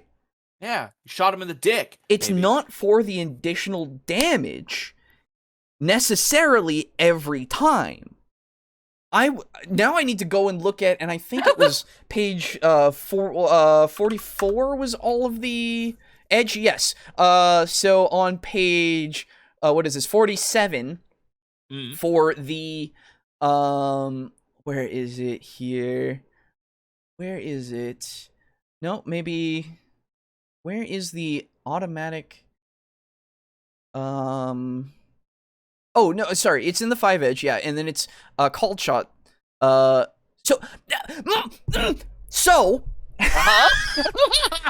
he didn't fucking read this, and I didn't either. So Yes. Go on. the called shot that I just described to you, the only benefit that it gives you is the additional 2 damage, right? Okay. You get 2 different called shots that you can do because of this edge skill. One of them being literally called called shot disarm any attack. Successful hit does no damage to target, but their weapon is knocked from their hand. The other one is called shot vitals. The attack goes for the vitals, adding 3 extra damage if it hits, along with net hits as usual. It is literally a better version. Didn't read the rules though. This man did not read this fucking book! Yeah, no. I didn't even read this part because I was giving him some fucking charity. I was going with his word on this spot where that was the only called shot. I was just like, yeah, okay, fair enough. There's some contention that I have potentially, but now you have literally opened the trap and snapped it on your own goddamn neck for this point. What is wrong with you? Read the fucking rules. It boggles the mind when somebody fucking immediately makes a point in their own video for a point later and gives you some evidence that completely contradicts and counters their point. Like, it is insane. Yeah. How did you didn't look at this video after you made it. You just put it in and you rendered it and you were like, okay, we did it. It's good. Done. I'm correct. No, you're fucking not. Oh my god. Well, you know, You know what has been nice as a part of this whole video? Yeah. It is nice learning that 6th edition seems pretty cool. It seems fine. Seems seems completely fine and playable. Again, I have yet to run into something that I can like see as an actual negative, other than the edge making it maybe more a bit slower combat. A bit slower in combat, but again, I don't fucking know. Yeah, we don't even know for sure. Most orcs would be total tanks in real life, just saying. Yeah, probably. Yeah. I mean, you seen Taimani and Asagi? Ugh, sorry. Wow, this video keeps going downhill. Alejo for the win. Thank you. Insert objection meme here. Thank you. Yeah, exactly. Yeah. Like, fucking hell. This fucking clown has no idea. Guy. He has no idea what he has done. Are you kidding me? Oh my god, okay. And you could get your character to do a lot of really cool, really powerful stuff. They tried blocking out your power level in 5th edition by having a weird rule where, like, you had to cap the number of successes you could get on a roll. So even if you were rolling like 15 dice, it was possible to only ever get 2 successes. And it's true. They did do that, and in the previous video that we watched, they don't have that in 6th edition, and I think that's good. I like not being hampered down and not being able to roll as many successes as I want if I have a shit ton of dice. That seems good to me. Yeah, that's fine. So, like, and I assume that's a point of praise that he's going to say, maybe? I don't know. Maybe. That roll. The advantages that you can earn for playing smart or having a good character are very minute. You have all of these actions.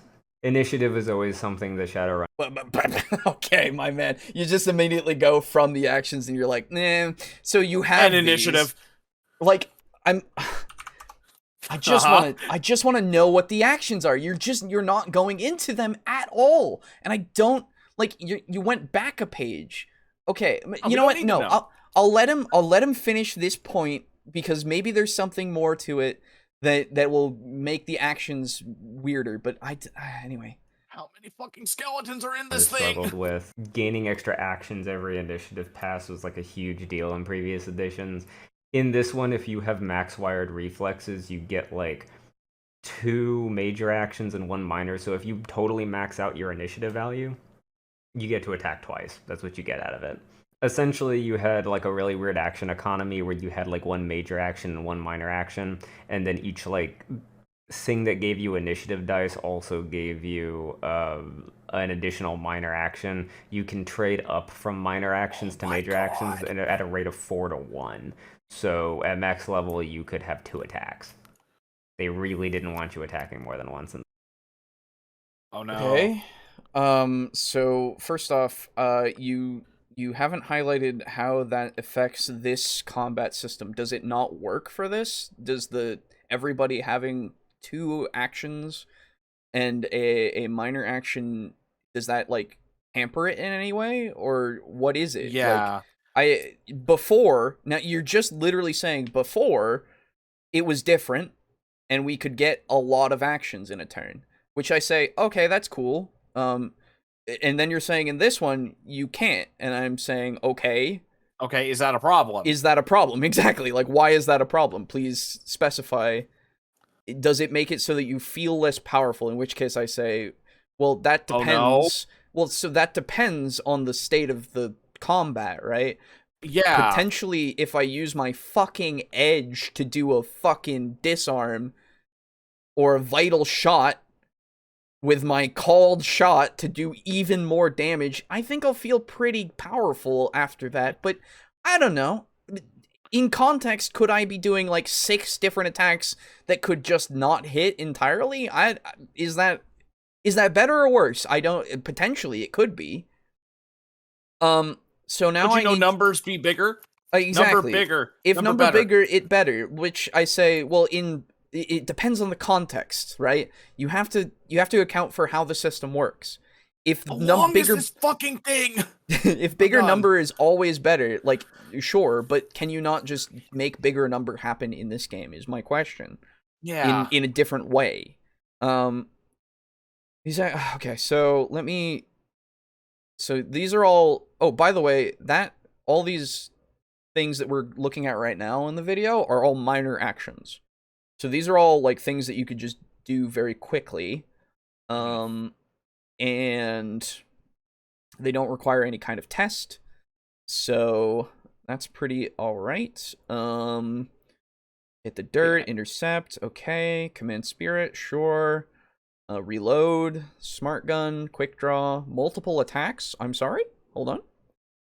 A character can attack more than one opponent, assuming ammunition, reach, and enemy placement allow it. Split your dice pool evenly among all targets, or if you are using 2 different forms of attack.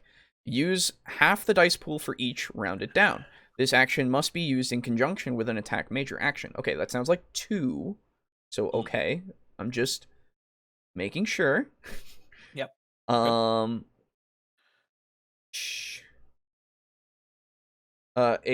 character may perform one of a variety of forms of attack with this major action, the attack action. See the combat chapter, page 104 for more details. Okay, I will do that. Thank you.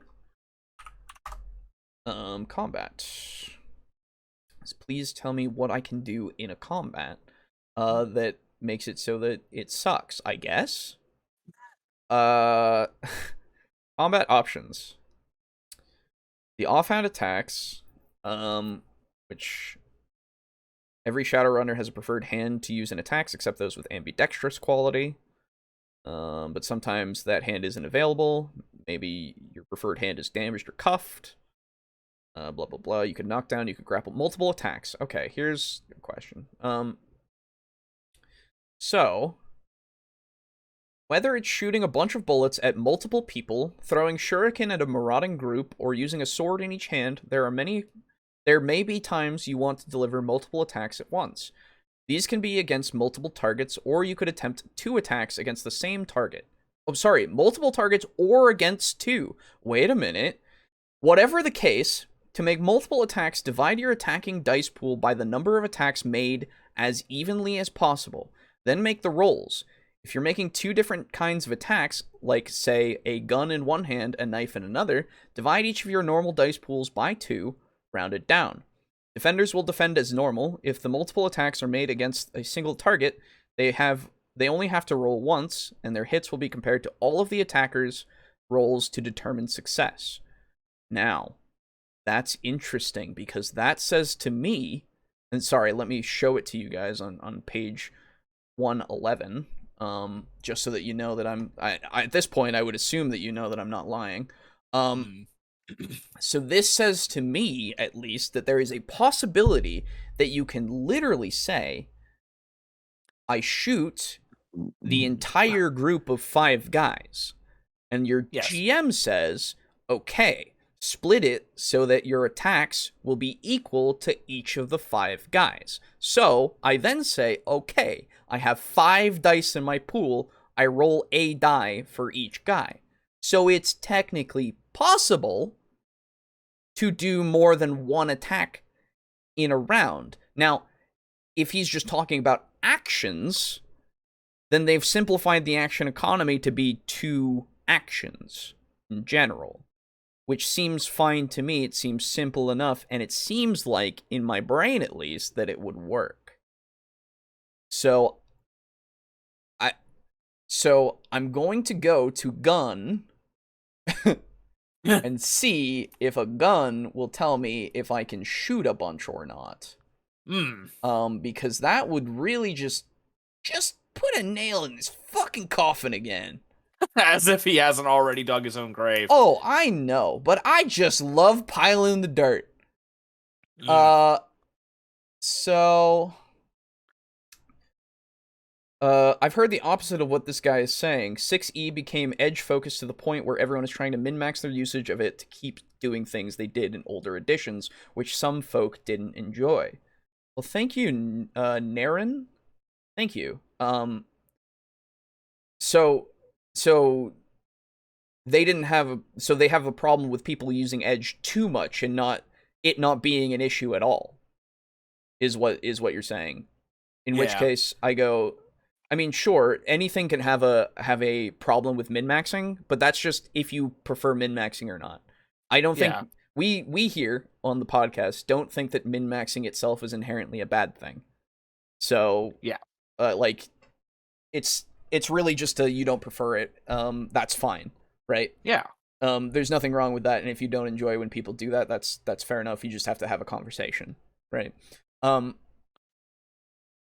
I like, it's also easy for me to also say balancing in that case means that you can throw really fucking strong things at them and they should be able to survive it, right? It really becomes a thing of, do you want to balance against it or not? In which case I go, if you don't, then you say, can we lay back on the min-maxing a little bit, guys? I'm not as experienced or something, and I'd like to, not have to deal with that. Or the important thing here is just have a conversation. Yeah. Having a conversation is the most important thing you can do. What does Aiden say? That little quip that he says? Never speak to your DM or your players ever. Yes, exactly. Yeah. That's the common thing that we should all strive to do. Yeah. Anyway, but if you want to be a trendsetter, try having an open and honest discussion with your fucking players and GM. And, a lot of these problems just don't happen when you do that. Breaking the mold, it's crazy. Okay, yeah. Spray, that seems good. 113. Or, sorry, 134. Okay. So, oh, wait, no, that might not have been the correct page. I should really zoom in on these fucking pages more, so because the index things are tiny. Big enough to activate Halo, though. That's right. It's true. Okay, let me just zoom in here. 114. I was wrong. Okay. So, explosion gases and spray. Area of effect weapons. I see. That's different. Okay. But this is in the oh no, this is still in the same section that I was. There are grenades, obviously, that can hit a bunch of people. Spray attacks. Here we go. Flamethrowers and such. I see. That's different. Okay. Well, so correct me if I'm wrong then. If I'm misunderstanding that you can just shoot everyone all the time if you really want to, if you have the ability to, like, you're able to shoot like at least 10 shots at once, so you could shoot all 5 of the guys if you really wanted to. Yeah. Because that's what it seems like to me. But But we're not experienced Shadowrunners. That's right. So I defer to people that have more experience, and at least to me, this seems accurate enough. But I could be entirely wrong, and I'm willing to be such. Anyway. So let's get back to some bullshit. That's right. Exciting. Obviously it's up to the GM, but that's the main complaint I heard about the combat. Too much focus on edge this edition. Okay, that's fair enough. Know what? That's fine. That is a fair complaint to have, and yes. I can understand people not wanting to have it be the focus, right? And have it be more about the gunplay and such, and your actions in combat more so. I don't think it's necessarily a problem, though. That is literally a person-to-person basis. So it's not something that I would say the system is bad for. Obviously, that's not what you're saying. I'm just saying in general, if someone were to come to me and say, this system is bad because the edge system is the focus of combat, I would go, well, no, you just don't like the edge system being the focus. It doesn't necessarily make the system bad because of it, right? A lot of disagreements can be taken care of if you talk it out. Yes, it's the thing that is important to always remember, and a lot of people don't for some reason. You know what's also important is to read the fucking book, because this guy has not read the fucking book. You know what else is also really important? This week's sponsor, Raid Shadow. It's been a while. It's been a long time since that. Wow. Yeah. This edition, or doing anything meaningful. I feel like other role anything. Don't just slide that in there. Doing anything meaningful. Don't. Yeah, nothing meaningful. I don't need to contest that, because that's just ridiculous for you to say. Yeah. Shut the fuck up. Don't do that. How rude. How rude. Playing games. have their major and minor actions listed in blurbs that only take up like half a page. Do we want? Does it need to be? What's longer? the problem? Sorry, I need to. I feel like other role-playing games have their major and minor actions listed in blurbs that only take up like half a page. Like nowadays, major and minor actions and what you can do in them is like, look, here's what you're doing. You're attacking, or you're doing something actually impactful to the scenario, or you're doing something really minor, or you're moving. And then those are the three things you're doing. They only just need a list. Having like 3 or 4 pages dedicated to all of this stuff really just doesn't seem necessary. Are you fucking kidding me right now? So let me tell you something. Here we go again with the fuck content. Anyway, so you literally, and if I go back to that page that you were fucking on, because you were fucking on the page. Let me go back here to, I don't know, page 40 that you literally fucking showed. And I will show right here. In the corner here, the top right corner here, it's got a fucking table, a small table, to tell you what you can do for major and minor actions. Now, granted, they don't give you a little blurb, right? They don't give you a little goddamn blurb to tell you exactly what you can do, or at least a general summary of what they can do. So, fair enough. If you want that, that's fair enough that you would want that. But the fucking point that they have all these things listed is so that you can understand exactly what the fuck you're doing when you take those actions. Every book has this. Every fucking rule book has sections that tell you exactly what the fucking actions do. Have you even have compared to 5e? Have you looked, Dungeons and Dragons 5e? Okay. Have you looked at the fact, and I can tell you from this little thing right here at my feet somewhere. Wait, no, it's not. Shit. Where is my fucking player's handbook? Regardless, there is a literal section in there that says actions, and it tells you what the fuck the actions are and what they fucking do. And there are, God forbid, 3 or 4 pages that are dedicated to it, maybe 2 to 3. What the fuck is your point? I'm angry. I don't know if you can tell. I don't know. I hate it when people are so disingenuous to the point that they just they spin this narrative because they just don't like something to such a degree, and it's like it's just lies. It's just lying. It's just lying. And this, I don't know how successful this video was, but man, if people came to this video and they like were convinced by it, that fucking sucks. Yeah. That fucking sucks. This guy, like, another thing is, I wonder how he actually played Shadowrun in the past, if he's unable to even read the fucking book. No, he was able to read them before. He liked that. He didn't like this. It's probably because he started with those. And he read them because he started with them. And he had to understand. And then once he went past that, he was like, I don't need to read as much because I already know how Shadowrun works. Yeah. Not realizing that other editions do things differently. Yeah, that's why it's another edition.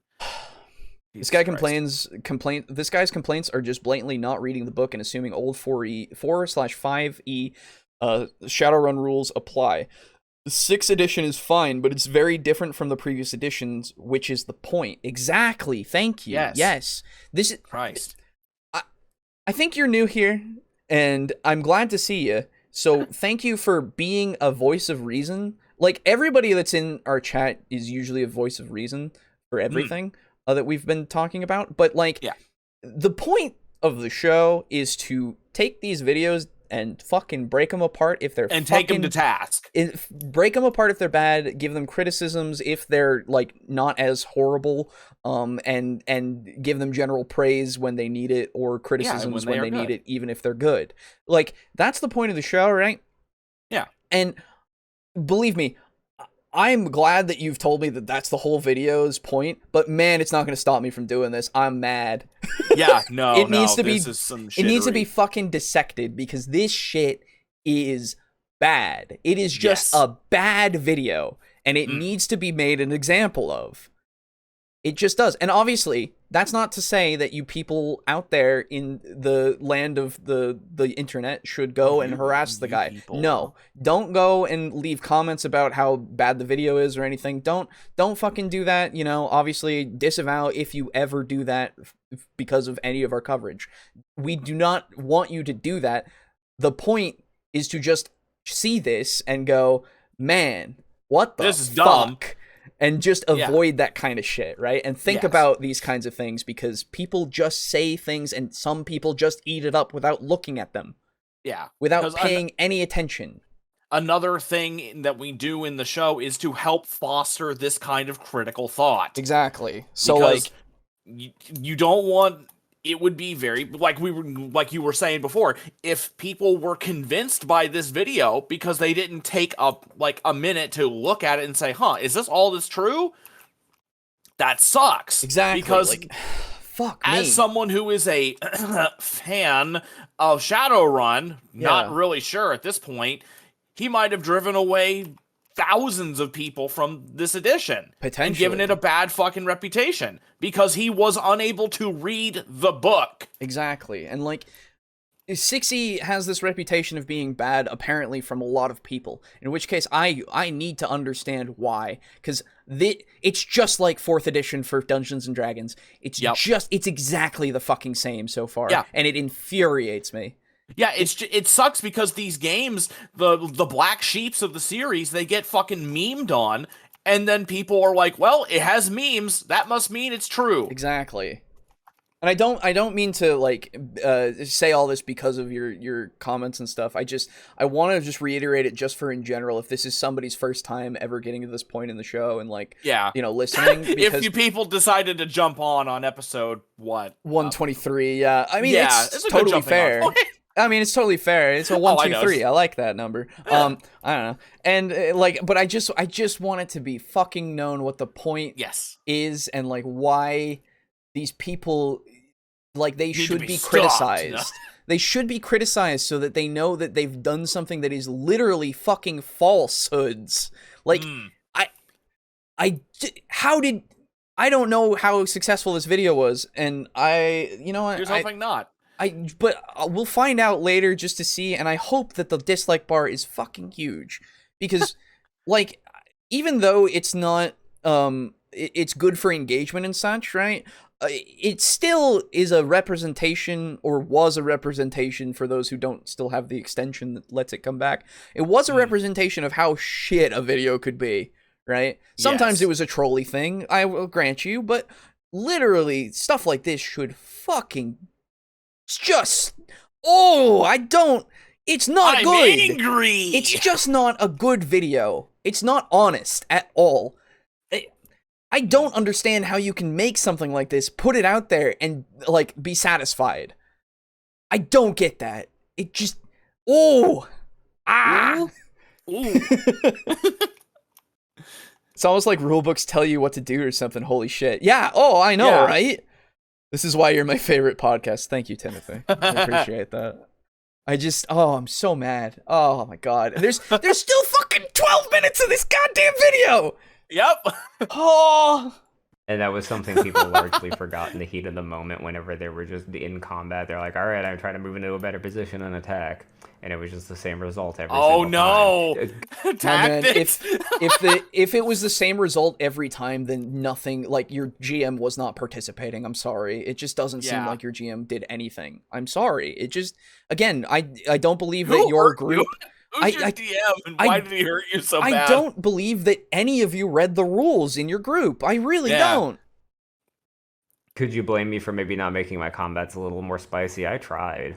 Combat also isn't necessarily were you the primary DM? issue with Shadowrun, because most of the game you're trying to spend avoiding combat. If the run goes really well, then the only combats you get into are the ones that you plan on getting into. Sure, yeah. And true. because you sense. planned on getting into them, you should be in a position to win them pretty handedly. Generally Yeah? speaking, if combat kind of sprang up at the moment, you had to build a character around dealing with impromptu combat scenarios who could just totally trounce whatever like happened to come up, like you mistimed a guard rotation or something like that, and now you've got to like down 3 dudes in 10.5 seconds in order to keep the run alive. That's what impromptu combats always felt like they should be, and they shouldn't just be like random encounters, or they So, my man, it did, like, literally, you're just saying this shit as if we're supposed to believe that that's how it feels. Yeah. It absolutely can be the same way. You fucking hell. Ah. Yes? shouldn't feel like pitched battles like they do in other games, where no matter what, combat is just this kind of really stagnant back and forth until somebody falls over. But that's what this system, with all of its initiatives and... So I want you to know something, that in this fucking rulebook, the combat rounds, every combat round, it says, is literally 3 seconds.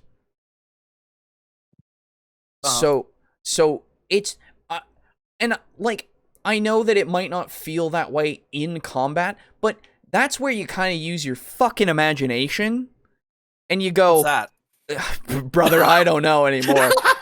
You literally go, well, that took, what, 5 rounds? That was 15 seconds that we took those guys out, okay? Now, I understand it might have taken you an hour in that combat. It might not feel that way at the end of that combat, but you gotta kind of get back into that mindset. And if it does drag a bit, sure, it's harder to get into that mindset. But my God, just saying that this shit feels like it's just a random encounter because it takes so fucking long. It's like, my man, just have a D&D encounter feels like it takes a long time as well, but it's also like a 10-second round in each fucking, or less than that, maybe 6 seconds. I don't remember specifically if it states in 5e, in D&D 5e.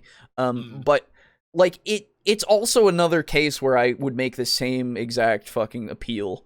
Like, just, you gotta kind of give it that suspension of disbelief, and like let yourself become immersed in this shit. Like, and if you can't, that's fine. It's not a fault of the system necessarily. It really... But Alejo, that's not convenient to his narrative. I know! And it's fucking stupid! I hate his narrative. I really hate it. Oh... I love using that phrase so much, man. It's because it's relevant and it's always true. It's just like, I don't... in these fucking videos where they just lie to you. They just lie to you, to your face! Just lie! I thought we had something special! And legitimately, before this, we watched one video to give us the basics. And the basics made me question this video.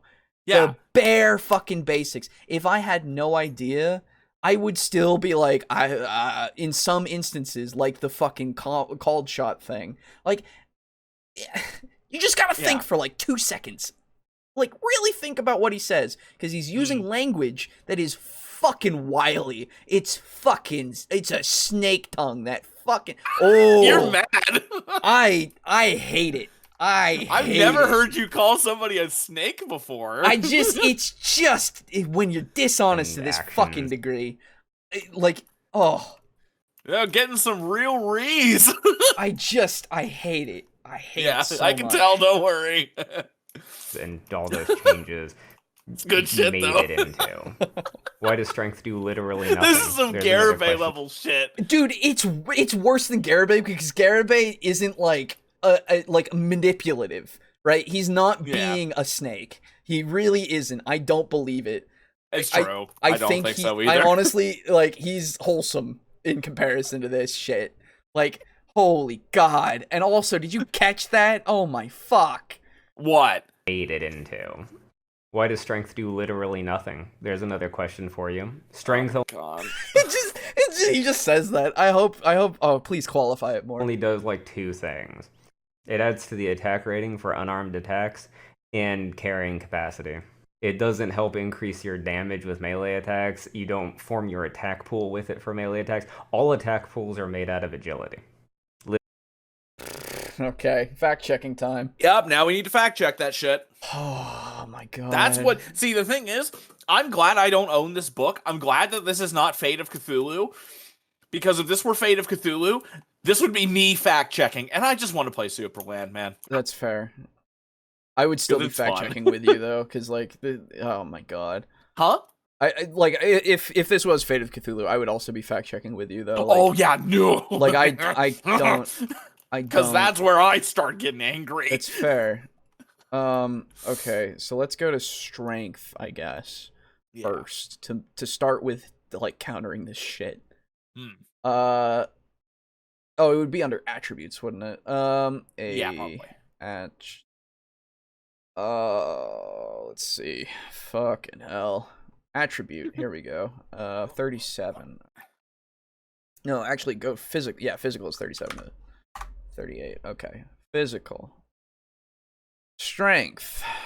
Okay, that doesn't tell me much about it. Fair. Okay. I guess I damage? Actually, calculating damage would be what I want, right? So damage, yeah. There we go. Damage types, damage value? Let's go damage values. 35.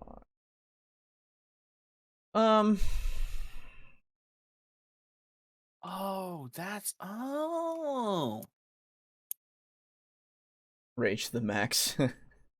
Dude, it's starting to tire me out, man. I'm getting that mad. Yep. I know that feeling.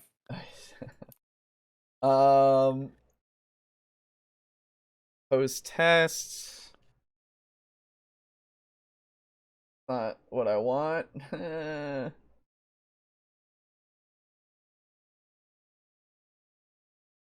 I guess what would be important is the weapon, so that I could look at like how you calculate the weapon value, right? I guess, which would be 108. Yeah, excuse me, 108. I'm so thirsty. Me too, man. Me too. I just. This doesn't tell me it either. What am I doing? I'll just look online at this point. Fucking, I'll just look it up. Okay, yeah, there you go. Damage calculation, Shadowrun 6E. There we go. Is it that bad? Oh. No, it's not. Melee weapon damage, but not unarmed, is now completely unrelated to strength. Oh, there you go. Okay. Okay. Taken together, both the team changes season completely remove any semblance of reality from 6E combat. Well, that's... Oh, for armor as well. Okay, so... See, now there's something. Okay, we've got something. There's a second... Oh my god, something that's not just an outright lie. Yeah. That's crazy. Okay. So that's strange to me. Absolutely strange to me. My question Very strange then that becomes... he's not lying. Well, that too. My question then becomes, what is strength used for specifically, I guess? The other thing that I could obviously give you as an example that I could name off the top of my head is with skills. Strength plus skills, right? Because that's just an inherent mechanic that you can't, like, mess with. If you use strength with a skill, it's possible. And honestly, with the way this system works, you take whatever attribute plus whatever skill that you call for, whatever situation might call for a different skill if somebody else had that, right? Say there's a lock on a door, a padlock. Somebody could use strength instead of, like, logic, right? One could try to pick it, the other try to break it, right? Yeah. That's just off the top of my head, that's something that you could do that's more than just those two things that he said, right? But that's literally one thing, right? If I jinxed us by saying hopefully it's not a rant video, my bad, bros. Don't worry about it. It's honestly, it's better when it is, because it means that there's a lot more to talk about, you know? And I enjoy talking about things, but man, unless they're bad. Unless it's bad, in which case I just get fucking mad. Strength has never really done much in Shadowrun outside of melee anyways, though 60 removing it from melee damage is very weird. Okay, thank you, Naren. See, I trust you, Naren. Like, you I trust more than this fucking guy. I just, because you've been reasonable and sensible, and I appreciate you. I hope you understand this. Thank you for being a pillar at the moment to hold up this goddamn cavern that's collapsing around me. I'm so mad. Okay. So, and if that's the case, and it's not really done too much outside of melee, fair enough. They haven't changed that in that degree. Again, I cite skill use is something that you could use it for, but if it's not for melee, that is very weird, and I would homebrew that. That's very strange. Like, that is a strange thing to do. If the system still works, it still works, but if it takes away a style of play because of that, that's a flaw. That is a flaw. Yes, that is a full out flaw. A valid flaw. Anyway. Literally everyone, doesn't matter what you're attacking with. You could be attacking with like a giant minigun that you're holding that shoots like two-handed battle axes, and you're still rolling agility with that attack roll. Why are toxic? I mean, sure, but that's, if you're shooting it, then sure, you would be, wouldn't you? Well, he's saying that if you are... I get what I think I get what he means is if you're taking it into melee combat, you would still be doing it, but even so, like, either way, okay. I think it's more because, at least in my mind, the reason for it to calculate hits is because it's harder to hit someone, right? When they're dodging around, so you have to be agile enough to hit them. That's how I justified it in my head, at least, because that makes sense to me. It's not just about you trying to literally bull rush and fucking try to destroy somebody like that. Because, you obviously could try to do that, but it's not gonna go well. You absolutely have a less of a chance to hit them. Yeah. So it makes sense to me to a degree. And if strength is added to damage, maybe? I don't know. I think it was. Oh, wait, no, it was not. I don't think so. It's just your attack, the amount of your attacks. Yes, the amount of successes, which... Yes. Okay. That's unfortunate. I don't know. Yeah. Okay, this point makes me mad. Oh, the one that he's coming up to? Very good. Ending up, Wi-Fi get time skip time. Ended up 25 minutes behind. Oh, Lux, you missed so much. Oh my god, yeah. You're gonna have a fun time in the VOD. Maybe, I don't know. If you enjoy somebody getting absolutely upset. Toxins have always been strong, but also stupidly hard to get. Why is this a problem? Oh, is that the next? Oh, why come? Sorry? Why come toxins so strong? Very cool, you did the spelling thing to make it funny. It's not because you're a liar. Toxins and poison so strong in this edition. So they all have this like power value, which is the target number you have to overcome in order to not be affected by them. So you have to roll like body plus whatever cyber you have to avoid being affected by the toxins. And you have to get a number of successes that equals or beats the power value to not be affected by them. So like normal alcohol by itself is a... No. You're immediately fucking moving the goalposts. Alcohol is different than a fucking tear gas grenade. Yeah, what the fuck? What are you fucking talking about? Okay, so hang on. So, apologies. Yeah. Go back a little bit. I'd love to hear I want to hear this comparison again. It's literally just a transition. He hasn't even gotten to the comparison. He just started saying alcohol, and I'm immediately fucking out. Like, oh, okay, fair. We'll give him the full thing, but fuck me, I don't think that. Yeah, because I'll be honest, I wasn't 100% paying attention to his psychobabble at this point. That's fair. Come in order to not be affected by them. So you have to roll... so the first part is literally you have to meet or beat the value that they set so that you aren't affected by it, which I immediately go, yeah? Yeah.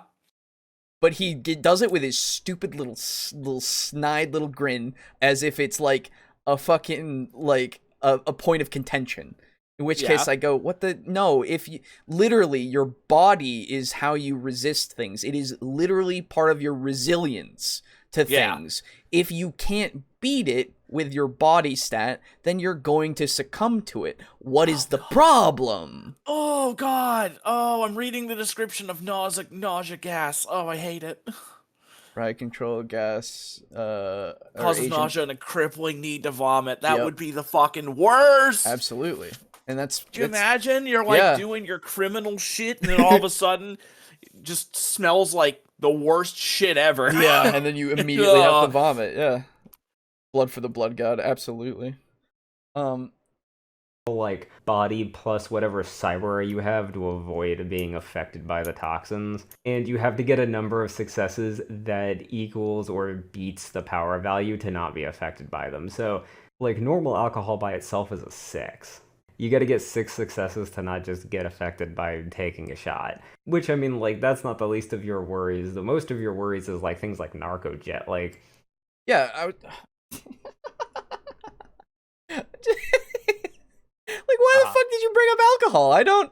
Like, it's lower, yes. Guess what? 6 is pretty high. It's... Yeah. 6 is pretty high, but that's because if you're drinking, usually the point is to get fucked up. Oh, shit. No, sorry. Is that not the fucking point? Yeah, you're not gonna fucking resist the alcohol. Like, and if somebody's trying to drug you with it, like they're trying to like mix it into your fruity drink or whatever, then yeah, they could try, and it's something that you could just go, nah, it's fine, I'm good. Or it works. It's just like any other drug. Did you know that alcohol is a drug? No. One is the... Uh-huh. I don't understand what the point you're trying to make here is. Is it because the values are too high? Please just say what your fucking criticism is so that I can actually understand it. I need to find alcohol now. I need to find it in the game. You need to find poison. That's right, poison. It would be under toxins, wouldn't it? Let me, you sell poison. Let's see. 120, it looks like, somewhere around there. Okay. It just makes me think of that Ryan George video, the first person to ever open a bar. Yeah, that's right. Okay, let me go down to, like, wait, is alcohol even on this list? It's probably not. It's in drugs. Okay. Literally in drugs, the next section that isn't toxins. All right, sure. So why is he comparing a drug to a toxin then? No. Sure. No. Motherfucker. Well, to be fair, I'll give him that they are around the same in like the power that you have to beat later on with like Cram being 8 and Jazz being 9 and all that kind of stuff. Sure. It seems a lot easier to beat drugs than it is to beat toxins. Poisons. Makes fucking sense. That makes sense to me. Because anyway, so I just so here's my thing, okay? So we look at tear gas on this page. Power 8. What does it do to you? It gives you the dazed status, the nauseated status, and stun damage. That's a lot of shit that you have to contend with for an 8. Fair enough. It's tear gas. Okay. Yeah. I go down to alcohol, and I'll show it on the fucking screen again. What happens when you drink some alcohol? You get -1 reaction, -1 logic, and high pain tolerance. Seems pretty good to me, bud. Why do you want to go against that if you are willingly drinking it? It's a bad comparison, is my point here. All of these drugs in the drugs section are like to give you things as well as to potentially get you addicted to them. I certainly don't drink it for the taste. Yeah, there you go. And wait, is he saying toxins are dangerous and that's bad? So far? Yeah. He's either saying they're bad because they're dangerous, or they're bad because they're hard to resist. Exactly. In which case, I go, yes. Yeah, no fucking but it's shit. not bad because of that. I don't get you. Nausea Gas has done that for 3 editions. It's a literal 2-minute stun in a game with 3-second rounds. Gotta get a gas mask or some augments to help defend against it. Yes. Yeah, exactly. Jesus Christ. Oh, it just sounds awful. I don't mean from a gameplay. Like, I mean in a real world sense. Because, like, vomiting is the worst fucking feeling in the world, man. I fucking hate it. Yeah, every time. It is the absolute worst. Becomes inert after 2 minutes of contact with the air. Holy shit, that's so long. Yeah, that's a long in like time. Combat time. Holy shit. Anyway. Yeah, Jesus. Please continue giving me your goddamn rambles of a madman. That's that's 40 rounds. Yeah. Yeah. Jesus fucking Christ. How are you supposed to get 15 successes?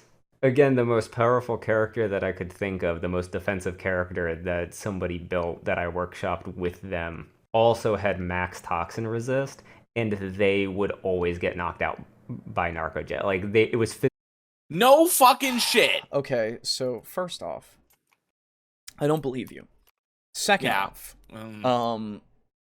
so, somebody tell me if there is a augment that makes it so... Well, I'm just looking at the cyberware. Don't you have a box? It's fair. Yeah. That's good. I like that idea. I like looking at things. That's true. Yeah. So... You fucking gong? So... Let me go to cyberware in the index here and find it. Yes. I like looking at cyberware. I like looking at cyberware as well. It makes me happy. Okay, cyber... Let's go with... Where? Let's go with... That's critter powers. Let's go cyber implant, cyber combat, cyberware scanners. Okay, it'll be in this section somewhere, so I'll go to, like, cyber limb accessories at, like, 288. Cyber limb? Yeah. I mean, probably that's 188. What the... 288, thank you. Okay, cool. Internal air tank. Oh, that's neat. Oh! You can hold your... Oh! Interesting. This allows... let me show it on the screen. It's just something you could maybe get. I don't know. Yeah. This allows extended underwater operations and complete protection from inhalation vector toxin attacks as long as you're holding your breath. Oh! That's something you could get for toxins, potentially. It's something. How much is it? It's an option. Let me look. Internal air tank. It's available to, I think that's low, rating times 4,500 Nuyen. Okay. It's something you work up to if you want to get past that shit, right? Sure. Okay. That's a little costly. I'll give you that. It's something you might not have immediately. Okay. Let's go back a bit. Let's get farther away from, like, eyewear. Yeah, let's go to, like, some of these smaller things. Yeah, get, like, the kind you can get from, like, just a mom and pop shop ripper dog. Yeah. Let's see. Okay, so that's biotech. There we go. Biotech would be even more expensive. Med kits and stuff. Yeah. Okay, never mind. Slap patches. Oh. That sounds cheap. Antidote patches. Oh. The antidote patch cancels or negates the poison status for a broad range of toxins. If a specific toxin or drug is extremely rare, the game master may require a specific antidote patch just for that substance. Chem patches is a blank patch. You can add 1 dose of a chemical or toxin to it and then apply it later to a patient or yourself. A stim patch, like, yeah, there's a lot of things here. The stun thing... From trank patches. Okay, let's continue. Olfactory booster, taste booster. Skill jack tooth. Okay. Ocular drone. Okay, so I'm not seeing anything in that one. In the eyewear and the earwear, I doubt there would be anything for this. Probably not. Wait. Oh, that's bodywear. Okay, yep, bodywear is for the internal air tank. Reaction enhancers, very cool. Cyber limbs, maybe, potentially. Oh, I'm so dumb. I think. Cyber implant weapons, that's cool. That's not what I'm looking for. Yeah, Oh, what's this? Oh, Wait, what's this? Hold on. what's Let me what? read this here quickly. Is it something? Hmm.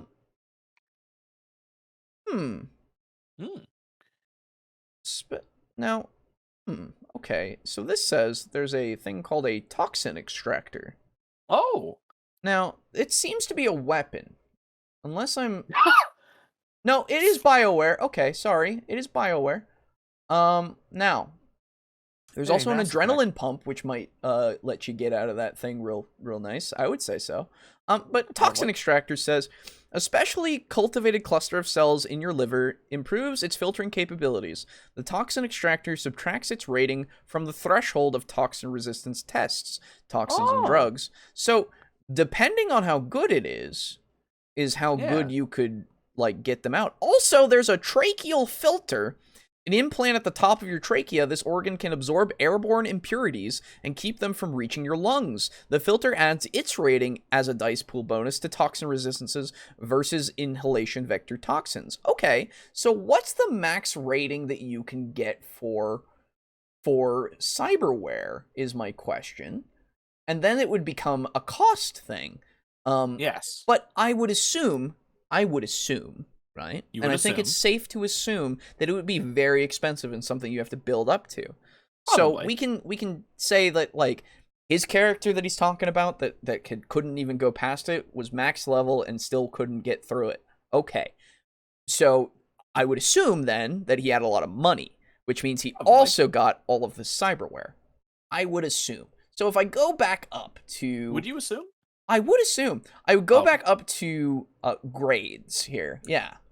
So the best grade is Deltaware, I believe. And this, let's see. When purchasing implants and other grades, apply the essence cost. Yes, blah, blah, blah. So what the hell? This grade is 2.5? Or yeah, I think that's what that is.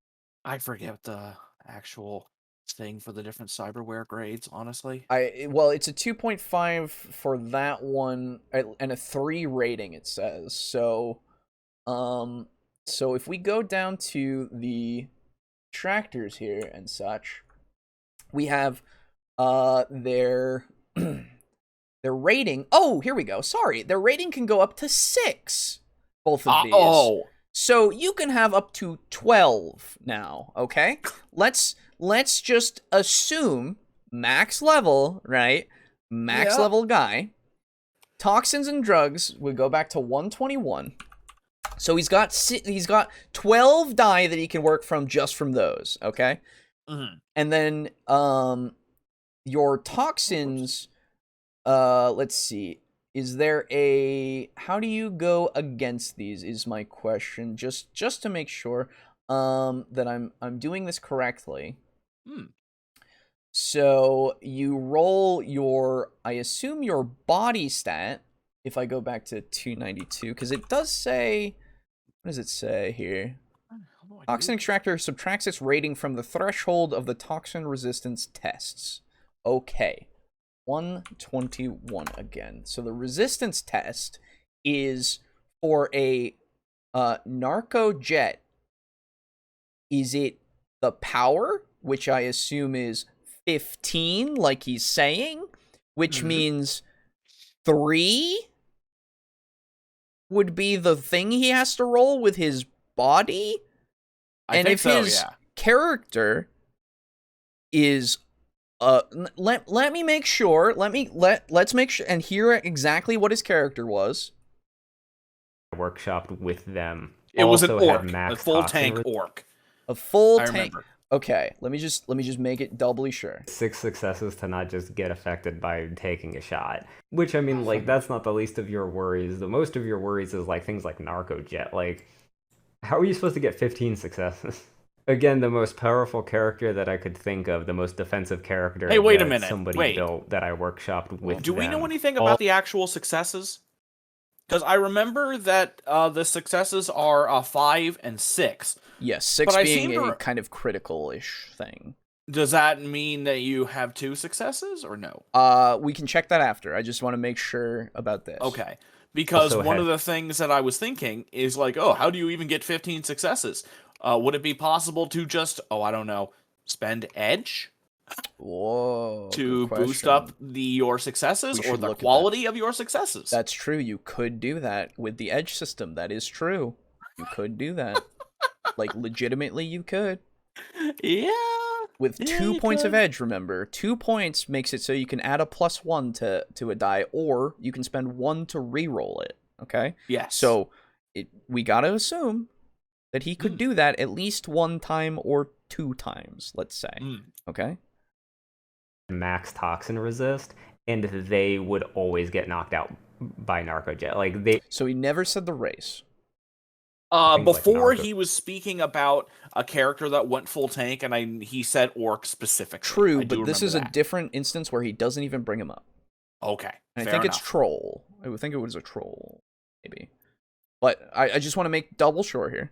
Yeah. 6 successes to not just get affected by taking a shot. Which, I mean, like, that's not the least of your worries. The most of your worries is, like, things like Narcojet. Like, how are you supposed to get 15 successes? Again, the most powerful character that I could think of, the most defensive character that somebody built that I workshopped with them, also had max toxin resist, and they would always get knocked out by Narcojet. Like, it was physically impossible for them to roll enough successes to avoid being hurt by Narcojet.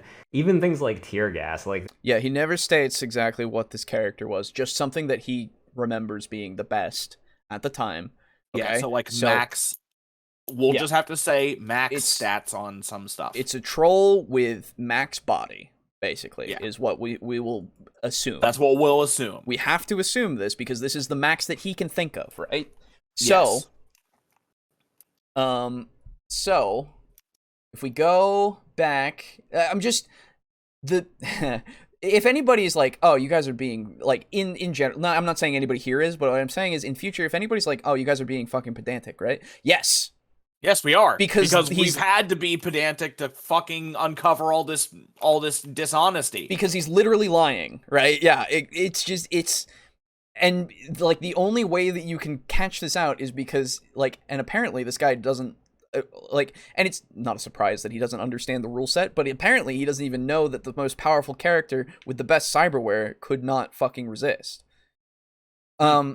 So... Now, to be fair, he didn't say that there was any cyberware in that, but you have to assume that the most powerful character that he can think of that workshops has cyberware. Because that's how you become powerful. Yeah. Right? Okay. So, sorry, let me go to character creation. No. I swear to God. Let's see.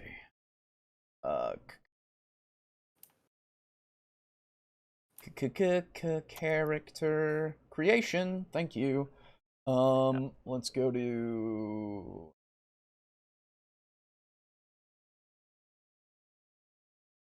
$50.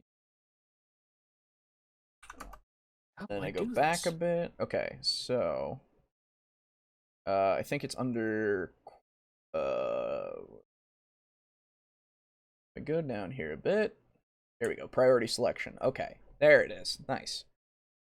So as a troll, your body can get to max 9 just from the base metatype attribute table here. Yeah, right? Just straight up. Yeah, straight up, it can be 9. Okay. So...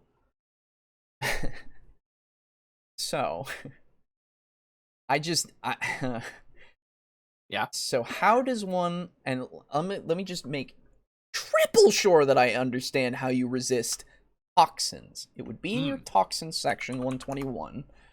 So toxins and drugs. Okay. So, power. Power tells how powerful the toxin is.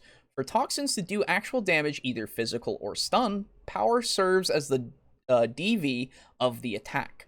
A toxin resistance test, body plus willpower plus the rating of any appropriative protective gear / systems is used to reduce the damage. Now, I haven't even taken willpower into the account. Okay? Oh my god, yeah. I haven't even taken that into account. Now, I'm assuming that willpower is a low stat that trolls can get. Now, let me just make sure on that. It is... Willpower can be up to 6. Now, let's just assume that it's not going to be max. Let's assume maybe 2, okay? Or 3. Sure. We'll go lower. Let's go end. halvesies. Yeah, we'll go lower end. We'll go 2, okay? So, because of that, you now have a body of 9, a willpower of 2, you're at 11, plus the 12 that you can get from cyberware. So you're at 23 that you can use. Now, I'm sorry, that's not true. What you do is you take the 12 from the cyberware and you subtract it from the power. So you're at 3. Now you have 11 points, 11 die that you can roll to try to negate any sort of narco jet in your system. For 3. You have to beat a 3. Now, is it possible to not? Absolutely. Of course. Absolutely possible. I don't even have to look at the crits or anything. There could be fumbles and such that could do it. And if you use the wild die, you could take away all your 5s, right? That's totally possible. But think about it for like a second, and you go, my man, that is not the most powerful character that you could have made. And also, even if they're not the most powerful, just having the cyberware, they don't even have to have a body of more than 3 to even try to get past it. Okay?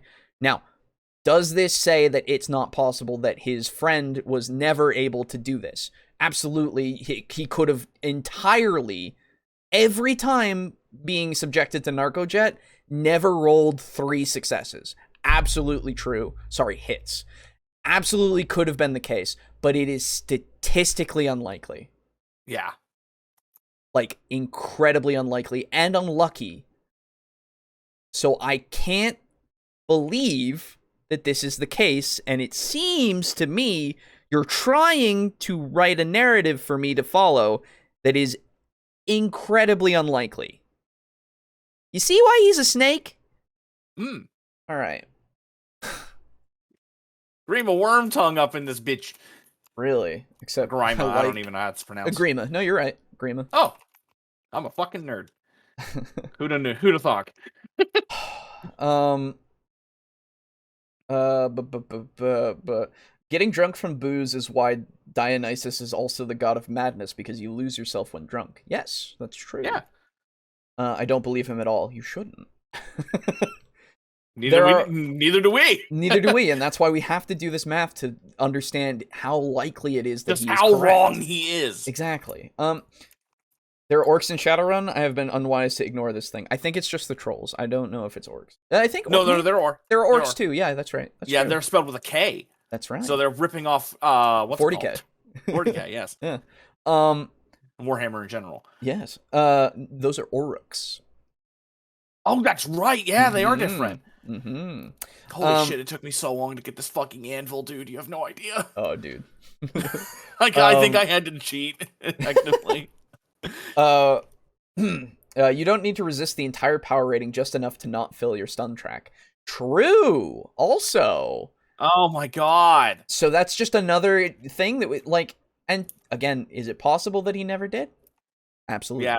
I don't believe him. But yeah, that's the thing. It really. It's just a constant stream of yes, but and to be fair, what could have happened and what I think has happened is that they didn't play the game with the rules in their brains. They didn't know how to do this to such a degree that he is now blaming the system because he didn't read it enough to understand it. That is my scenario here that I understand. And he hasn't taken the time to read this when he has it in front of him.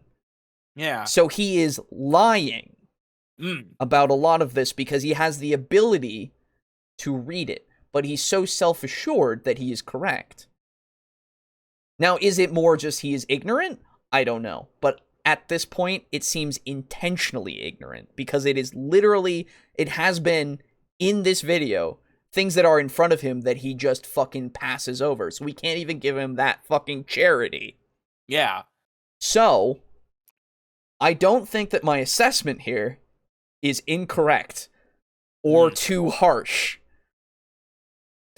It might be too harsh for some people, but I'm sorry, I don't think so. I'm not saying that any of you are saying that, not saying that anybody in the future, I mean, in the future, somebody might say that, in which case, we have a difference of opinion there, but I think that I'm justified in mine. I think I've provided enough evidence and references here to give you that, give you why my side is at least valid. Is correct. Yes. We just want to be sure what's going on, lol, or at least me being new to all this. Oh, we're new to this too. That's the thing, right? Yeah, we're new to this motherfucker too. We literally had one video and I skimmed the book and I understood more than he had when, like, he has apparently read it. That's which, debatable. Again, I don't believe, yeah. I wonder if he'd have a problem with it being effectively impossible to survive falling 500 feet. Yeah. Or getting rolled over by a tank. No, I think he would be fine with that because it's something that he could go, no, that's fair. But is it in Shadowrun 6th edition? That's the question. Anyway. They couldn't beat tear gas. And you're always affected by a... No, you didn't just say that. Possible for them to roll enough successes to avoid being hurt by narcojet. Even things like tear gas, like, they couldn't beat tear gas. Then they fucking didn't have a good character at all. Yeah, then you didn't make a good character. I just like, or you had the shittest luck of all time every time. Yeah, what are you fucking rolling a 1 on every single dice? That's that's incredible. Or like, yeah, you're like, go to Vegas. I was gonna say it's an anomaly, and that's crazy. Good for you. But also, again, is it possible? Yes, but it's also equally possible that they literally use these things one time on the character, each one time, and then went, what the fuck? And that's it. I couldn't do it. And then that's it. Like, it's incredibly, anyway. Oh my god. And you're always affected by a minimum duration, so like, if the enemy just decided to launch tear gas canisters at them, he would just be affected with all of these status effects for 5 minutes. Doesn't matter how much cyberware he has crammed inside his body, doesn't matter how big. There you go. Immediately. We literally, okay. He didn't even bring up cyberware before. He has no idea what he's talking about. He has no fucking idea what he's talking about. This is amazing. I love it. Oh, it's so fucking vindicating. Shut the fuck up. Oh. Alejo. Yeah. From your tone, I don't get the impression that you like it. Oh my god, that took so fucking long! His body stat is, you're getting your 5 minutes of nausea. Like, if you just get nausea? Hit with a knockout dart, you're falling asleep. That's part of the tear gas. Yeah. It's not how it's pronounced. Nausea? It's nausea. Nauseous. I've heard both, honestly. Oh, okay. Yeah, that's fair. That's fine. This guy must not like his eyeballs seeing as he does not see what's in front of him. I know, right? There's no stopping it. It got to a point I just told people not to roll. I would just be like, don't worry about rolling it. We're just determining the amount of time you're affected by it. Jesus Christ, you just gave up. Wow. You know what? That makes sense, though, for your fucking attitude for you, of that this. makes sense. All right. You know what? At one point, he did get hit by a knockout dart. I think fired from one of the other players for roleplay reasons. They knocked him unconscious so that he wouldn't kill somebody. And I was like, okay, you guys have 1 hour to remedy the situation because he will wake up completely unfazed in exactly 1 hour. Because he couldn't roll the 12 or 15 target number. He had to roll to beat that. And he was like, okay, so what do I do? I'm like, you just sit tight for an hour of game time. And then when your hour comes up, you just open your eyes and you're immediately back to normal. It was silly. It doesn't matter whether you're the wispiest elf or the hardiest troll. You will always be knocked unconscious for an hour. So, again, it sounds like you made it so the situation was even worse for him. Like, yeah. My man, I understand, like, but, oh my god. He's not our man. Stop it. I know, he's not, but it's just, oh my god, Yeah. You just can't possibly roll that high. Of course, their editing was still doo-doo. Everything about their editing. Are we always so really bad. really? We're back to editing. Like, this is like, that's just a minor contention that we can have that is correct with like how some things are edited. Like, again, I've come around to like, yeah, it's not necessarily the fault of the system, and it doesn't make the system bad. It's just that they put the system together a little bit shittily. But if it still works and it still functions, like, it's still a good system, right? Like, sure, it's harder to understand it because of bad editing, I guess, which can be a detraction, but it's not necessarily making the system bad. Yeah. Like, he's literally at the point of going, like, he's gotten his big things out of the way. I don't know if we're gonna get another big thing, because this is literally just nothing. This point is nothing. Why is the company bad at editing rulebooks? Okay, so that's a broad issue that isn't specific to this. Like, I get that has nothing to do with Shadowrun as a whole. Like, or the edition. If you just want to say that this book itself is edited poorly, I will say okay. I could say the same shit about Pathfinder. Exactly. We've already come up with this, so in these rule books, they can't for the life of them just sit down and properly structure sections of a book. It's like beyond them. And you can't proproperly fucking read it. So what does that have to say? Yeah. I wish Aiden was here. I'm He'd be sorry. so happy. I'm mad. Yeah, no, don't worry. I noticed. Maybe you have to sign a contract when you go to work for Catalyst, explaining that you don't know how to structure like a rule book. You have to promise them you don't.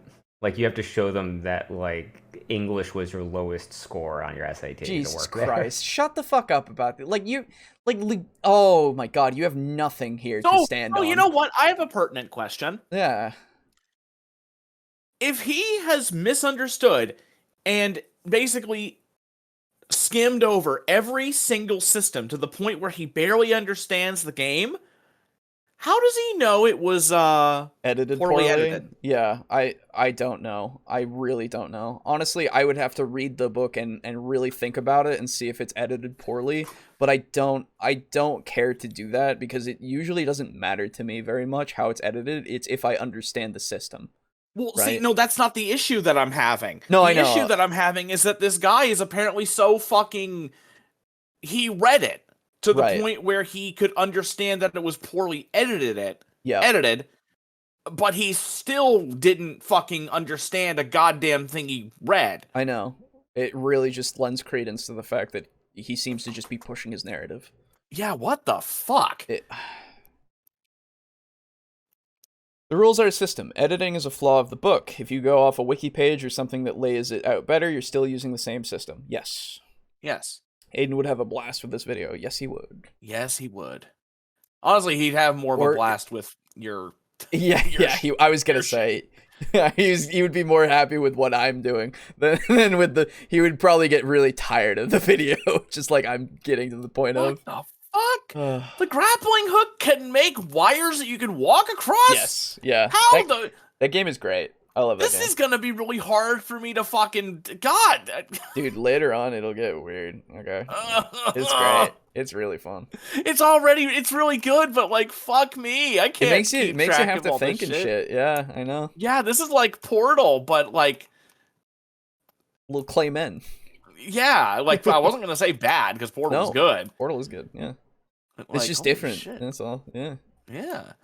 Anyway, go on. But that's a complaint that the community has lived with forever. Not that they should ever have had to have lived with it, but it is what it is. Using the Matrix. So it's a non-issue. It's a non-issue. If it's present in every, like, it's still an issue, sure, but it's present in everything, then it's not specific to this, so it shouldn't. And also, that means that it was present in the versions of the game that you enjoy. Like. Yeah. The Matrix is still a giant pain in the ass to work with. Now, this could be absolutely true. I have no, like, the net running stuff has always been something that has been a contention for a lot of people in a lot of cyberpunk stuff. So yes. I can understand if this is correct, but we're gonna check. Yeah. Matrix is still awful. In the core rulebook, you should just be told not to worry about it. If somebody wants to dick around in the Matrix, you just tell them to roll their dice and then imagine however they want to imagine whatever's happening inside the Matrix. Every time I've ever tried to be Matrix friendly to the hacker or the technomancer, I end up spending like half the session with them because they're just truncated into their own reality, and it detracts so heavily.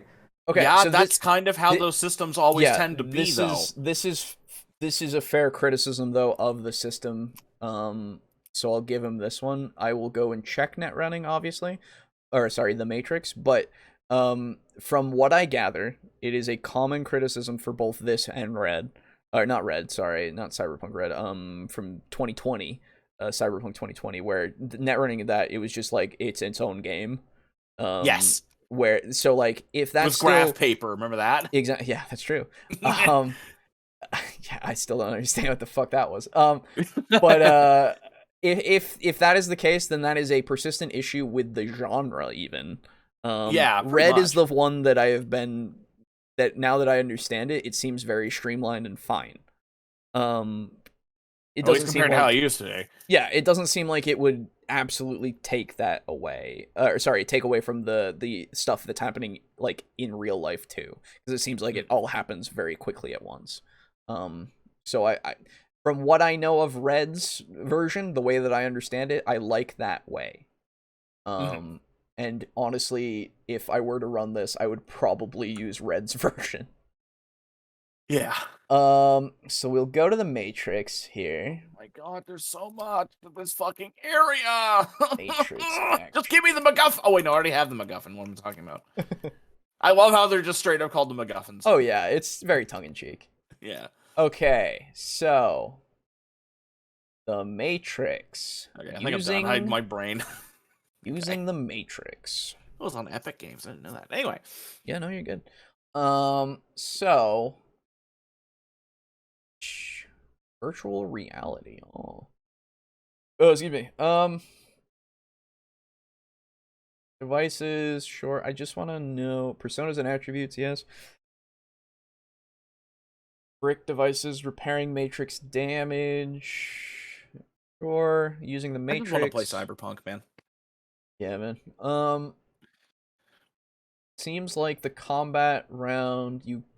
So this says, grab dice, you distribute edge, you get to do your Matrix actions. When the Matrix related test in order to use the Matrix action below, use a resonance. Yep. Roll dice, determine effect. That is the round in the Matrix. Now, question is there anything here that tells me that this is happening like you can do like 16 rounds before anybody else does anything? How many net actions do you have? How many meat space actions do you get? Right, yeah. Okay, here we go. Matrix perception is how to find what icons are near you and try to uncover. No, that's different. Hacking the Matrix. No. Not what I'm looking for. Oops. Matrix initiative. Okay. I'll be right back. I'm going to use the restroom real quick. Yeah, no worries. Matrix initiative is handled as follows. Okay. I'll give him that point. They can't streamline Matrix/Astral combat to any usable point in any of the additions. Fair enough. I do not like how the blue-haired dude on the right is looking at me. Oh, from before. Sorry. So these are all the things you can do in the Matrix. That's fair. Hosting. You lose an argument on the internet, you die in real life. Yeah, that's what happens in the Matrix. That's right. Technomancers allow you to do that. So this doesn't tell me, at least from what I've seen, I might have missed it. I'm perfectly willing to say that I missed it. Okay, here we go. Yeah, Matrix actions table. It's got all this stuff. Very cool. Just like the other one. But what the problem here is, when do I do Matrix stuff, right? In relation to other things.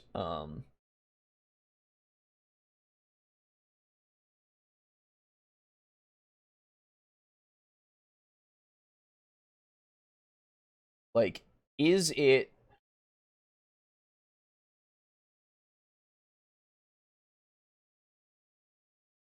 all gonna happen very quickly, or can I have things happen during it and it would make sense, right? Matrix Daily Life, that doesn't no. Okay. Hello. So here's the thing. This doesn't, at least from what I'm seeing, differentiate that there is any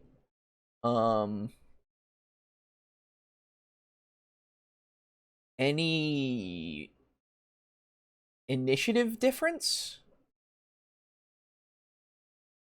So my brain immediately says that, like, you can do an initiative turn of the Matrix, or like 2 or 3, and then let the characters outside of the Matrix like do stuff for a while, right? It's just bouncing back and forth, it feels like. That, like, what you could do if you have a split party or something. But I don't see anything specifically saying that I can't do that, basically. So I don't see anything here that makes me go, this is like super bad to run. But maybe if somebody else, like, if the Matrix initiative like goes like 3 times before regular initiative, in which case I would again bounce around, like, let them have 3 turns in the Matrix, let them have 3 turns outside, and then, like, depending on how fast it goes, you know, we'll bring them into the like, it would present some problems, at least in my brain, of like, when do they come in, if there is a difference in that kind of way, which there should be, I would assume. Yeah, probably. But again, I don't see one, at least from my scanning here of the thing. It's not super obvious to me. It wasn't in the beginning of it, so at least from what I saw. So I'm lost, at least on this point. I can't make heads or tails of that one. I'd have to actually, and I'm not gonna read the entire thing right now. That would just take time, and I don't want to just sit here and read silently, right? So we'll continue. This is a point of contention, at least, just in the sense that I don't trust the guy. So, you know. From the session, it's not even funny. But, like, I will say, with Naren's input, like, it's just a thing that everybody has, at least, you know, and from popular consensus, I will say, like, sure, and popular consensus isn't a metric to really go by, right? But like, from the testimony that I've encountered in that consensus, net running has always been, or sorry, the Matrix and all that kind of stuff has always been a little hard to work with. So I'll at least put a pin in it for now, unless I get more information on my own or from somebody else. Yes. The astral plane doesn't have that problem. The astral plane just overlays the normal world, so you don't have to describe 2 different things that are happening. You just have to describe what's happening on the astral plane, which generally isn't much. The normal group... So, but you're describing 2 different things that are happening. You realize, right? The astral plane has its stuff, and the real world has its stuff, so... Yeah, like, what's going on in the astral plane still needs to be described. Yep, so... Yeah. Could be, like, you know, attacking a warren of junked out shamans and the Redmond Barons, and the hacker could be in, like, a circus for octopuses. And it's cool that it's there, but it's not cool if you have to actually deal with it. In fact, one person that I know that runs Shadowrun goes as far as to tell people to not be hackers. He's like, don't do it, don't put points into it, don't be a hacker or a technomancer. I am not going to emphasize hacking to the point that you'll ever need a hacker on one of your runs, because I don't want to deal with the hacking. You guys shouldn't feel compelled to have to deal with the hacking. Okay, sure. So that's perfectly reasonable as a person who's running the game. Like, they just don't want to deal with it. That's perfectly fine. You could even simplify it to the point of, you can still do it. It's just we won't go through the crazy shit of, like, all of it. So again, this is totally fine as an opinion to have or a practice to do for your table. There is no issue here whatsoever. That's how you want to deal with it. And generally, if somebody insists that they want to be one, he lets them, and what they do is they just pass like gateway rolls. There you go. See, exactly what I said. Absolutely fine.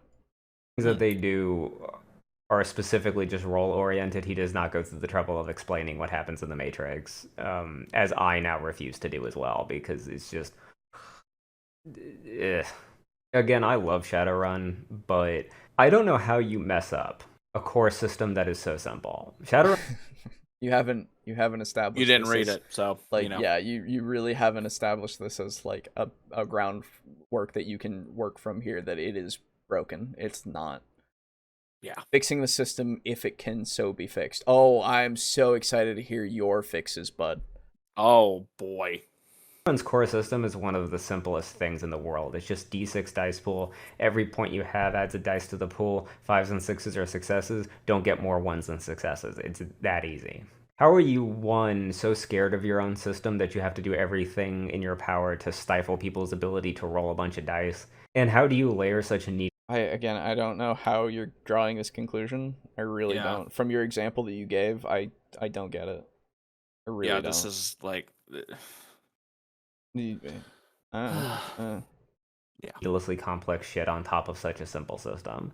There's a lot of things that I think I could suggest to make Shadowrun better. Go back to point by character creation like it was in 4th edition.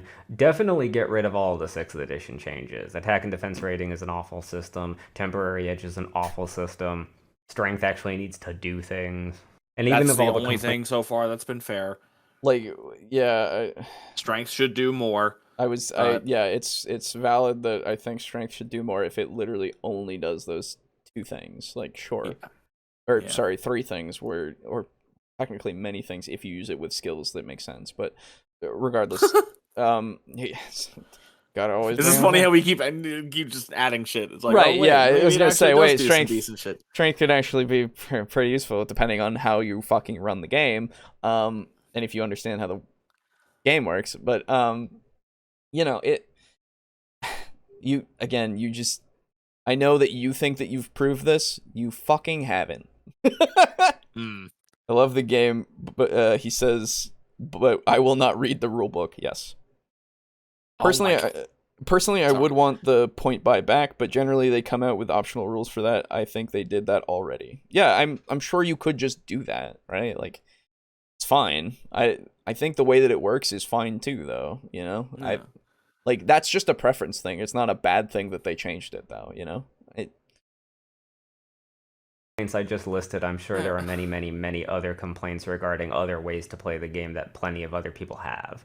It really feels like they intended for this to be the type of 5th edition, really easy to get into, super simple system.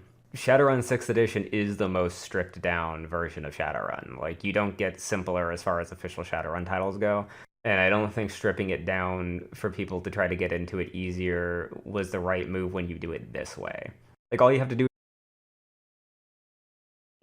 I don't agree. Yeah. I'm sorry, I just don't agree. It seems like I could get into this very easily, and I already understand it better than you do. Like... The self-proclaimed fan of the series. Yeah, like, I like Shadowrun a lot. I've played a couple of games of it in a different edition, but that I didn't understand it as well as I do for this. Yeah. And that's honestly super helpful. Yeah. Because, fuck, I was really bad at running it. We just embrace the dice pool. Be like, yeah, all of your attributes, all of your skills, all of the bonuses from your gear and cyberware and stuff, that all adds dice to your pool. Roll your dice and feel good about it. So here's the difference. What they do for some of that is they take, they make it so that you can still roll all of your dice, but you don't get to roll more. You just have to succeed less. Mm-hmm. That's what they've done. And I get it. You want to roll your clicky-clacky math rocks. A lot of them. I get that. We all kind of want to do that to some degree. Some people don't at all for some reason. But regardless, if you want to do it a different way, you can, in the sense of playing the other editions to roll as many fucking dice as you want. But this edition doesn't do that, and it's not bad because it doesn't. It is balanced enough that it works the way that it makes you roll them, and the way that it makes these challenges easier with the cyberware, especially with the example that we've had of the toxin. If other cyberware does the same kind of thing, it makes sense that it would, because that's just indicative of how the system works, at least. Yeah. To me. So, like, there's no issue here, as long as you, I don't know, read the goddamn book. Yeah, like, fucking... I don't understand why you would buy the book if you're not even gonna read it. Like, again, I really think it's just like, I've played Shadowrun before. I can skim through this, look at the things that I don't necessarily know as much, skim through those a bit, and then I know how to run Shadowrun. But then why would, if you're so familiar with the other systems that you can play the game without even using the book, why bother getting the new edition? Just keep running the older edition. It's because it's Shadowrun and they like Shadowrun, but but not enough to read the new fucking version of the book. It's not good logic, man. I never claimed that. Okay. Yeah, it's like fucking I don't know, man. I really don't. Did you fuck up your roll? Spend an edge to re-roll it.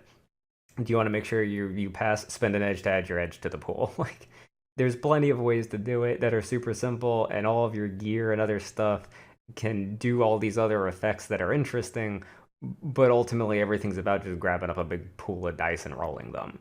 That's how you do a simple system. You do not attempt to... So, I want you to understand that, like, simplicity has many forms.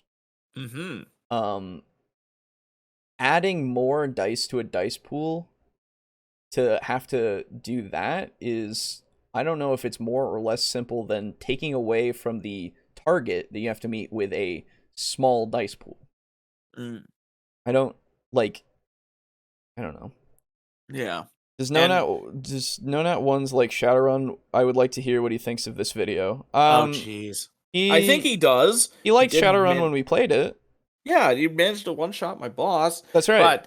But I'm sure. Yeah. I'm sure he likes it. Yeah. Yeah. But I mean, didn't have any bad experiences with it. Yeah, I wouldn't subject him to this video. No one should have to listen to this. This is fucking vapid. Yeah. It itself. Let me make sure that I'm using this correctly. I just need to make sure that I'm using this term correctly.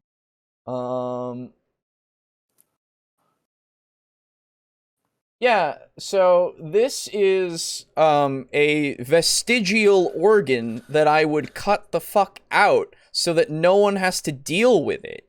Oh man, he used the fucking V word. Correctly.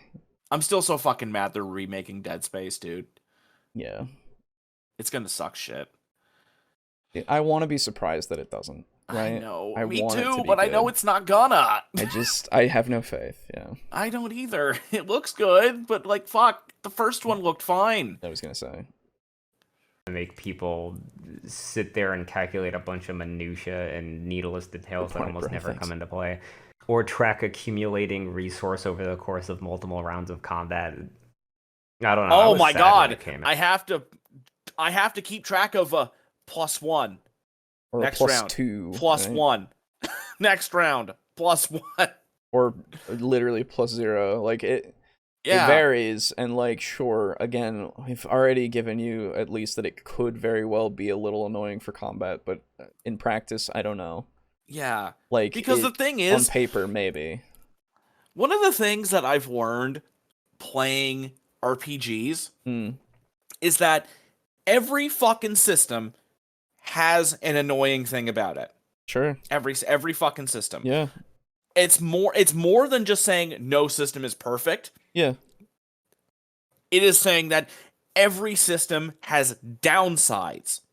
Yeah, that's true. Because saying no system is perfect is saying that you can overlook the downsides. Sure. Saying that every system has its downsides means that you are willing to fully acknowledge those downsides. You know what I'm saying? Yeah, no, I got you. Absolutely. And so I don't like a lot of things about D&D 5e. Yeah, me too. I don't like a fair amount of things about 3.5. Yeah, me too. There are some things in Call of Cthulhu that I don't like. Yeah. I don't really remember where I was going with this. But like, when you have those things in a game, that doesn't just mean, well, we should just remove all that shit. Yeah, I know. Again, you can still like a game, even though it has shit in it that annoys you. Right. This is missing the forest for the tree. What the fuck? Missing the trees for the forest? Sometimes, right? So it's again, we come back to this issue where this video claims that Shadowrun 6th World is bad as a system because of these things in it, which I have attributed to, 1, the man did not read the system. 2, the man does not understand how the system works because of not reading the system. And 3, the man does not like changes in his system. Mm-hmm. He doesn't like the new things because they're not the old things. But that's all stuff that I've just said that could be fixed by reading the book and understanding the system because of that. The other thing, actually, maybe not, because it's a personal preference if you like it or not. Yeah. Like, that doesn't mean that the system is broken. So, basically, you're on rocky foundations with your claim. You're using anecdotal evidence and likes and dislikes that don't hold up under scrutiny with your actual claims, even. Yeah. Like, it's ultimately not true. Yeah. So, my man's just... and he thinks that he's made good points here. He thinks that these arguments are good. They're not. It's the same shit as, like, the 4E stuff. Yeah. Or, sorry, the D&D 4E stuff.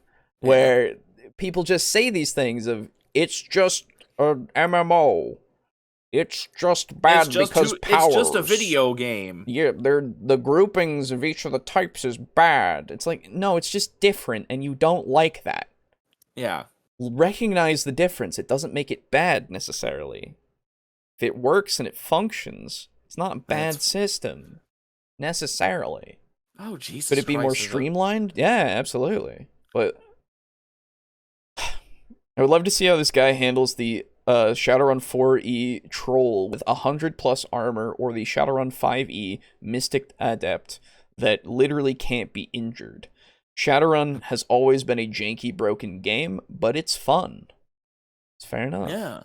That's the thing. That's possible to do. Fucking 3.5. D&D 3.5 is broken as hell if you do things in a certain way. I talked about and read the comment that was left of the citywide nuclear fucking option that you can make from a few simple spells.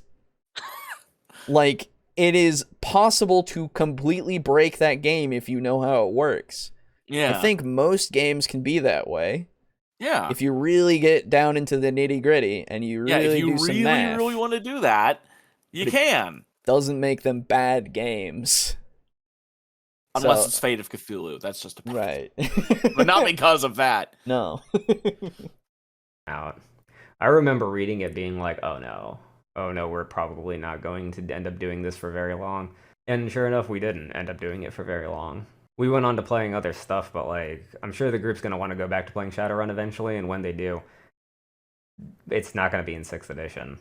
And like, what's Shadowrun getting for the rest of 2022, right? Well, they got this book, which is like an expanded player's handbook, which the game desperately needs. Then a bunch of novels.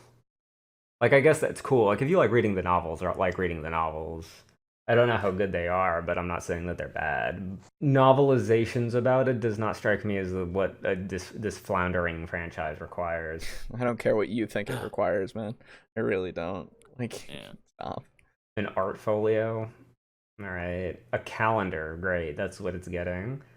Brother, have you looked at fucking D&D ever? Yeah.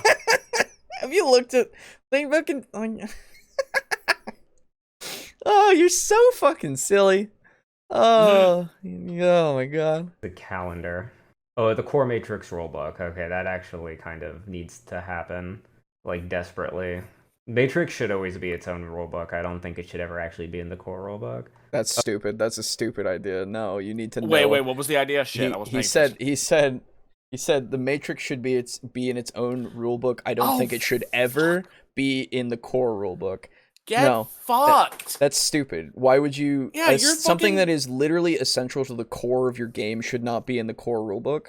What the fuck do you mean? Stop it. Get fucked, man. That's so dumb. Why would you think I that? don't understand this. Therefore, it should be removed. Yeah, and we shouldn't use it at all. Now, granted, is it difficult and complex and overly so? Potentially, yes. But does that mean that we should remove it entirely? No, we should fix it. Yeah. They haven't fixed it to the point that's satisfactory for people to use as much. Fair enough. It's a flaw. Cool. We don't fucking remove it. In fact, at that point, what we do, usually, as people who play TTRPGs, is we go... Is picked up the fucking ball that the creators dropped. We go, I think I'm going to run it this way. It's like, okay. This video is from 2022. I was hoping this was an old video, so maybe moved on from his nitpicks. Oops. Yeah, it was from 7 months ago. Yeah. Oh. Yeah. I know. Yep. Oh, and unless we forget the Edge Zone card game that Catalyst is re-releasing through Kickstarter. And the community is doing okay. Generally, people know what they want out of Shadowrun. And communities tend to have a lot of resources. They still use 5th edition or 4th edition or something like that, or even play something even older than that. Shadowrun was one of the biggest role-playing games at a point in time, and it's still beloved by the people who like it. I'm sorry. The problem is... I like, again, if you provided any sort of evidence of that, like, I could go, maybe, but, like... Yeah, but I don't believe you at all. There were two. Sorry. There were two... It was D&D, and there was another one. Fuck. I don't know, man. I don't care about the lore. Yeah, no, I don't either. But I swear to God, there was D&D and only like one other competitor that were kind of going, head to head in the past. Now all the companies are chill. Yeah, exactly. I don't think it was Shadowrun. It wasn't Shadowrun. I know that, and it wasn't Cyberpunk. No. And I don't remember. Doesn't matter. At this point, You're just tired. I'm tired of this man. It has just a really hard time garnering any new people who have interest in it, because the community despises what they release for it, so nobody's running any of the new stuff. I'm pretty sure a lot of people really liked the games when they came out, and that brought a lot of people in. And then I'm pretty sure a lot of people who were new probably picked up 6 and went, that's pretty cool. Yeah. But you know what? That's baseless conjecture. I'll give you that. But I mean, hey, it's better than what he's been spewing. I have references that I can refer to, like the game's sales and the overall positive reviews of them. And I don't know. It's just fuck it. Who cares? We can just say whatever we want, really. That's just that's what I've learned. That's what I've learned. And honestly, we should leave out the things that we don't want, because that's what I've learned from this video. Yeah. If the fans are still having a good time, then what's the problem? Oh, he has plenty. Don't you worry. He has plenty. If they had a problem with 6th edition and we could cite this being a broken mess, if he could have done that, I would have gone, so they're still fine because they can play the old stuff, and that's good. And they're waiting for something to be done about this, right? And like, but he hasn't done that. So they probably just subsist because, one, they just hate it if they're ignorant, or like, and they just don't like change. That's an assumption. Let me remind you, it's not, I'm not condemning people that just don't like it. I'm just saying it's possible. And or it's people that have read it and don't like it, which is fair. That's fine. or it's people that just never wanted to pick it up, which is also fine. Like, if you can't. There's a lot of fucking RPGs out there. Yeah, exactly. There's a lot of shit out there that you can do, right? Like, I don't know. I'm waiting on a fucking light projector so that when we fucking play Cyberpunk, I can have some fucking blue lights on. Fuck yeah. So I have like fucking neon lights and shit. That's sick. I know. I can't wait for it to get here. Hell yeah. Does the community really not like it, or are there just loud people who don't like it? I don't know. Yeah, we don't know. I would assume it's just loud people at this point, just like 4E. Yeah. Or it's just people who fucking get memed on. Exactly. Basically. Or just people that just recycle this argument without having any, or recycle arguments in general without having any basis. I don't know. Yeah. This is the thing. To be fair, I could be wrong about that because this is the first time I've looked into it. Yeah. I've looked into 4E more because I knew D&D more, because it was, more of a cultural relevant thing to me. Because it's fucking D&D. Of course you know more. Yeah. Of course we know more. Exactly. But, like, Shadowrun is, again, like I said in the beginning of the fucking stream, it's a niche game. Yes, absolutely. I would say that it's even more niche than Cyberpunk, especially now that Cyberpunk 2077 and Edge Runners. Yeah, I even with the success of the games, I would still call it a niche. Yes. Because more than Cyberpunk. Oh yeah. Like, at all. So, yeah. But again, that is speculation. I'm willing to be proven wrong on that. Yeah. And I'm happy to say that I would believe that I'd be wrong on that. Yeah. It's possible. It's possible. Just don't like the idea of having to learn a really old system with a bunch of out-of-print books, or use a bunch of web apps, or try to get into really deep lore that can't just be handed to them in a book they buy from their local game store. I don't know. I love Shadowrun, but I really wonder how much longer it's going to be around. Like I said at the beginning of the video, I'm pretty sure they're going to have to just end up like selling it out to a universal system, or swallowing their pride and making like a 5th edition supplement. That's like the only new way they're going to get. It's swallowing your pride if you want to do good business. That's just what it is now. Which, it could be if it was like bowing to the mouse, I guess. But yeah, but like if it's just I want to sell a supplement to Wizards of the Coast, so that 1, I get brand recognition, and 2, it's like money for the company, like so that we can continue to make Shadowrun. Like, again, it depends on intention. So really, if you're just going to assign the intention without, like, any basis, what is there here, right? Because I can do that to Disney because Disney is shit. Disney is a shitty company. Holy shit.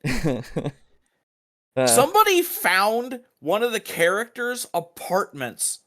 The character from Edge Runners. They found their apartment in 2077. That's sick. Yeah, they put content in 2077. That's right. Yeah. Yes, it was a DLC. I forgot about that. Yeah. I was about to say, like, was that shit already in the game? It probably was there. It just wasn't accessible. Yeah. That's fucking cool. Yeah, anyway, but I'm just saying, like, the reason why I say for stuff like Disney is because, like, you can point to shit that they've done that is, like, they give you something with their left hand, and while their right hand is behind their back doing something else. Like, they're a shitty company. Oh, yeah. They're not a company. They're a corporation. They're a megacorp. Right. They are actually a real-world megacorp. You're right. They are a megacorp. So, like, I can do that with shit like that.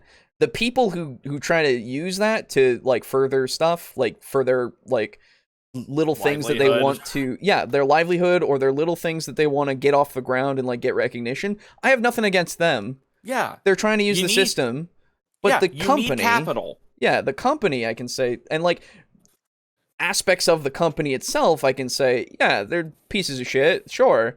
Like, it depends on, like, some fucking directors and stuff, and like, that I could go, dude, you know Mulan? Mm-hmm. You know that movie? You know that new Lionhood movie? Yeah. Like, but, like, Mulan specifically, I can point to actual shady goddamn garbage. And, like... Oh, really? Yes, they filmed it was shady and shit? They filmed near concentration camps. And they thanked them in the credits. They thanked the concentration camps. Yeah. What the fuck? No, it's a thing. You can look it up. It's true. I believe you. No, I know. That's the thing. I don't even need to be convinced. I know. I'm just... It's like, it's one of those things, right? Where it's like... But anyway, so I can do shit like that and say, yeah, they're fucking bending the knee and they're corporate fucking shills, right? But like, for Shadowrun, I just go, no, they just want to do some business. Yeah, it's fine, man. Yeah, they are a niche RPG. They need some fucking cash. Yeah, I get it. Even like, yeah. Imagine if fucking like I know that they would fuck it up, but could you imagine like a Disney Plus Shadowrun TV show? It would get a lot of word out, but man, it'd probably still be shit. But God, I could dream. A guy could dream that it would be fucking sweet. Absolutely. Anyway, it'd just be fucking what is it? What Jurassic Park? New Jurassic Park guy? Oh, Jesus, yeah. Mario. Chris Pratt. Yeah. You know who I am. You Chris know what Pratt. I'm talking about. Chris Pratt. It'd just be fucking Chris Pratt. That's right. Again. When was Shadowrun first released? Seeing as it's up to 6E by now, I think it's the 80s. I want to say 80s or early 90s. Shadowrun 1E release. 1989. Yep, there you go. Wow. 89. Yeah. All right, I can't justify staying at Denny's much longer. We'll head out and see how my connection holds. Well, dude, people at Denny's don't care. First off, but fair enough. Fair enough. Anyway. Order me a fucking short stack while you're at it. And I don't mean pancakes. Get anybody to play the game. And that's not going to do anything with their older fans either, because they're still just going to end up using the same old systems that they had. Does something that works need an update just for the sake of money? No. But also, yes, if you're a company. The gross mishandling of the property is just tragic. Now that there's a bunch of new supplements and options, I don't think and you that's know good what that that there are term new options means. coming out for it, because the options in the core book felt kind of samey. It really felt like no matter what you did, you were the same as every other person. All of the adept powers, all of the cyberware, all of the magic buffs. Man, just at the end here, just rapid fire claims of like everything just feels the same, every single thing, and I'm like, even though the whole problem with the shit was that it changed too much. Yeah. This guy's such a fucker. Well, I think he means like same to each other in the system itself, which I don't believe you, and I don't have the energy to fact check you on this at all, and that would require me to read the actual like sections of magic and adept stuff, and I don't like, I would do that for my enjoyment, not to do this for you, because you've already dug your own grave, and so I can't take anything that you say seriously, like anything.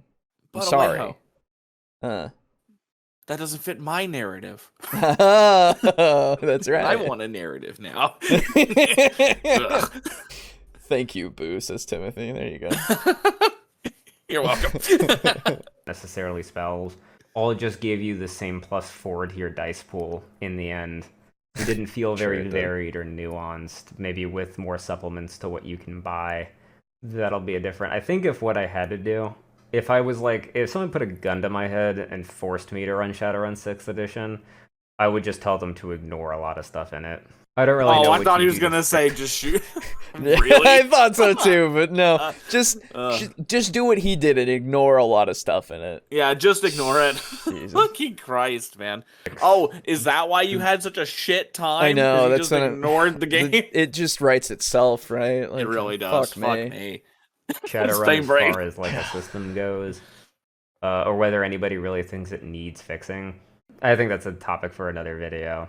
I just really wanted to like complain for a little bit about this. Yeah, I noticed. It's so lame that something so cool has to suffer such tell. a tragic fate.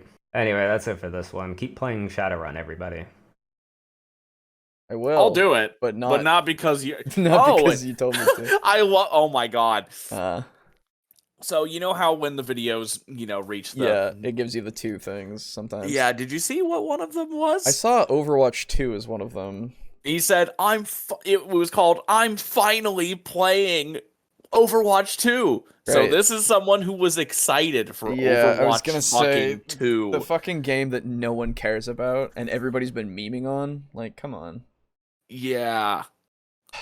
What the fuck? To be fair, I wouldn't play Shadowrun 6th edition. I'd rather play 4th edition, but damn, it's not as bad as this guy makes it out to be. That's absolutely fair that you would want to just play 4E. I have nothing against anybody who doesn't want to play 6th edition for the personal reason of, I'd just rather play a different edition that I know better. Like, that's fair. Like, I have all the books for 4E. Right. I don't want to have to buy all the new 6E books. Yeah. All my friends know, all my friends know 4E. Yeah. Like, that's there's completely fine. Many reasons, even just, like, I don't like the cover of 6th edition. Like, even that, I'd be like, yeah, fair, sure, fuck it. Yeah. I don't want to play this game because I don't like the book cover. Yeah, that's, you know what? Fine, sure, fuck it.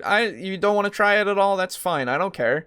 Like, that's perfectly reasonable if you want to just use that as your excuse. If we go into depth and you go, well, I actually think that it's very bad, and then I go, oh, okay. So now we can have a conversation, right?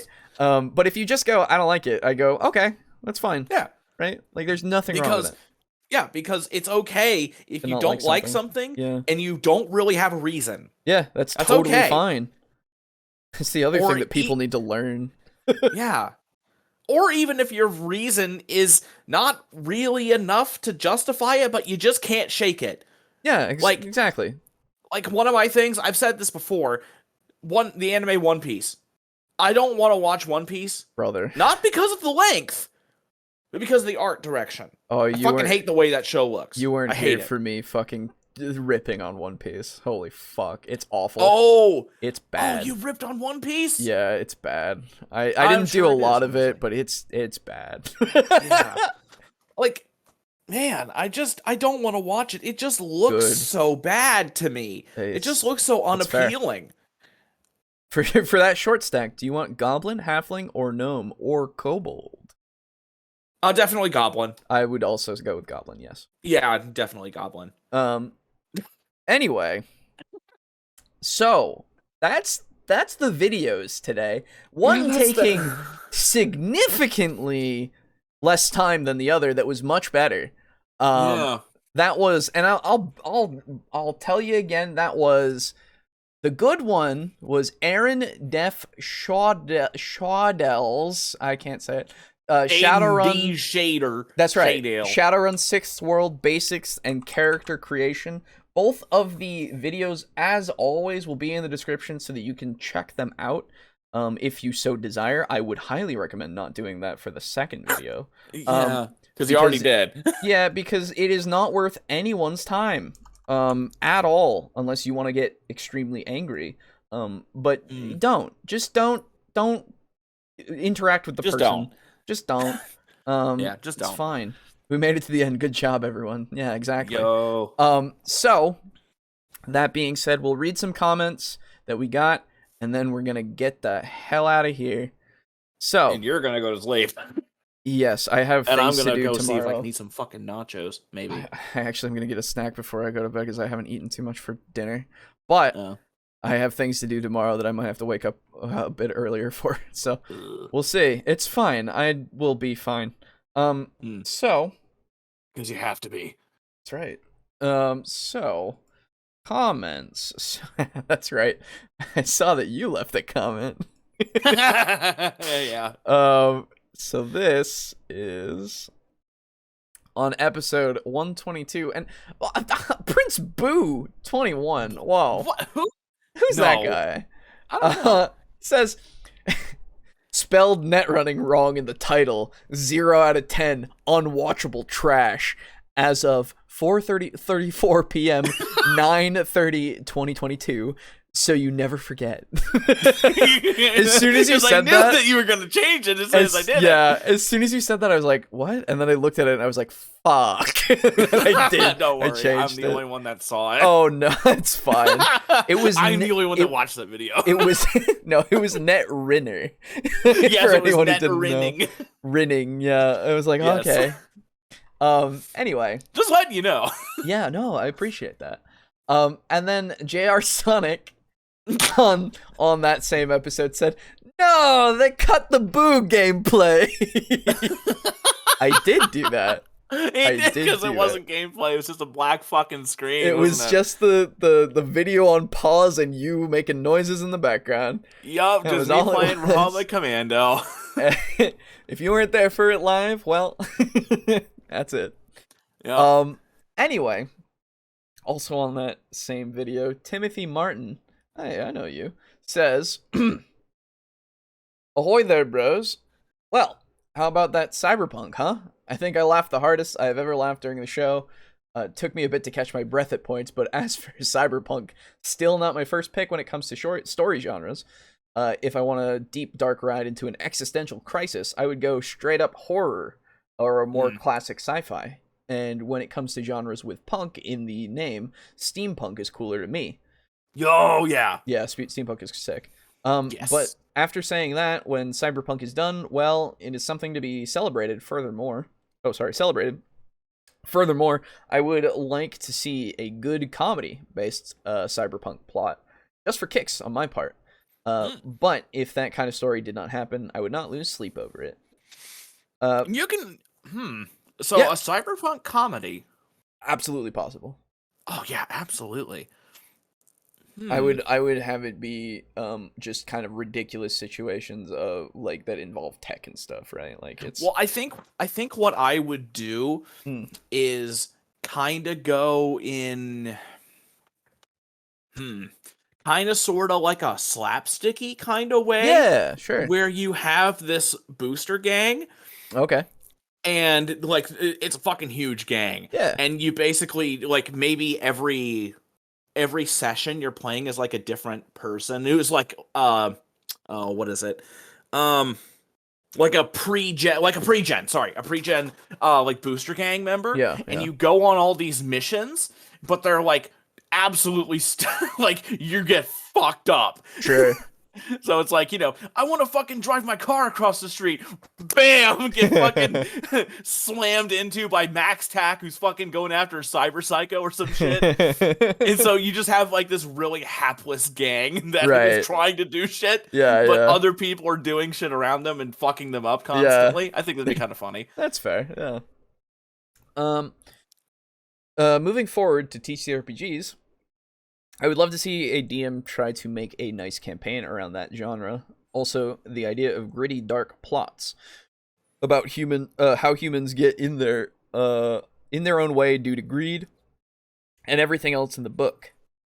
I just finished an anime called Black Lagoon that tells a story about all of the above really well, showing a world that hits you just as hard as it hits the characters. It's not cyberpunk, but I think it fits the theme overall. In conclusion, cyberpunk is good, not great, in my opinion. Fair enough. Well, that's all I got. Thanks for the show, guys. Have a nice day. Quick side note: Boo's Star Wars gameplay that was live only is something I am proud to have been a part of. Bye. Fair enough. Oh man. Slapstick would be great for cyberpunk. Yeah, I think it would work really well. Because like that was something, if you've watched Cyberpunk Edge Runners, some of that shit kind of happens. I'm sure. Where people just get fucking got. Yeah, just bam. Well, like yeah, they're that's talking, they're talking up a good game, and then all of a sudden their head just fucking explodes in a gout of blood. Exactly. You can, and then you turn to the character who's like, okay, so anyway, Yeah, exactly. Because like it's just a run of the mill thing, right? Any day that could happen to anybody, and it's basically just taking the concept of cyberpunk, or one of the concepts of cyberpunk, and just turning it on its head. Yes. Where in cyberpunk and those types of settings, human life basically means absolutely nothing. It's cheap. Yes. Typically, that's supposed to be gritty and grim and dark. But then if you just say, human life doesn't fucking matter, so let's make this shit funny. Yeah. Like... a lot of situational humor and such. Yeah, like, another thing that I just came up with, imagine you're in that same really, really big booster gang, and a job went off well, and you're out in the Badlands, like at a bonfire, like celebrating or something. Sure, yeah. And all of a sudden, people's heads start fucking exploding near you, and you've got to, like, rush to cover and try to get out of there because there's a pair of fucking cyberpunks, or just edge runners, out there, like a mile out, just sniping people. Sure, yeah. Because they got hired to thin the herd. Yeah, yeah. And they're like, you cut to them, they're like fist bumping, dude, I just got another one. Nice. It's like, what was that, like 5 points? No, that was only 2. Yeah, and they give no shits. Yeah, totally. Sorry, I'm talking a lot. No, you're good. You're absolutely fine. Don't worry about it. Also on that video, Lux commented, after finishing this episode, the main opinion I'm coming away with is that I actually don't like net running. The problem I have is that if a system grounds itself in gritty realism and an important part of it comes across to me as unrealistic in a big way, my suspension of disbelief is going to break. And although I'm not a hacker, I know enough about computers to know what hacking doesn't look like and what it would never look like. And I know that it would never look like playing D&D in cyberspace. Yeah. To be fair, that's how I've put it in my mind so that it works. And like, to a degree, that is kind of how it is with like the programs themselves being like a Cerberus and stuff like that, right? So I can understand it taking you out of it, but like, really, it's just a computer program against your computer program. Are you hacking it better than it's hacking you, right? Is the general gist. So you don't really have to go that far with it if you don't want to. It's just to add that flavor to it, to make it so that it's more I guess fantasy-ish. Yeah, that was the thing that we came up with just to make it make sense. Yeah. Because like in the canon of the game and shit, usually when you're hacking something, essentially just a small little HUD appears in front of you that only you can see. Yeah, and it's just a thing that's going on. And it doesn't look like that at all. But the way that they phrase it in the book itself, with like it being hellhounds, right? It's just they're literally embodying what the program is called, right? Because you could call many programs have their names, right? You can cite any I guess exe in anything, and it could be called something like fucking literally called Sonic.exe. I know it's a horror game thing, but somebody could make one that is literally like a very quick way to try to breach something, like using as many combinations as possible, and it's the quickest one ever, and they call it the Sonic. And it's the fastest thing alive. It's right. And alive. And in the game, it would go basically just to represent that. We then think of it is Sonic right there running around you doing shit, right? Punching you until come on, step it up. Yeah, You're step it up. Slow. Punching you until you give up so it can get through, right? Like that's we're just kind of putting that degree there so that we don't just think of it as it's just ones and zeros just running around, like going through the computer system, right? Yeah. Just to add that little bit of an element that might be appealing or not, but it's totally fair that you wouldn't be appealed to it. Oh man, no cyberbulls, pig shit, and shit. Oh well. Well, that's the thing. You can make it look like whatever you want, but in reality, at the end of the day, it is just ones and zeros going against other ones and zeros, right? We want to make it as basic as possible. Yeah. But yeah, in the future, that's probably not gonna happen. Probably. Probably not. I just want cybernetics, man. Yeah, me too. So fucking cool. I will join the Adeptus Mechanicus any day. Flesh is weak. Steel is something. Yeah. Eternal? Yeah, something like that. I don't remember. I could tolerate that from a video game where I could just pass it off as a minigame for the player that doesn't actually represent what the character is really doing. But this system seems to be pressing the point that net running process actually happens as described within the world of the story. Yeah. Like I said, it does. Again, with the bonk hammer that you use against the specific thing, It's just, you can literally just say it's just code, that they're executing the program, and you can think of it as like progress bars that are being displayed. One is the your hack that is going in, and you're executing a program that is also making a progress bar happen.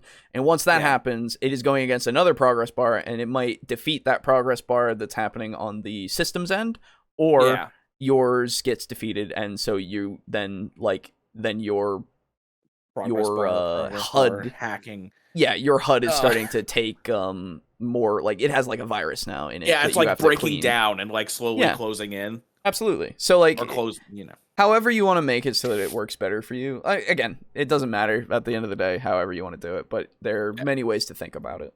Yeah. And the other thing to keep note of is that what's awesome is that if you want, you can just not do it.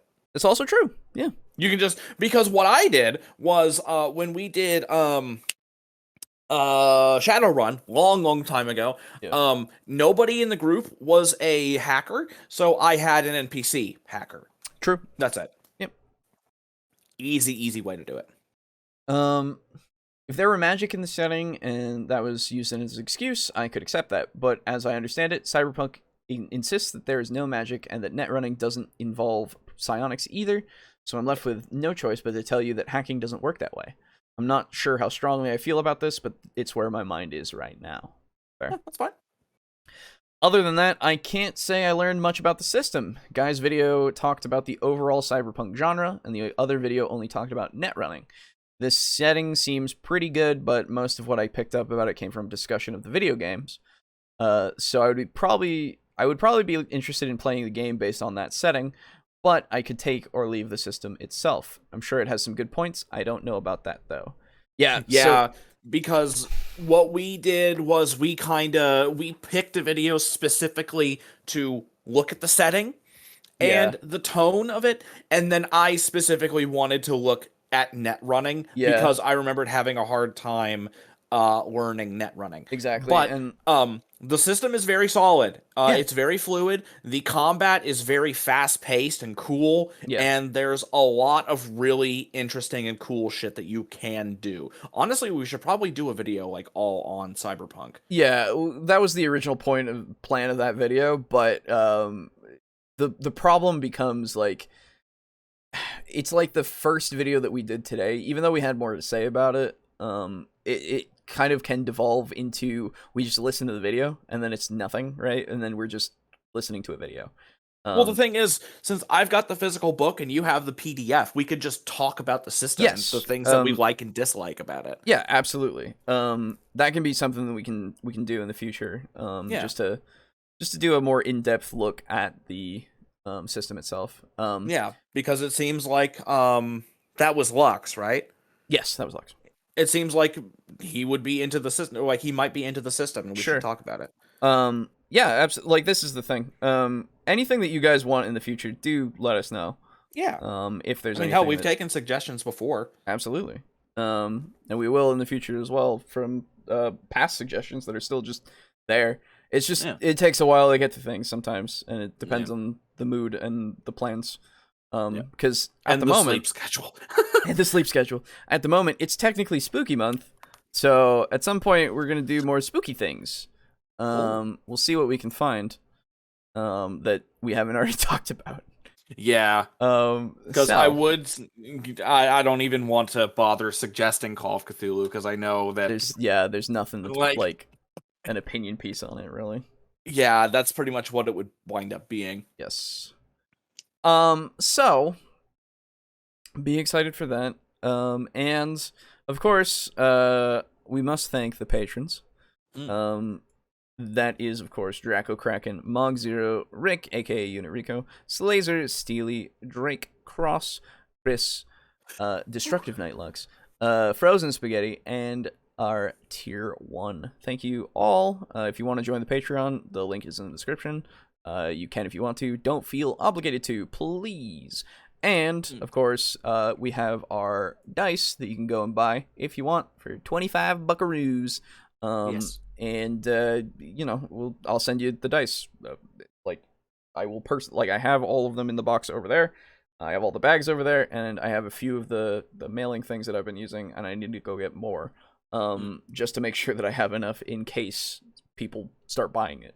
But regardless, they will be here until they are gone, and once they are gone, they are gone. There's only 100. Yes. So, and I'll update this as things are sold so that people know how many there are if they look. But yeah, other than that, you know, all the things from before. If you enjoyed this and you're new here, consider becoming a part of the community by subscribing. There's a Discord that you can come and just hang out in and just like lurk if you want, because that's what most of us do. and the what else? There's the website, obviously, you can go look at. It gets you to where you need to go. And the audio only versions are found on your podcasting services of choice. Mostly. If it's not on something and you think it should be, let me know. Other than that, yeah, everything's in the description. P.O. Box, all that. Fucking do whatever you want. I'm not your dad. And we'll see you next week. Yeah.